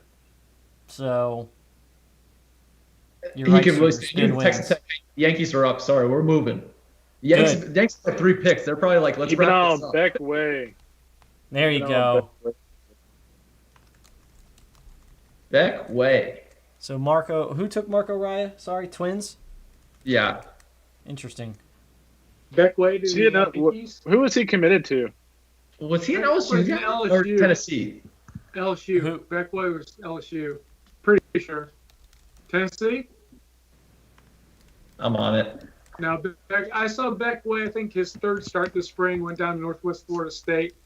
He pitched against, actually, he did pitch against Birdsell. I saw LSU Birdsell commit. away. Yeah, LSU. Big arm. He was in the Cape last summer, held his own, and transferred to Northwest Florida State this past spring. But last fall is when he really made a name for himself. He was up to 97 with an electric slider. Did really, really well. There was first, second round talk on him out of the fall. This spring, he just didn't show that same velocity or that same sharpness to his slider. But what I saw, the day I saw a better changeup than breaking ball out of him. I think he topped at 94 for me, pitched at 91, 92. But he's a strike thrower. He's competitive, athletic, 6'4", 200 pounds. Didn't think he was signable here, signed him out of LSU, but he may have had a change of heart. So good pickup for the Yankees at the end of the fourth. Mm-hmm. Yeah, I would look for him to sign. Yeah, I don't think the Yankees took him there if they didn't. Yeah, they wouldn't have No, taken him if he full was sign. signed. So LSU, loses another potential rotation piece there. They got Jaden Hill. It doesn't matter. Jaden Hill can just do the old school college baseball thing. Start on Friday and then come out of the bullpen on Sunday. Dodgers up here today. Oh, geez. They got some money here? Lincecum used to do that. Here we go, Dodgers. Carson Taylor, Virginia Tech catcher. Okay. Biddy, I think you probably had the best background with Taylor.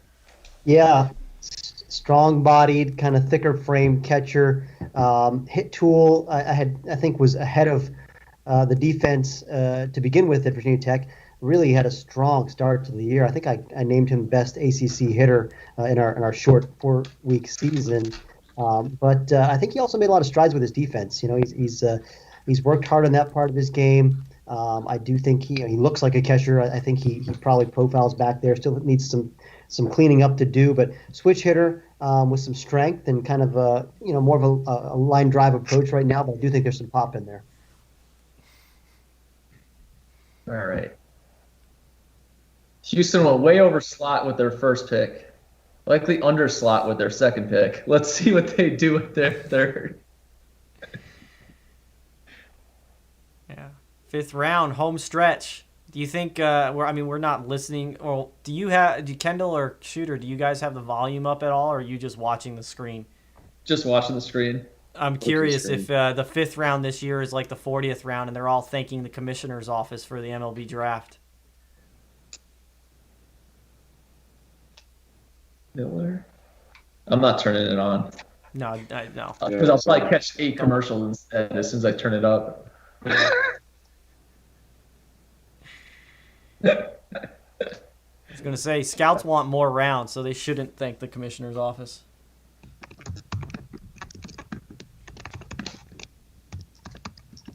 I'd rather get some like older scout on there. Like, we're going to have an announcement and be like, can you guys figure this the F out, please? And just straight up say it. Like, everybody's thinking it. It's America's pastime. The MLS is going to be playing in July. Yeah. Come on. We can say it on here. We don't have to be correct. We're not. Oh, man. All right. Let's go, Astros. Get this 4th round tweet together. 4th round, much quicker than the 3rd. I got to say that, though. Oh, and I'm ahead of myself here. I forgot this is the last pick of the 4th round. We're not even in the 5th round yet. Here he comes. Come on. Here we go. We let it go. Opitz. Take Opitz. Zach Daniels, outfield, Tennessee. Tennessee. Oh. Cool. Oh. KR. Liked him in high That's the guy school. you loved in the Yeah. Northwoods. Yeah. Yeah, I really liked him in the Northwoods. He was really, really good earlier this year at the Round Rock tournament. He hit for power. The question I have with Daniels was just his position. I'm not exactly sure where he sticks. I think they have him listed as an outfielder. I thought he was kind of an average to above average outfielder, but he certainly has some juice in his bat. He's a really good athlete. He's taken a step forward. We expect him to take a step forward last year, but he really struggled. But he kind of put the pieces together this year. Glad to see it. Yeah, you talk about tool shed. This guy's quick twitch, strong, athletic. He certainly looks the part. He's been a tease for a couple of years. I mean, I remember seeing him in a fall exhibition a couple of years ago and hit a ball a mile down at the Lake Point complex. And he hadn't been able to put it together his first 2 years. It's sub 700 OPS his first 2 seasons. Just couldn't get regular playing time. But certainly, like you said, I mean, he's twitchy, he's tooled up. There is real power in there. I mean, serious buggy whip in that swing, and certainly he can really run too. So, I mean, I still think it's a lot of risk here, and it's low risk in the 5th round. I mean, it's not like you're taking this guy in the first. Sure. That's worth a gamble, I think. So we're going to the last round. On to the 5th. Still Mace, Abel, Seymour, and Elder on the board. And we're going to commercial. It's a long way down to 20K from the 5th round. Mm-hmm. It's a long way down. So, and I was joking about it earlier, Syfe, but I mean, usually scouts are scrambling. Will you sign for slot? And kids are holding out. I might. Now it's like, yeah, take me. Their phones are blowing up. I'm sure every area guy, please take me. I'll take 50. I'll take 80. Yeah, and unfortunately, that's probably a lot of guys. But at the same time, a lot of these guys are probably happy to go back to school. They only got 4 weeks of a junior season, and I mean, there's nothing wrong with going back to school and finishing up your degree. You know, you're a senior academically, you graduate, but you have a year of eligibility up. You still have a little leverage. Not a bad position to be in either, though. You know what, Kendall and Aaron, something you guys are probably going to hear with all these guys. Like, I think a lot of college coaches are going to be loving their team. I love what we got coming back. Yeah. That's going to be everybody. I love what we got coming back. Tigers coming up. Let's see what the Tigers are working with. Rody, you need to get some pizza. You want to step away and get some pizza? I'm all right. I'm all right. You're a trooper. I had a moment of panic because I got an email giving me the results of our stream, which I got last night when we ended our stream. But I think it just basically like restarted itself maybe because I'm looking like we're still streaming. But I was like, oh God, what happened? But we're okay. We're still on the air. Hi, everybody. Hi, Dr. Nick. Fitty. We're like well into hour 5 here, guys. I'm getting loopy. We're approaching the 5th hour of because we started at 5 o'clock and then but we're in the 5th. We're 40 minutes into the 5th hour. 4 hours 40 minutes right now. You know what, guys? I got new energy. If you need me, it took me 90 minutes to tweet about one pitcher who's going to be a junior in high school next year, but I got the tweet out. I'm back. I'm proud of you, Shooter. You're showing some real growth tonight. Oh man. Let's see. Tigers went Torkelson, Dingler, Cabrera. I mean, Gage Workman. They got great hit. Like, this is a good college class. Great draft. As a college writer, I love it. It's just a great draft. I mean, I would think a lot of these guys will have a chance to fly through the system a little bit. They're rebuilding. They're trying to get these college guys up. Casey Mize in AA. He's going to be brought up. I guess not. I don't even know this year. I guess they save a year now on Casey Mize because you don't even want to bring him up this year. You're going to play 80 games. Why waste any service time? No, the Tigers. not. Sorry. Pitcher? Do you think they have finally take a pitcher here? Colt Keith. Oh my. Interesting. Okay. ASU. Oh gosh. Oh. Yeah. Sorry, Sun Devils, but man. Colton Keith, big left-handed bat. Also see some time on the mound. But I mean, that's a good pick for the 5th round. I mean, he's got middle of the order potential with that bat. He's got feel for hit, projectable power. I like that. Nice pick. I mean, that was top 2. That's top 2 round talent, and he's an Arizona. We had him 88. Arizona kid, moved to Mississippi for high school ball. He's down in Biloxi. Committed to Arizona State. I mean, there's some upside on the mound, like two-way potential, but it's a loud bat, real BP every time he'd swing. Positionally, I think it's probably an outfielder in the end. What did they draft him as? Third base? I'm waiting for the They draft him as a shortstop. He's not a shortstop. No. But the left-handed bat plays. He's real athletic, can run. He would not even been on my board there in the 5th round. Mm-hmm. I'm trying to. We keep going. It's accounting more than anything, and we've stressed it the whole time. But you're trying to find money for a prospect like Colt Keith, especially when you know, hey, if I go to ASU, there's like 15 guys who got drafted from ASU this year. I still have a chance. Wow. Mm-hmm. That's rough. We got to get back on, Rody. We got some people that lost us. What do you mean? Oh, just tell them to check Twitter. I think it did like a new tweet. So if they're watching on Twitter, there's probably a newer tweet. So Did you put a new one up there? do what? I'm gonna send it out. All right. Yeah, I the just pick is retweeted it a trying to minute ago. move quick. Did you pin it? I will right now. Yeah, pin it now. Yeah. All right, the Orioles. Carter Baumler. Oh my, TCU Wow. is not out of the woods yet. Interesting. Why high school guys? Psych. Man, this high school kid Saif. I from mean, we're Iowa. surprised. High school guy from Iowa, especially. I mean, but we got to be surprised at the high school guys that are getting popped this late, quote unquote late. In the current draft. Without a doubt. That's very interesting. Yeah. I'm telling you, we're Excellent gonna do a athlete. full show on once we get the signing bonuses, we can go through and be like, this is how this happened. Because even Kobe Mayo is going to cost them a little bit.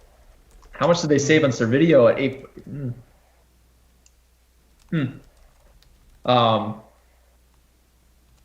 Oh, interesting. But I must say for TCU, of Cam Brown, Storm Hurlitzer, and Baumler,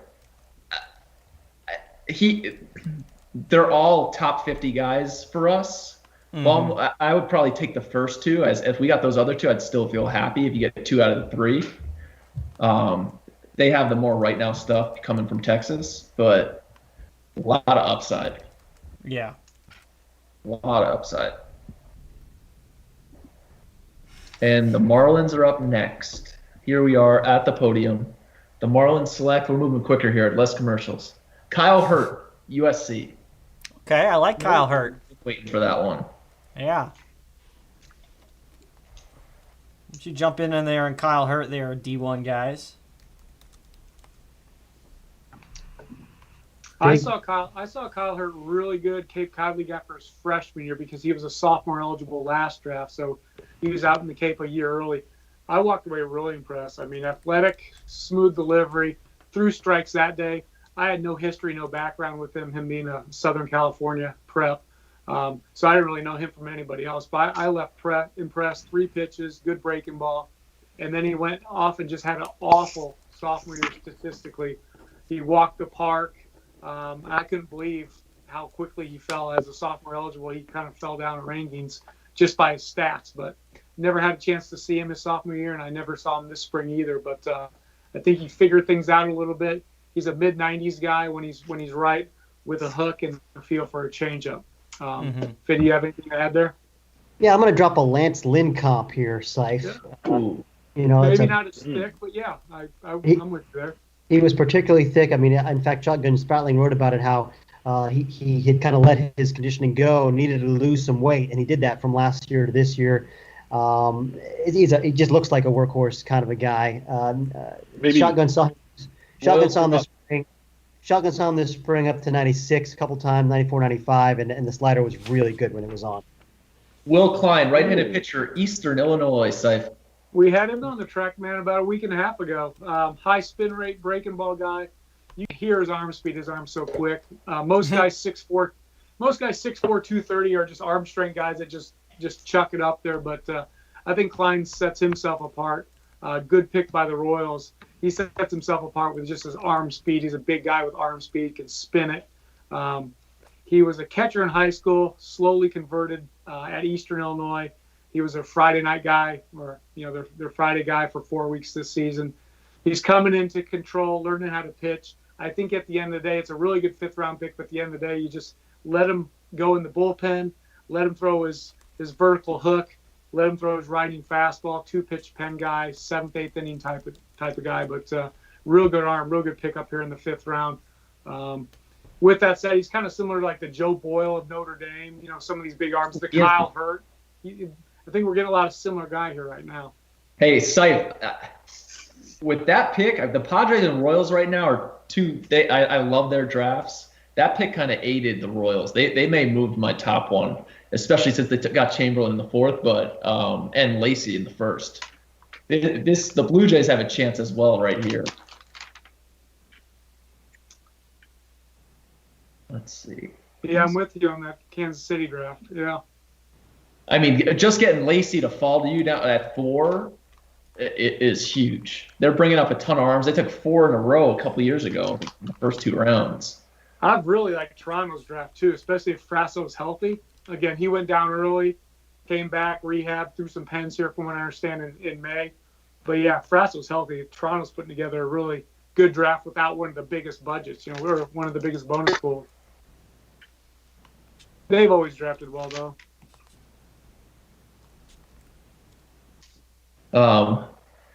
Thank goodness for modern technology. My wife's definitely gonna kill me, but I was able to order pizza and ice cream from right here. Oh, that's amazing. So, wow, our recaps are gonna be great with this. Which teams had the best? The high school guys going it, and both those guys, Carter Baumler and Colt Keith, those are top 2 round arms. And for them to go in the 5th round, where I was thinking all these guys are safe now, I'm starting to plan out which recruiting classes won this whole deal. It's definitely not over yet. Mm-hmm. So who else do we have coming here? Who has money left? Who do you guys think has money left? My accountant went home for the day. White Sox have anything to spend? Who else is still out there? Rody, can you flash the still available? Casey or Opitz is still there. I mean, Joe Boyle, we just talked about, he's still there. Mm-hmm. Obviously, the Florida Arms, which is we're getting close to having a full weekend back in Gainesville. Is that new stadium opening this coming year? They just broke ground recently, I think. Did they? I think, yeah. I think I saw some construction photos. So, I mean, probably not broke ground recently. They probably, well, I don't know. I mean, are Kendall and Aaron there? Like, I saw construction. Are they basically replacing the same footprint, or is it the new stadium going to be elsewhere for Florida? It is a new footprint down the street. Okay. Yeah, so that's that. So college guys, I'm saying, like Hayden Cantrell is not gone yet. No. Correct. I would think he has a probably a likely potential of going soon here. I would think Kevin Pareto or past that time. Georgia Tech's probably done a pretty good job of letting him know that they roll out a lot of first-round catchers out of Atlanta. So, all right, we got the Blue Jays finally back from commercial break.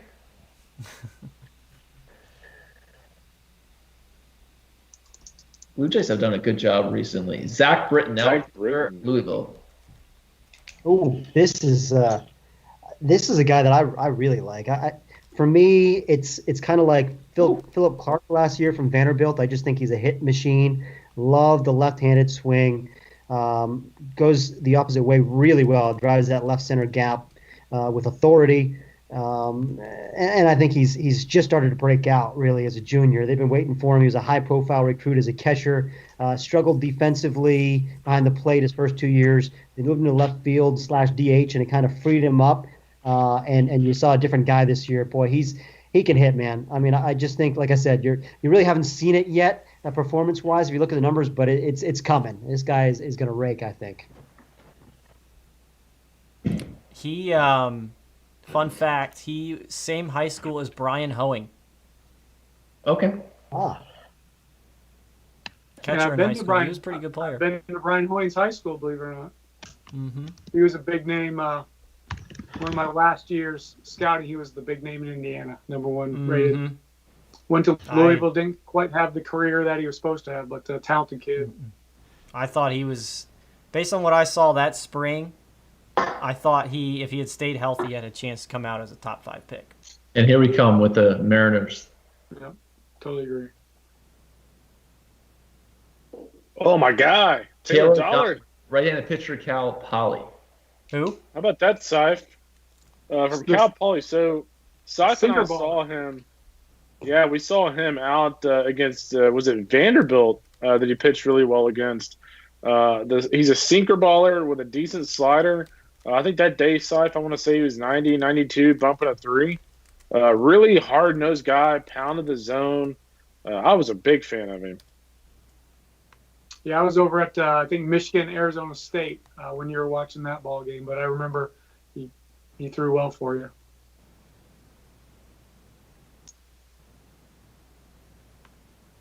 You guys, I'm going to drop a Rob Deere comp on Taylor Dollard. Just the flow, not the rest. That's A+ flow. Funny. All right, Pirates, let's see what you got. A lot of pitching coming off right now. After Gonzalez, they went 4 straight pitchers.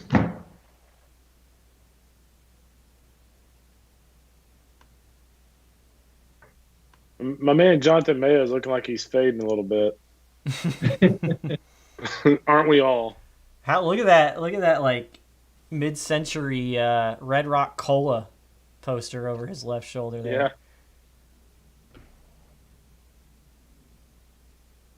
Mid-century might be generous. 5-cent cola. Pick is in Pirates. So up at the Mariners draft, the Mariners draft Emerson Hancock, Zach Deloach, Connor Phillips, Caden Polkovich, Tyler Keenan, and Taylor Dollard. And here we go, Pirates. What you got there, Fitzy? Something's cracking you up. Logan Hoffman, Northwestern State.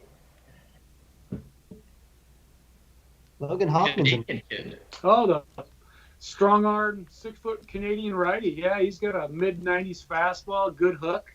Saw him in the Cape Cod League too. That kid is a bulldog, aggressive. That's kind of funny because somebody actually direct messaged me the other day asking me if I thought Logan Hoffman would go in the top 5 rounds, and I'm afraid to say I thought he was closer to the 10th and the 5th. So good for Logan Hoffman. He proved me wrong. And I actually talked to some sources at Northwestern State earlier today who thought that he would be headed back to school. So that's going to be a tough blow for them. He had not allowed a single earned run in 28 innings so far this year, by the way. Wow, that's impressive. Yeah, 28 innings. I'm looking at it right now. 38-5 strikeout to walk ratio. It's a good arm. He's aggressive. I mean, there's a lot to like with him. I just didn't think he'd go in the 5th round, but if he's signable, yeah. I mean, anything's possible. We all know that. He's kind of undersized, right? 5'10", if I'm not mistaken. But the arm, like you said, really works, and he's still, I think, young for the class. I think he's still 20. So interesting pick there. Padres. This is, I mean, going up against the Royals for me right now. This is top draft on the line with this pick. Don't sleep on the Tigers, Shooter. Any predictions here, Shooter? Colt Keith actually would have made sense. Left-handed high school hitter.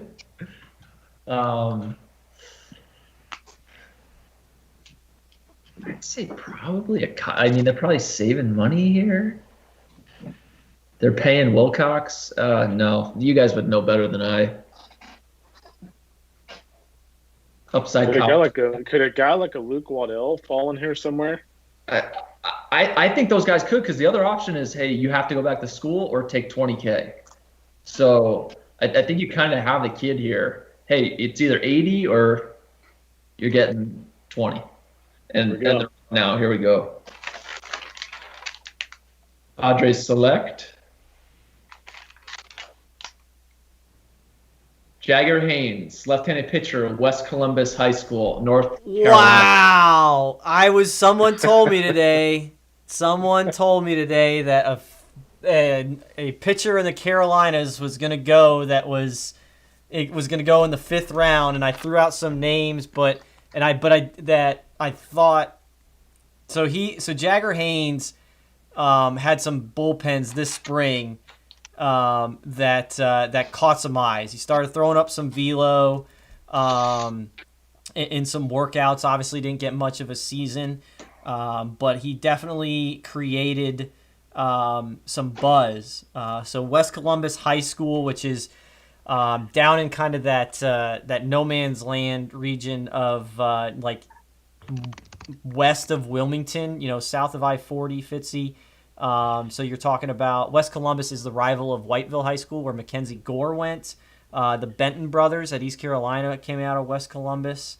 I am trying to pull up. We're going to commercial again? Gives Rody more time to pull up information on. Yeah, I'm trying to pull up Okay. because I know I talked to Brandon Hall a little bit about him. I'm sure I've got him in some text messages here. Let me see if I can dig it up.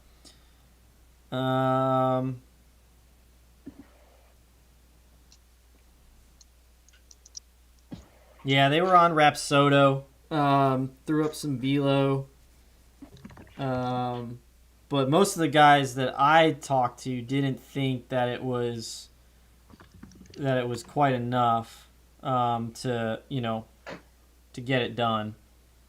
So, but I did hear that today that Carolina's pitcher was going to go, and I had a feeling it might be Jagger Haynes. So, good for Jagger Haynes. He is. Let me pull up his profile here.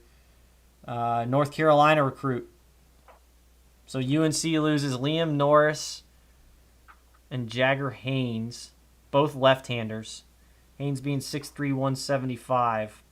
So Brandon Hall last summer, lean, high-waisted athlete, loose arm swing, the three-quarter slot, athletic delivery with easy effort. Works on line, good projection left. Curveball tunnels with the fastball early out of the hand, 2 to 8 tilt with late action. Lays the change off early, working to create fade, slows the hand some. You guys can obviously tell we got a stud in Brandon Hall working in North Carolina for us.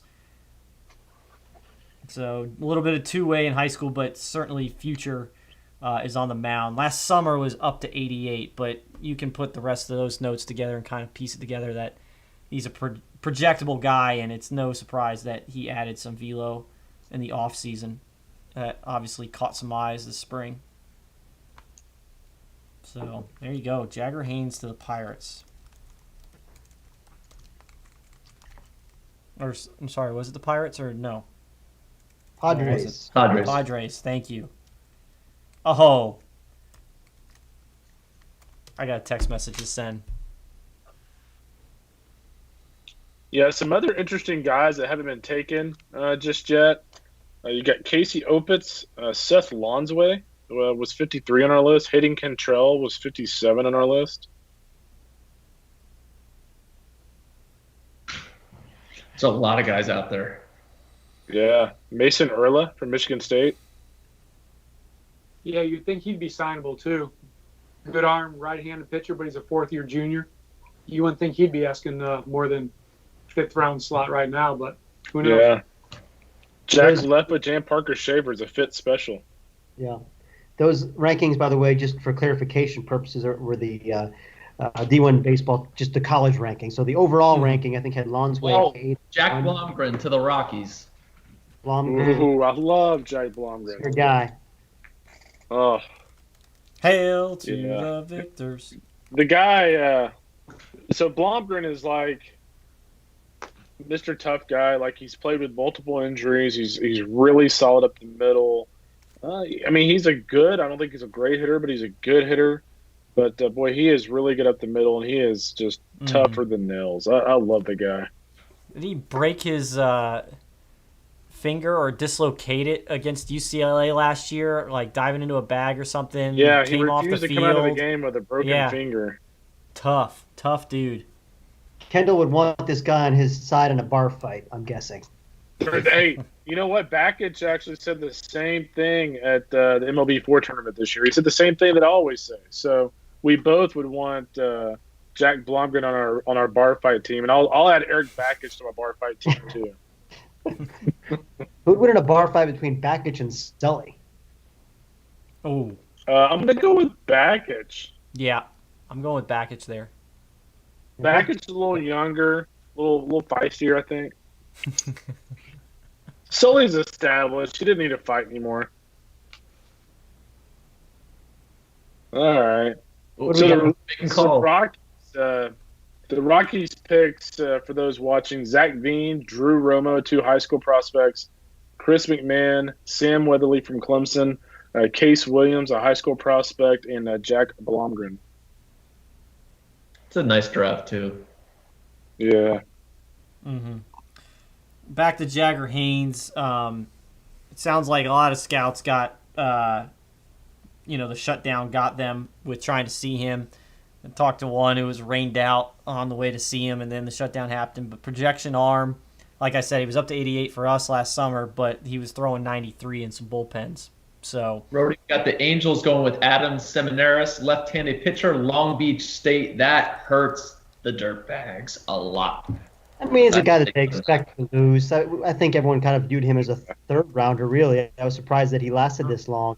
He had a great start to the season, and certainly a guy that had some helium on the West Coast. Really spins a breaking ball from the left side.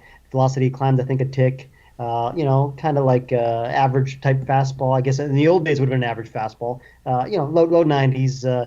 And feel for a changeup too. I mean, just a polished 3-pitch lefty. For me, he's kind of like Logan Allen. okay. Real pitcher. I'm not- It's interesting. We were talking about catchers earlier, guys. And I mentioned Casey Opitz. Michael Rothenberg from Duke, who Fit and Seif both prefer over Opitz, still has not been taken. So 2 really talented college catchers still on the board here. Mhm. That. Go ahead, Seif. You're going to chime in on Seminaris. I wouldn't take. He's not with Logan Allen for me, but I do like Seminaris. I mean, if you're talking like Levi Prater's going, some of the other pitchable lefties, Seminaris should have went well before the 5th. Great pick, the 141st guy overall by the Angels. Eric Valenzuela comped to Randy Wolf when I spoke with him this year. Okay. I think my Logan Allen comp was Randy Wolf on the tail of the tape when he went against Detmer. So yeah, okay.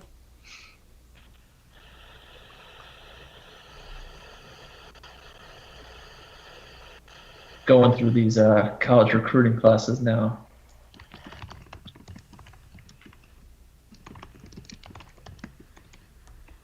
Chicago White Sox. Your pick is in 142. Here we What you go. got, Southsiders. The White Sox select Bailey Horn, left-handed pitcher. Auburn. Okay. He's intriguing. I think Aaron saw him in the fall, right? I'm sorry, who is it? Bailey Horn. Bailey Auburn. Horn from yeah. Auburn. Yeah, I love this guy. This is a pick to click for me. I believe he was coming off Tommy John surgery last year, if I'm not mistaken. So it took him a little time to find his rhythm. But it's a strong-bodied guy. Really, I think it's athletic too. Delivery works. I've seen him up to 93 or 4 from the left side with an out-pitch breaking ball. I'm on this one, and I think it's one of those guys that was just taking off and just didn't have a chance to really showcase himself. But I think he could have pitched himself up a few rounds more than this if there had been a full season. Yeah, that's a great point.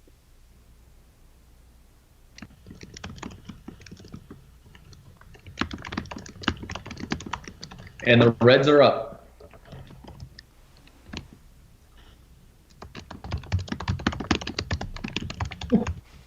Joe Boyle, Notre Dame.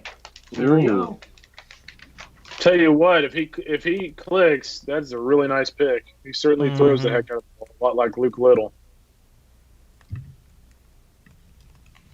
I just wonder if he can keep that delivery together for more than. I mean, you're getting him for 1 inning at a time. And at the All-Star game in the Cape, it was a really good 1 inning. But he throws more than 15, 17 pitches somewhere in there. It just kind of falls apart. He loses his direction, throws across his body, just gets out of sync. But when he's right, I mean, it's 100, and it's an above-average to plus slider. But he just has not had much success at all at Notre Dame through limited innings all 2.5 years. His time of his life was probably in the Northwoods when we saw him, KR, and then the last summer in the Cape. He's always thrown well. He's throwing better in the summer than at school, so you can't go wrong with the guy that throws 100 miles per hour though in the 5th round. And I know when he went to school, he took himself out of the draft, right? 3 years ago, Rhodes. Yes. He He totally did. took He himself was a out. guy. Yeah, he actually.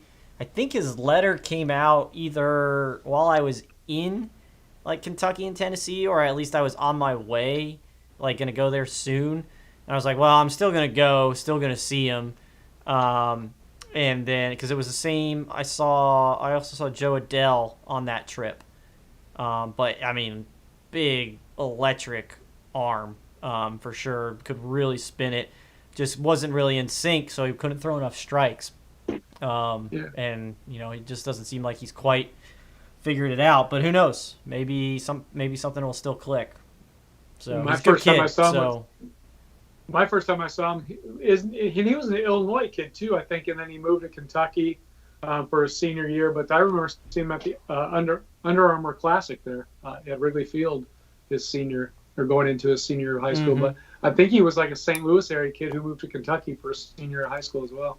possible. I want to say that we had him at the future game. So I wonder which team he was on. See if I can look him up here on the PrepBaseballReport.com database. I'd be surprised if I had a better memory than you, but I might be onto something here. I thought he was an Illinois kid. I know my backyard. Unlike He was McMinnville. on Team Missouri in the future games. Oh, but he's if he- O'Fallon, Missouri. Okay, Oh, well, O'Fallon High School is... there's one in each. Oh, is there one in each? Yeah, it was O'Fallon, Missouri. I'm familiar O'Fallon, with the one Vermont. that's Illinois side. Yeah, there's one each side. So he been a Missouri kid, O'Fallon, Missouri. Gotcha.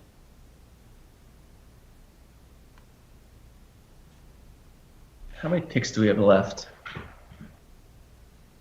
16. 20? 16? Oh, so there's still a good amount left. Yeah, so we still have room for about 5 more commercial breaks. Yeah, it's wild. But, like, I know we keep harping on it, but the Leftwich and Mace is, like, mind-blowing to me to get back to Gainesville. Yeah, Mace, by the way, has reached out to local media in Gainesville and said he is returning for another season. So that's a done deal. Wow. Nice rotation. Yeah, that makes our number 1 team for next year very easy. Is he probably the number one a guy who's going to be up for 1-1, Judd Fabian, right? You got Barco, Yeah, Mace, Leftwood. You know, I Christian love- Scott. Yeah. Don't forget about Nathan Fabian Higgins. over Kumar Rocker? Yeah, I mean, that I think- over arm, who knows? I mean, you got a lot of good. I mean, before we start adding all these guys that went undrafted, you got Rocker, Fabian, Leiter, Matt McClain. I mean, you got some pretty good players. Del gonna be a Castillo, really- Miami. Although I don't think he's 1-1, but it's a Hajar, as KR mentioned earlier. It's a pretty loaded class itself, and only It's can get going to better. be Jaden very, Hill. very Yeah, good. so here is Florida's pitching staff next year for all those watching. Tommy Mace, Jack Leftwich, Hunter Barker, Christian Scott, Brandon Sproat, Nick Pogue, Tyler Nesbitt, David Lithgy, Ben Specht, Garrett Milchin, and then you have Timmy Manning, LeBaron Johnson, Jackson Neza, Chase Cantala, and Blake Purnell coming in. You might want to check That's the pretty portal. good. You might want to check the portal on Friday, tomorrow morning, KR. Yeah, Garrett Milchin looks like a guy that could be in the portal. It's unlimited. Ryan unlimited Murphy rosters, to the but Giants. limited innings. Who? So, Ryan Murphy to the Giants from Lemoyne College in Lemoyne, up in New York. From Wappingers Falls, New York. Do not know anything about him. No, I'm punting on that one too. That's Oy. let's see Ryan- let's see what HQ says here. Is that an Anthony Walters type of pick? Sounds like it. The Dolphins have been churning out talent for a long time. Used to be the class of the MAC until they were forced to drop to the 2. But it's been a while since I've seen a Lemoyne guy called in the top 5 rounds, so that's pretty cool. We've got him in here. He was ranked 38th in the state as a high school senior. Yeah. Don't have anything among So I'm college. disappointed you didn't have him ranked. Yeah.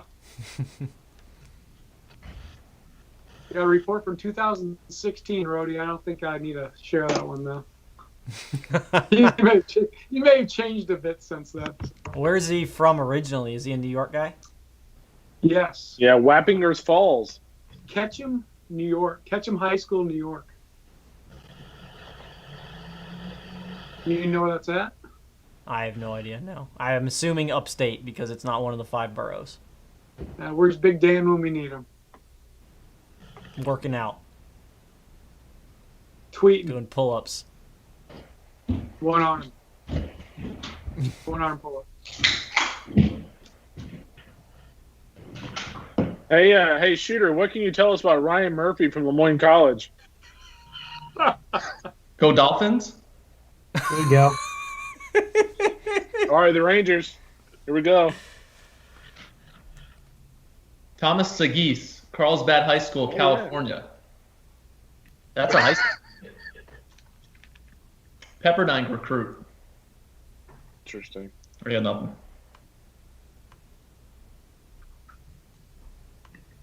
Hold up. Come on, Rudy. What can you tell me about Stop Thomas it. Sagis? Stop it. Hey, don't worry. We just had a Lemoyne College guy taken. We had no idea who he was. So. Yeah, I Really got it. not He's a coming deep here. draft. Oh, yeah, I knew. Okay, yeah. He was at the pro case. Where's his pro case report? Let's go. I don't have my pro case notes in front of me.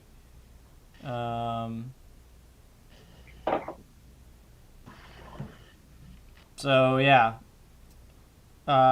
Strong hit tool, ability to stay at shortstop. Obviously well known because guys pitched around him. Let's see. Throwback style I'll say this player, about the- soft hands, average runner, solid base running skills, overall athleticism and lateral quickness. I think we had him running like a 7-1 last summer, so probably moves off a shortstop actually, second base, third base type.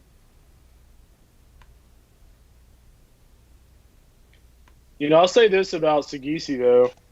The Rangers might be onto something here because those Pepperdine guys, Rick Hertensteiner, they do a really good job on evaluations. Mm-hmm. Phillies, Baron Lots of Radcliffe, outfielder, Georgia Tech. Okay. Wow. Can't believe that Aaron's not here to talk about a little Baron Radcliffe. I mean, you want to talk about strong, raw power, 70 raw power to pull side. Has struggled with swing and miss his whole career. But if you want to take a flyer here in the 5th round, which is the perfect spot to do it, Baron Radcliffe can be your guy because there's something real there. There's real power. It's just not some guy just to save money. They did it for a reason. That's a pretty solid pick in the 5th round there, Fitty. Baron Radcliffe. Yeah, and he looks like a linebacker. And you watch him run first to 30. He runs like a free safety. He's like a Ronnie Lott out there, man. He's just he's a physical specimen. And you're right. He can put a hurt on the ball when he makes contact. That's a nice upside play here in the 5th round.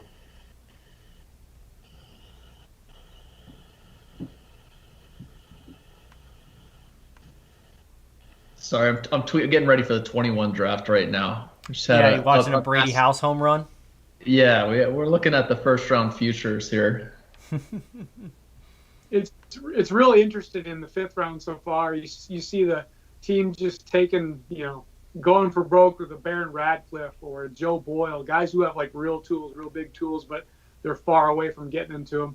And then you take other teams like and we like these guys like Adam Seminaris. He is who he is.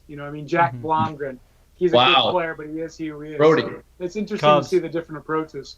Cone Yeah. Moreno, another UNC kid. No, East Carolina. East Carolina. Oh, East Carolina. Okay. Yeah, but he's a Carolina kid. He's right down the street from me, Panther Creek High School. But Cohen Moreno, interesting. Okay.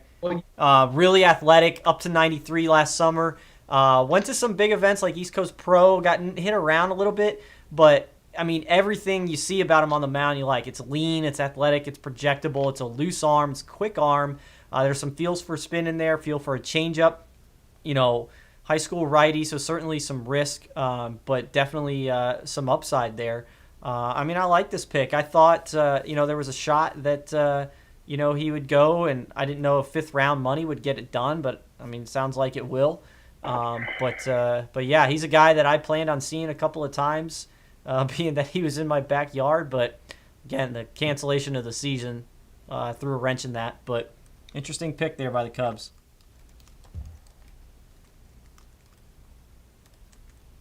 A lot of faith put in those Carolina scouts. They do a good job, and I feel like each They do. year It's a it strong comes out of the crowd. Carolinas that you're going to get some guys because I think a lot of the teams trust those guys, trust the scouts, and they trust all of them. But like the Carolinas, there's all these guys coming out of there, and just talking with those guys the few times I have, they really do a good job.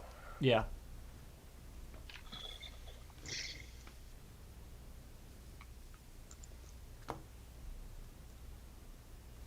So that was the Cubs, which means the Red Sox are next. We're past the halfway point of the final round.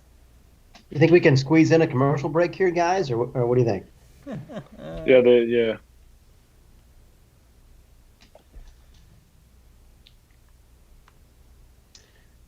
All right. Past the halfway point of the 5th round, give me some predictions right now. 5 guys who are going to get drafted. Rody, go. Five guys that are going to get drafted? Going to get drafted among the last, 12 picks. That's a tough assignment, Rody. But you know what? I'll play your game. I'm going to go... Oh, well, he's already gone, so I need to refresh my board here.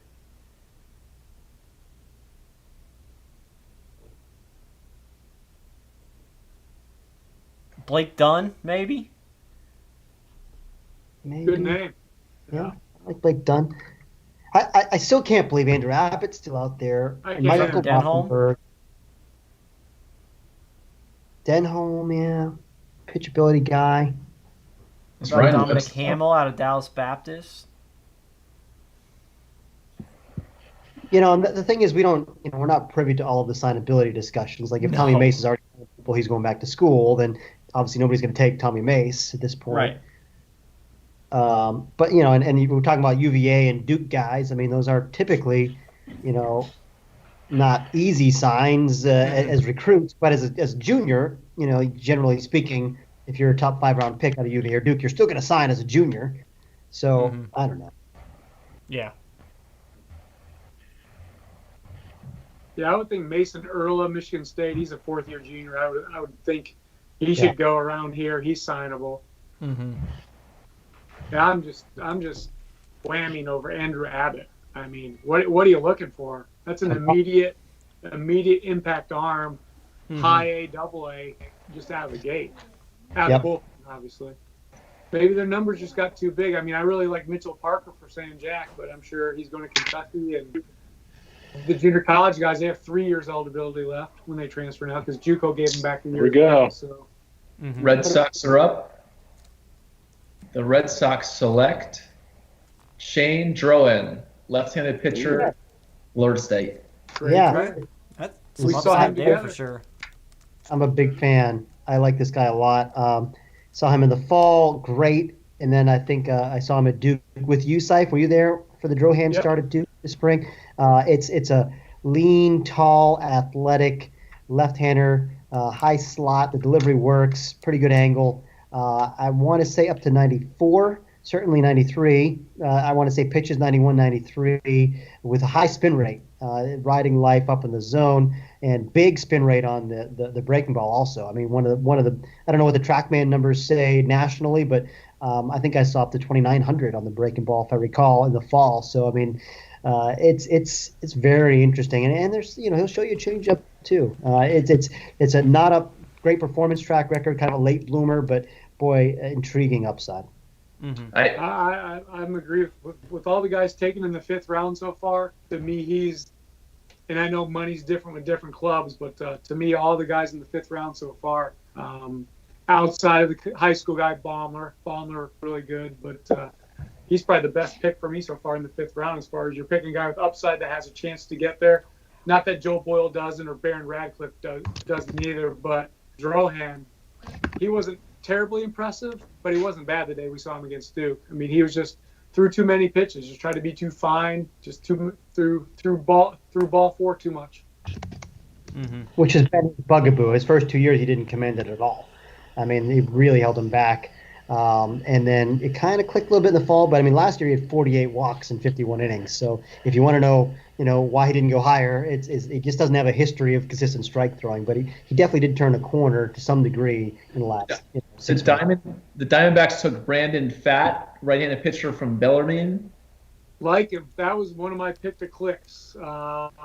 He's Bellarmine Division II. We first saw him in the Northwoods League 2 summers ago. Was impressive there, and then we saw him last summer in the Cape Cod League. Right now, fastball low will touch the mid 90s. Changeup is probably his best off-speed pitch. But the night we saw him in the Cape for a few innings, he came into relief, and he showed an above-average breaking ball too. I really like Brandon Pfaadt. Physical kid, athletic, hardworking kid. I'm going to eat my words on Drohan. I like Pfaadt better than Drohan. So even though our rankings don't have it there, Pfaadt was more impressive for me in the Cape, certainly. Great pick. Saif, I was there with you. I think it was at Falmouth when Pfaadt just was dealing, and I was like, "Who is this guy?" It was really impressive. Just thick as a guy that, again, tough angle. He commanded it pretty well. Really, I'm with you on this one. I liked him a lot.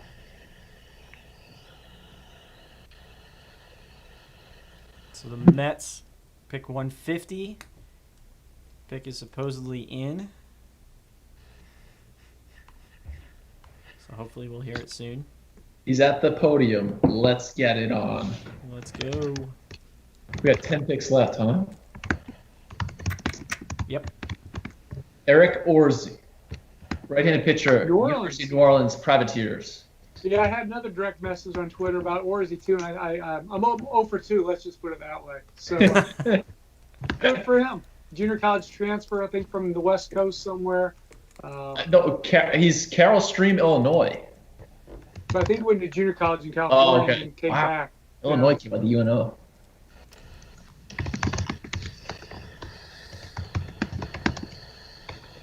Who's going to school here? Good players. Like, Arkansas is going to have like 8 catchers. Yeah, Orsi. Orsi went to a Northwest Florida State junior college. So looking ahead to your to the impact freshman list, I mean, we're talking about Carson Montgomery, Florida State; Cam Brown, TCU; Tanner Witt, Texas; Caden Wallace, Arkansas, right? Shooter. Caden Yes. Wallace? Yeah. Yes. Cole Foster, that's TCU, right? Blake No, Shapen. Auburn. Cole Auburn, Foster's sorry. Auburn. Sorry, that's right. Cole Foster, Auburn. Blake Shapen. Baylor. Baylor, because football guy too, right? Mm-hmm. Another football guy, Cade Horton, Oklahoma. So Drew Bowser, Stanford. Here we go, Rody. We got Brewers select Hayden Cantrell, shortstop, Louisiana. There you go. University of Louisiana.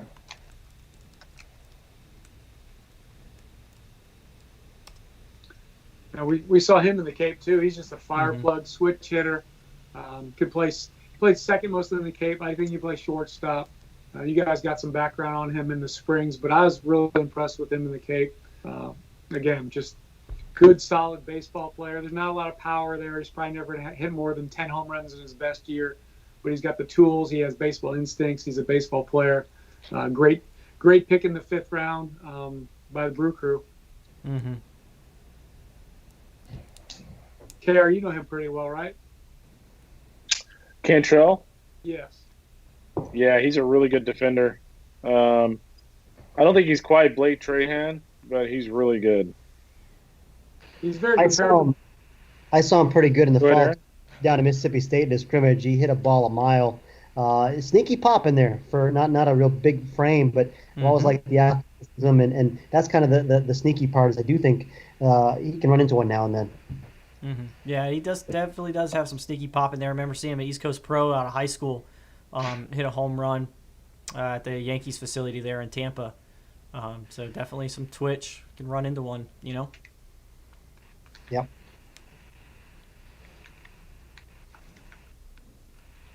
So Cardinals at 152. using up their allotment, it looks like, as we're ticking toward 30 seconds. Now, Syfe, right now, are area guys just fighting right now to get these guys at the end?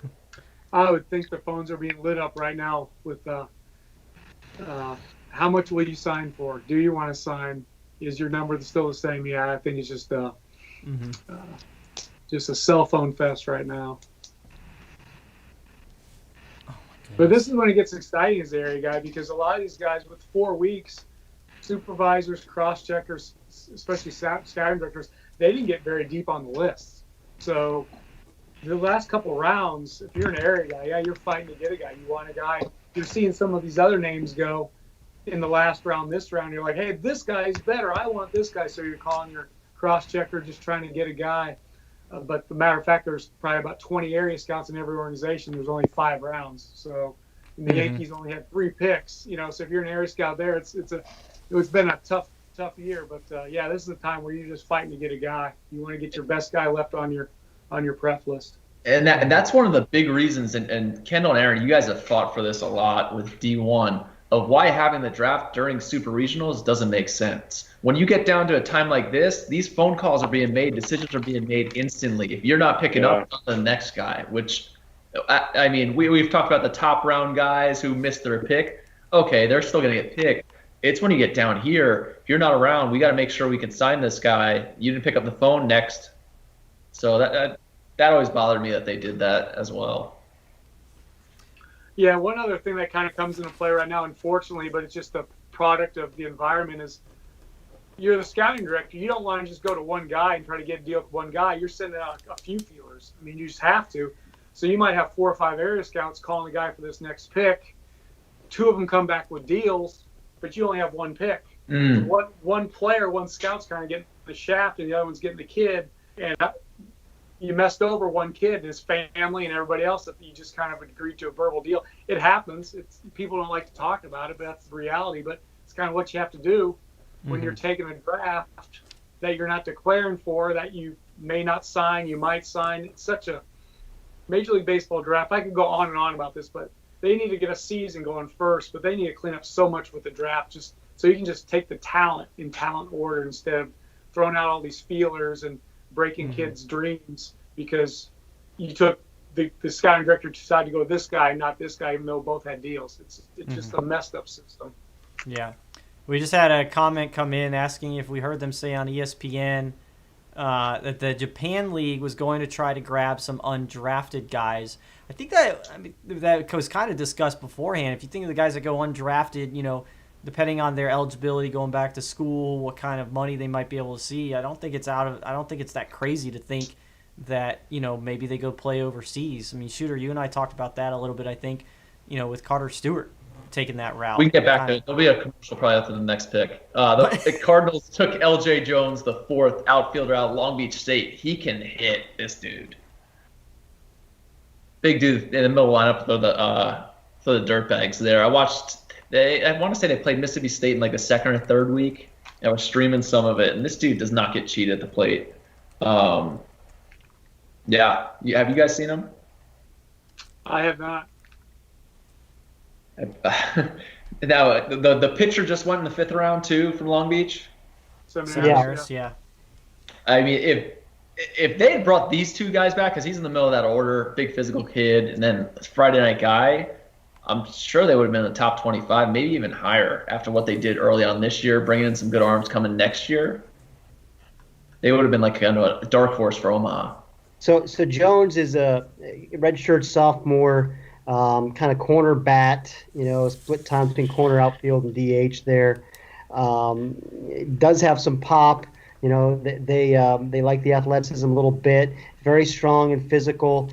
It's just, you know, I think the power is the carrying tool. But I'm a little surprised by this one. You know, so I guess it's a money saver. But it's an interesting pick there.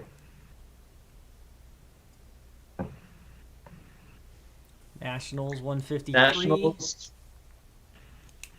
Mitchell Parker. There you go. Like him. Go for it, Syfe. He can really spin it, yeah? Yeah, he's the kind of the new wave of pitcher. He'll throw that 4-seamer up in the zone, and then he'll drop that 12-6 hook right underneath her bat. I think I saw him the day I saw him. He struck out like 13 in 7 innings over there in Florida. But walked away with a real good feeling. And this was a kid that didn't pitch much as a freshman, had control problems. If you watch his arm action, he's got a lot going on in back. So it doesn't always come out the same release point in front. But he did clean a lot of it up through hard work, I guess, over the winter and the fall. And he came out and he was just gangbusters for the first 5-6 weeks of Sam Jack season. But I mean, yeah, that's a really good pick. He's committed to go to Kentucky, but it doesn't look like that might be happening now. But a very impressive lefty. What you got, Shooter? What are you reacting to over there? It's just like Kentucky losing a guy that late that they potentially could have got. Yeah. But also Cleveland's up. So what other UCLA and Texas recruits do we have that they can take? Kevin Parada. Tanner Witt. All right, here it is. Mason Hickman. Mason Hickman, Vanderbilt. Good draft. Take him off my list of undrafted top 100 guys.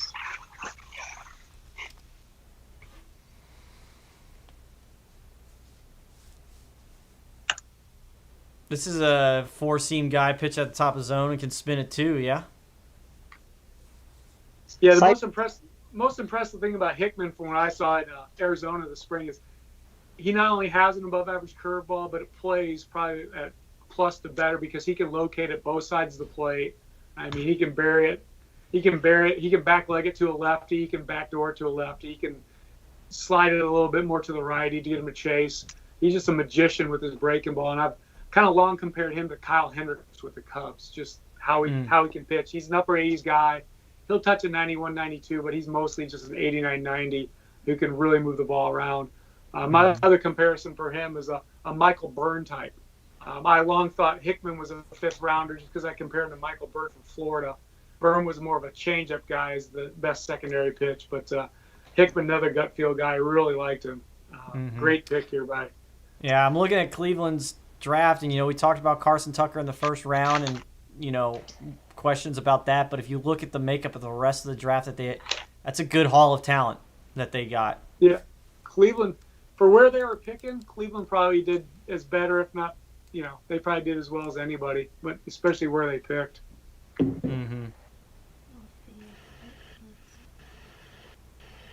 All right, Tampa's up.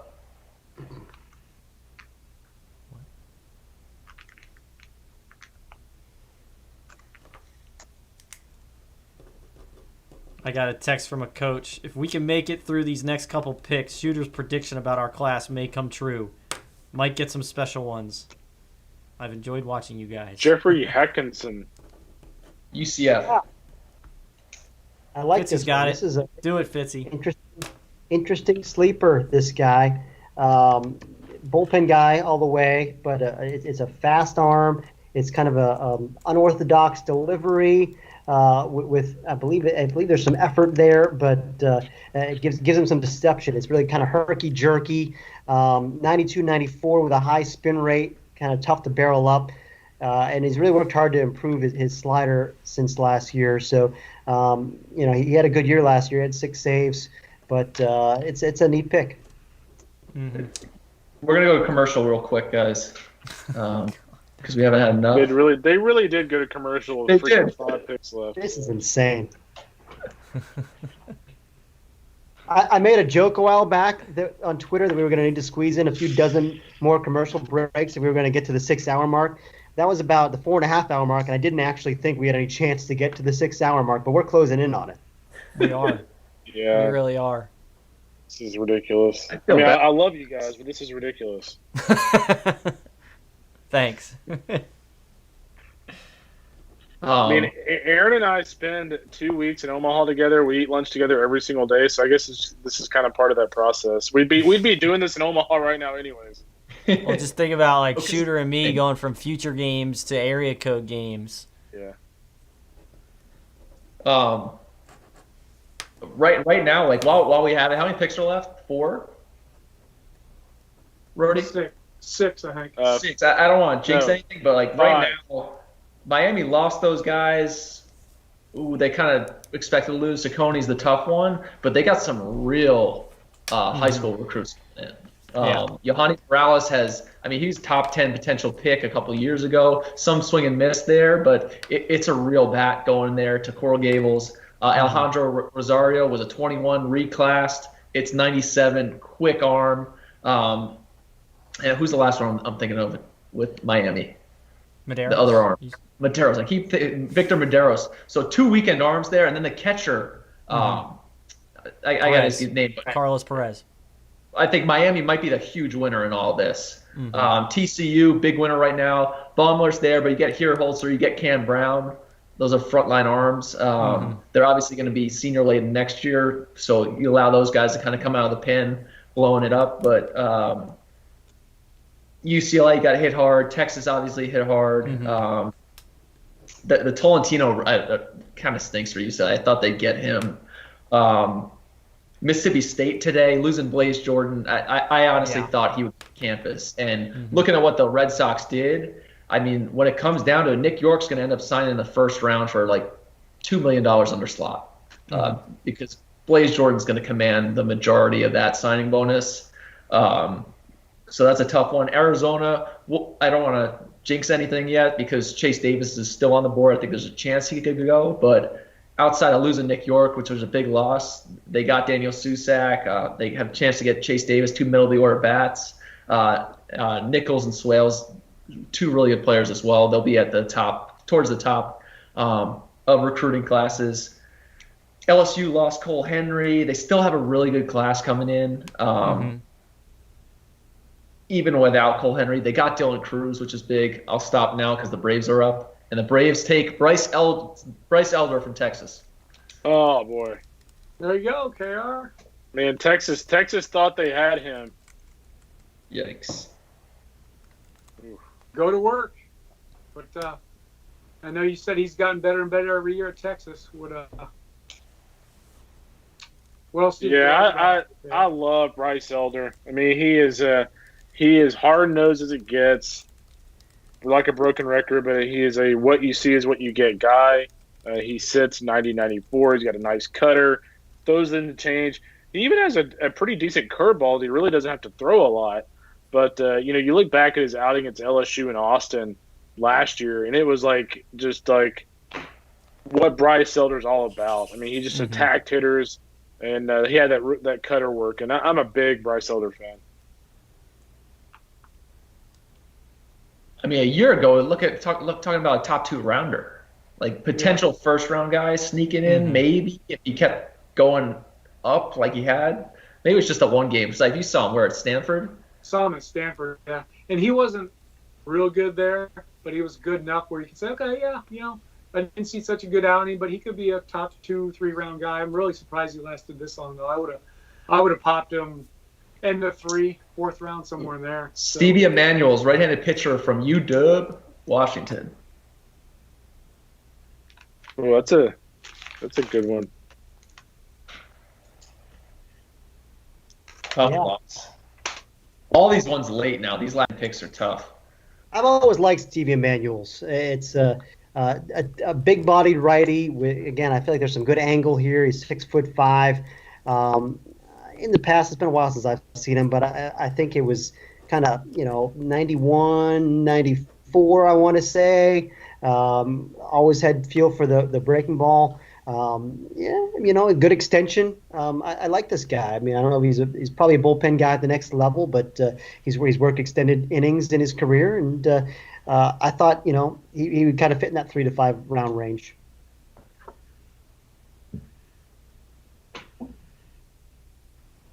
So if you saw him, didn't you, in March? I did not. Dan Jurek saw him for us at UW, and I'd been hearing about the big velocity from Emmanuel's in the fall, 95, some 96s or what have you. So DJ went out there and saw him for us this spring, and he was same kind of guy, 88, 92. That type of guy. But he walked away liking him, liked his ability to pitch, locate. But he belongs in this round. I mean, Twin select Kalai Rosario, outfielder from Hawaii, from high school. Wow. Wow. Okay. Shooter, we saw him in area code Hawaii. games. Yeah. Interesting. We have a Where's he director out committed, there in Hawaii Rosario? already? Hang on a second. I got too many questions coming at me, and I'm swapping ear sets. So, what do you guys want to know? Shooter, go ahead. Cal Baptist kid, only 17 at the draft. That's right. He was at area code as Rhodey switches over his headphones. More physical bat, right-handed hitter. Mm-hmm. Yeah, I mean, you nailed it there. I'm pulling up his profile right now. I mean, it was a brief look for me. Full medium frame with present strength, runs well for his size. He's like 6'1", 200. That, average times down the line. Quiet and balanced. High hands, heavy barrel to work upward through the zone. Finds it in games consistently. Raw power, like physical right-handed hitter. Dude just takes donkey hacks. Yeah, left field, first base, fit on defense. So Twins are going after that power. Yeah, I'm. Dodgers are up here. Wait, who just took Rosario? Twins. Okay. Twins. Dodgers take Gavin Stone from Central Arkansas, right-handed arm. That's You're another. one of the no hitters this spring, right? In college baseball. Yeah. Hey, by the way, Shooter, I'm curious of your take here. So, I did some digging on Bryce Elder. It sounds like the Braves are paying him several $100,000 over a slot. So who's getting undercutted here? Schuster? Strider? Maybe that's why Strider went a little higher than I think expected. Schuster's probably getting undercut a pretty good amount. Yeah. Maybe even like $1 million plus. Like, it's a 274 slot, so there's definitely potential they save significant money there.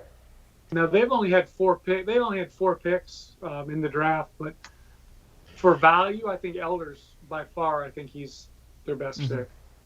Yeah. By the way, report we had on Gavin Stone from the fall from the coaches was 92, 95 up to 97. Good slider, change up, third best pitch, but athletic, quality makeup. So a guy that was really good last year and got off to a great start this year as well. So that's a neat performance pick. Also has a power arm, kind of like a Landon Knack kind of a profile, mid-major guy that flew under the radar a little bit, but has some real stuff. Yeah, he's an athletic 6-footer, 175. He'll sit 90-93 with his fastball top at 5, like you mentioned. 82-85 slider, low 80s changeup. Locates, competes, hardworking kid. Like I mentioned before, I think he threw one of the 27 no-hitters there were in the 4 weeks in Division I college baseball this spring. Yeah. Some crazy number. Mm-hmm. Did the Yankees go? I don't think the Yankees They have. didn't have a pick. They lost their. Oh, that's signing right. Garrett- Oh, okay. signing Garrett Yeah. Cole. Terrible. Yeah, They sorry. lost the fifth rounder. It would be so good if they went to commercial before the Astros picked here. That would just be a perfect ending. It says the pick's in. I know. Who's gonna be the last guy? Mr. Pick your pick, Irrelevant? Shooter. Is it still Mr. Irrelevant this year? No, I it's a fifth round. Opitz?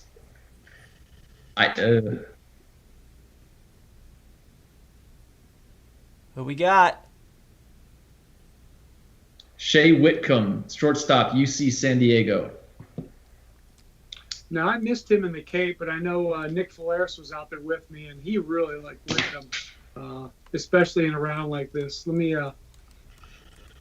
give us a little more than that, though.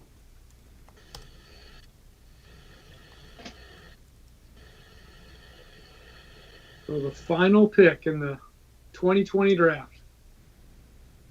Can you believe it? We made it. It's been a long day, but I can't believe it's already over. Just 5 rounds. Yeah. Shea That's Whitcomb So to give you guys a wrap here, I compiled the list of all of the top 100 college guys that did not, and this is just college only, that did not get drafted in the top 5 rounds. You got Tommy Mace, Kevin Abel, Carson Seymour, Seth Lonsway, Mason Erla, Leftwich, Parker Shavers, Michael Rothenberg, Andrew Abbott, Gavin Williams, Luke Waddell, Casey Opitz, Chris Lanzilli, Ryan Webb, Kel Imshoff, Blake Dunn, Braden Ward, and then Jackson Leith at Tennessee. We talked about him earlier. All those guys will likely be headed back to school for another year. Mm-hmm. Interesting. Yeah. If I'm any Very of them, I'm interesting. not signing for 20K. So No chance in hell. loaded. No. That's just, So- it's just mind-boggling. I know teams have different amounts of money, but those guys collectively, individually, are so much better than so many of those guys that got taken in the 4th and 5th round, 3rd round even. So Did you pull, Syph, were you pulling something up on Whitcomb? yeah, Whitcomb. He's a lunge hitter, but he's a 55 runner. Looks like the bat's kind of the question mark just from his approach, but he's got some strength. Good runner, capable defender on the dirt. Good base runner. Projects as a midday 2 target, but that's when we were riding it over the summer, and we thought there would be 3 days, obviously. So Okay. accurate report, but hit 303 in the Cape. Excellent. Well, guys, it's been a long night. I don't think we need to. We've done a lot of analysis tonight on each pick, so I don't think we need to really dive into things too deep right now. But as always, you can expect plenty of coverage on PrepBaseballReport.com as well as D1Baseball.com. But fellas, this was fun. I look forward to doing it again in the future. Heck yeah. Yeah. Great So- job, everybody. Excellent. Great work. Well, we appreciate everybody following along. Obviously, stay tuned, PrepBaseballReport.com and D1Baseball.com for continued coverage. And also, as we roll into the summer and start on 2021, no rest for the weary. But for Aaron Fitt, Kendall Rogers, Shooter Hunt, David Seifert, I'm Nathan Rohde. This was Draft HQ Live. And until next time,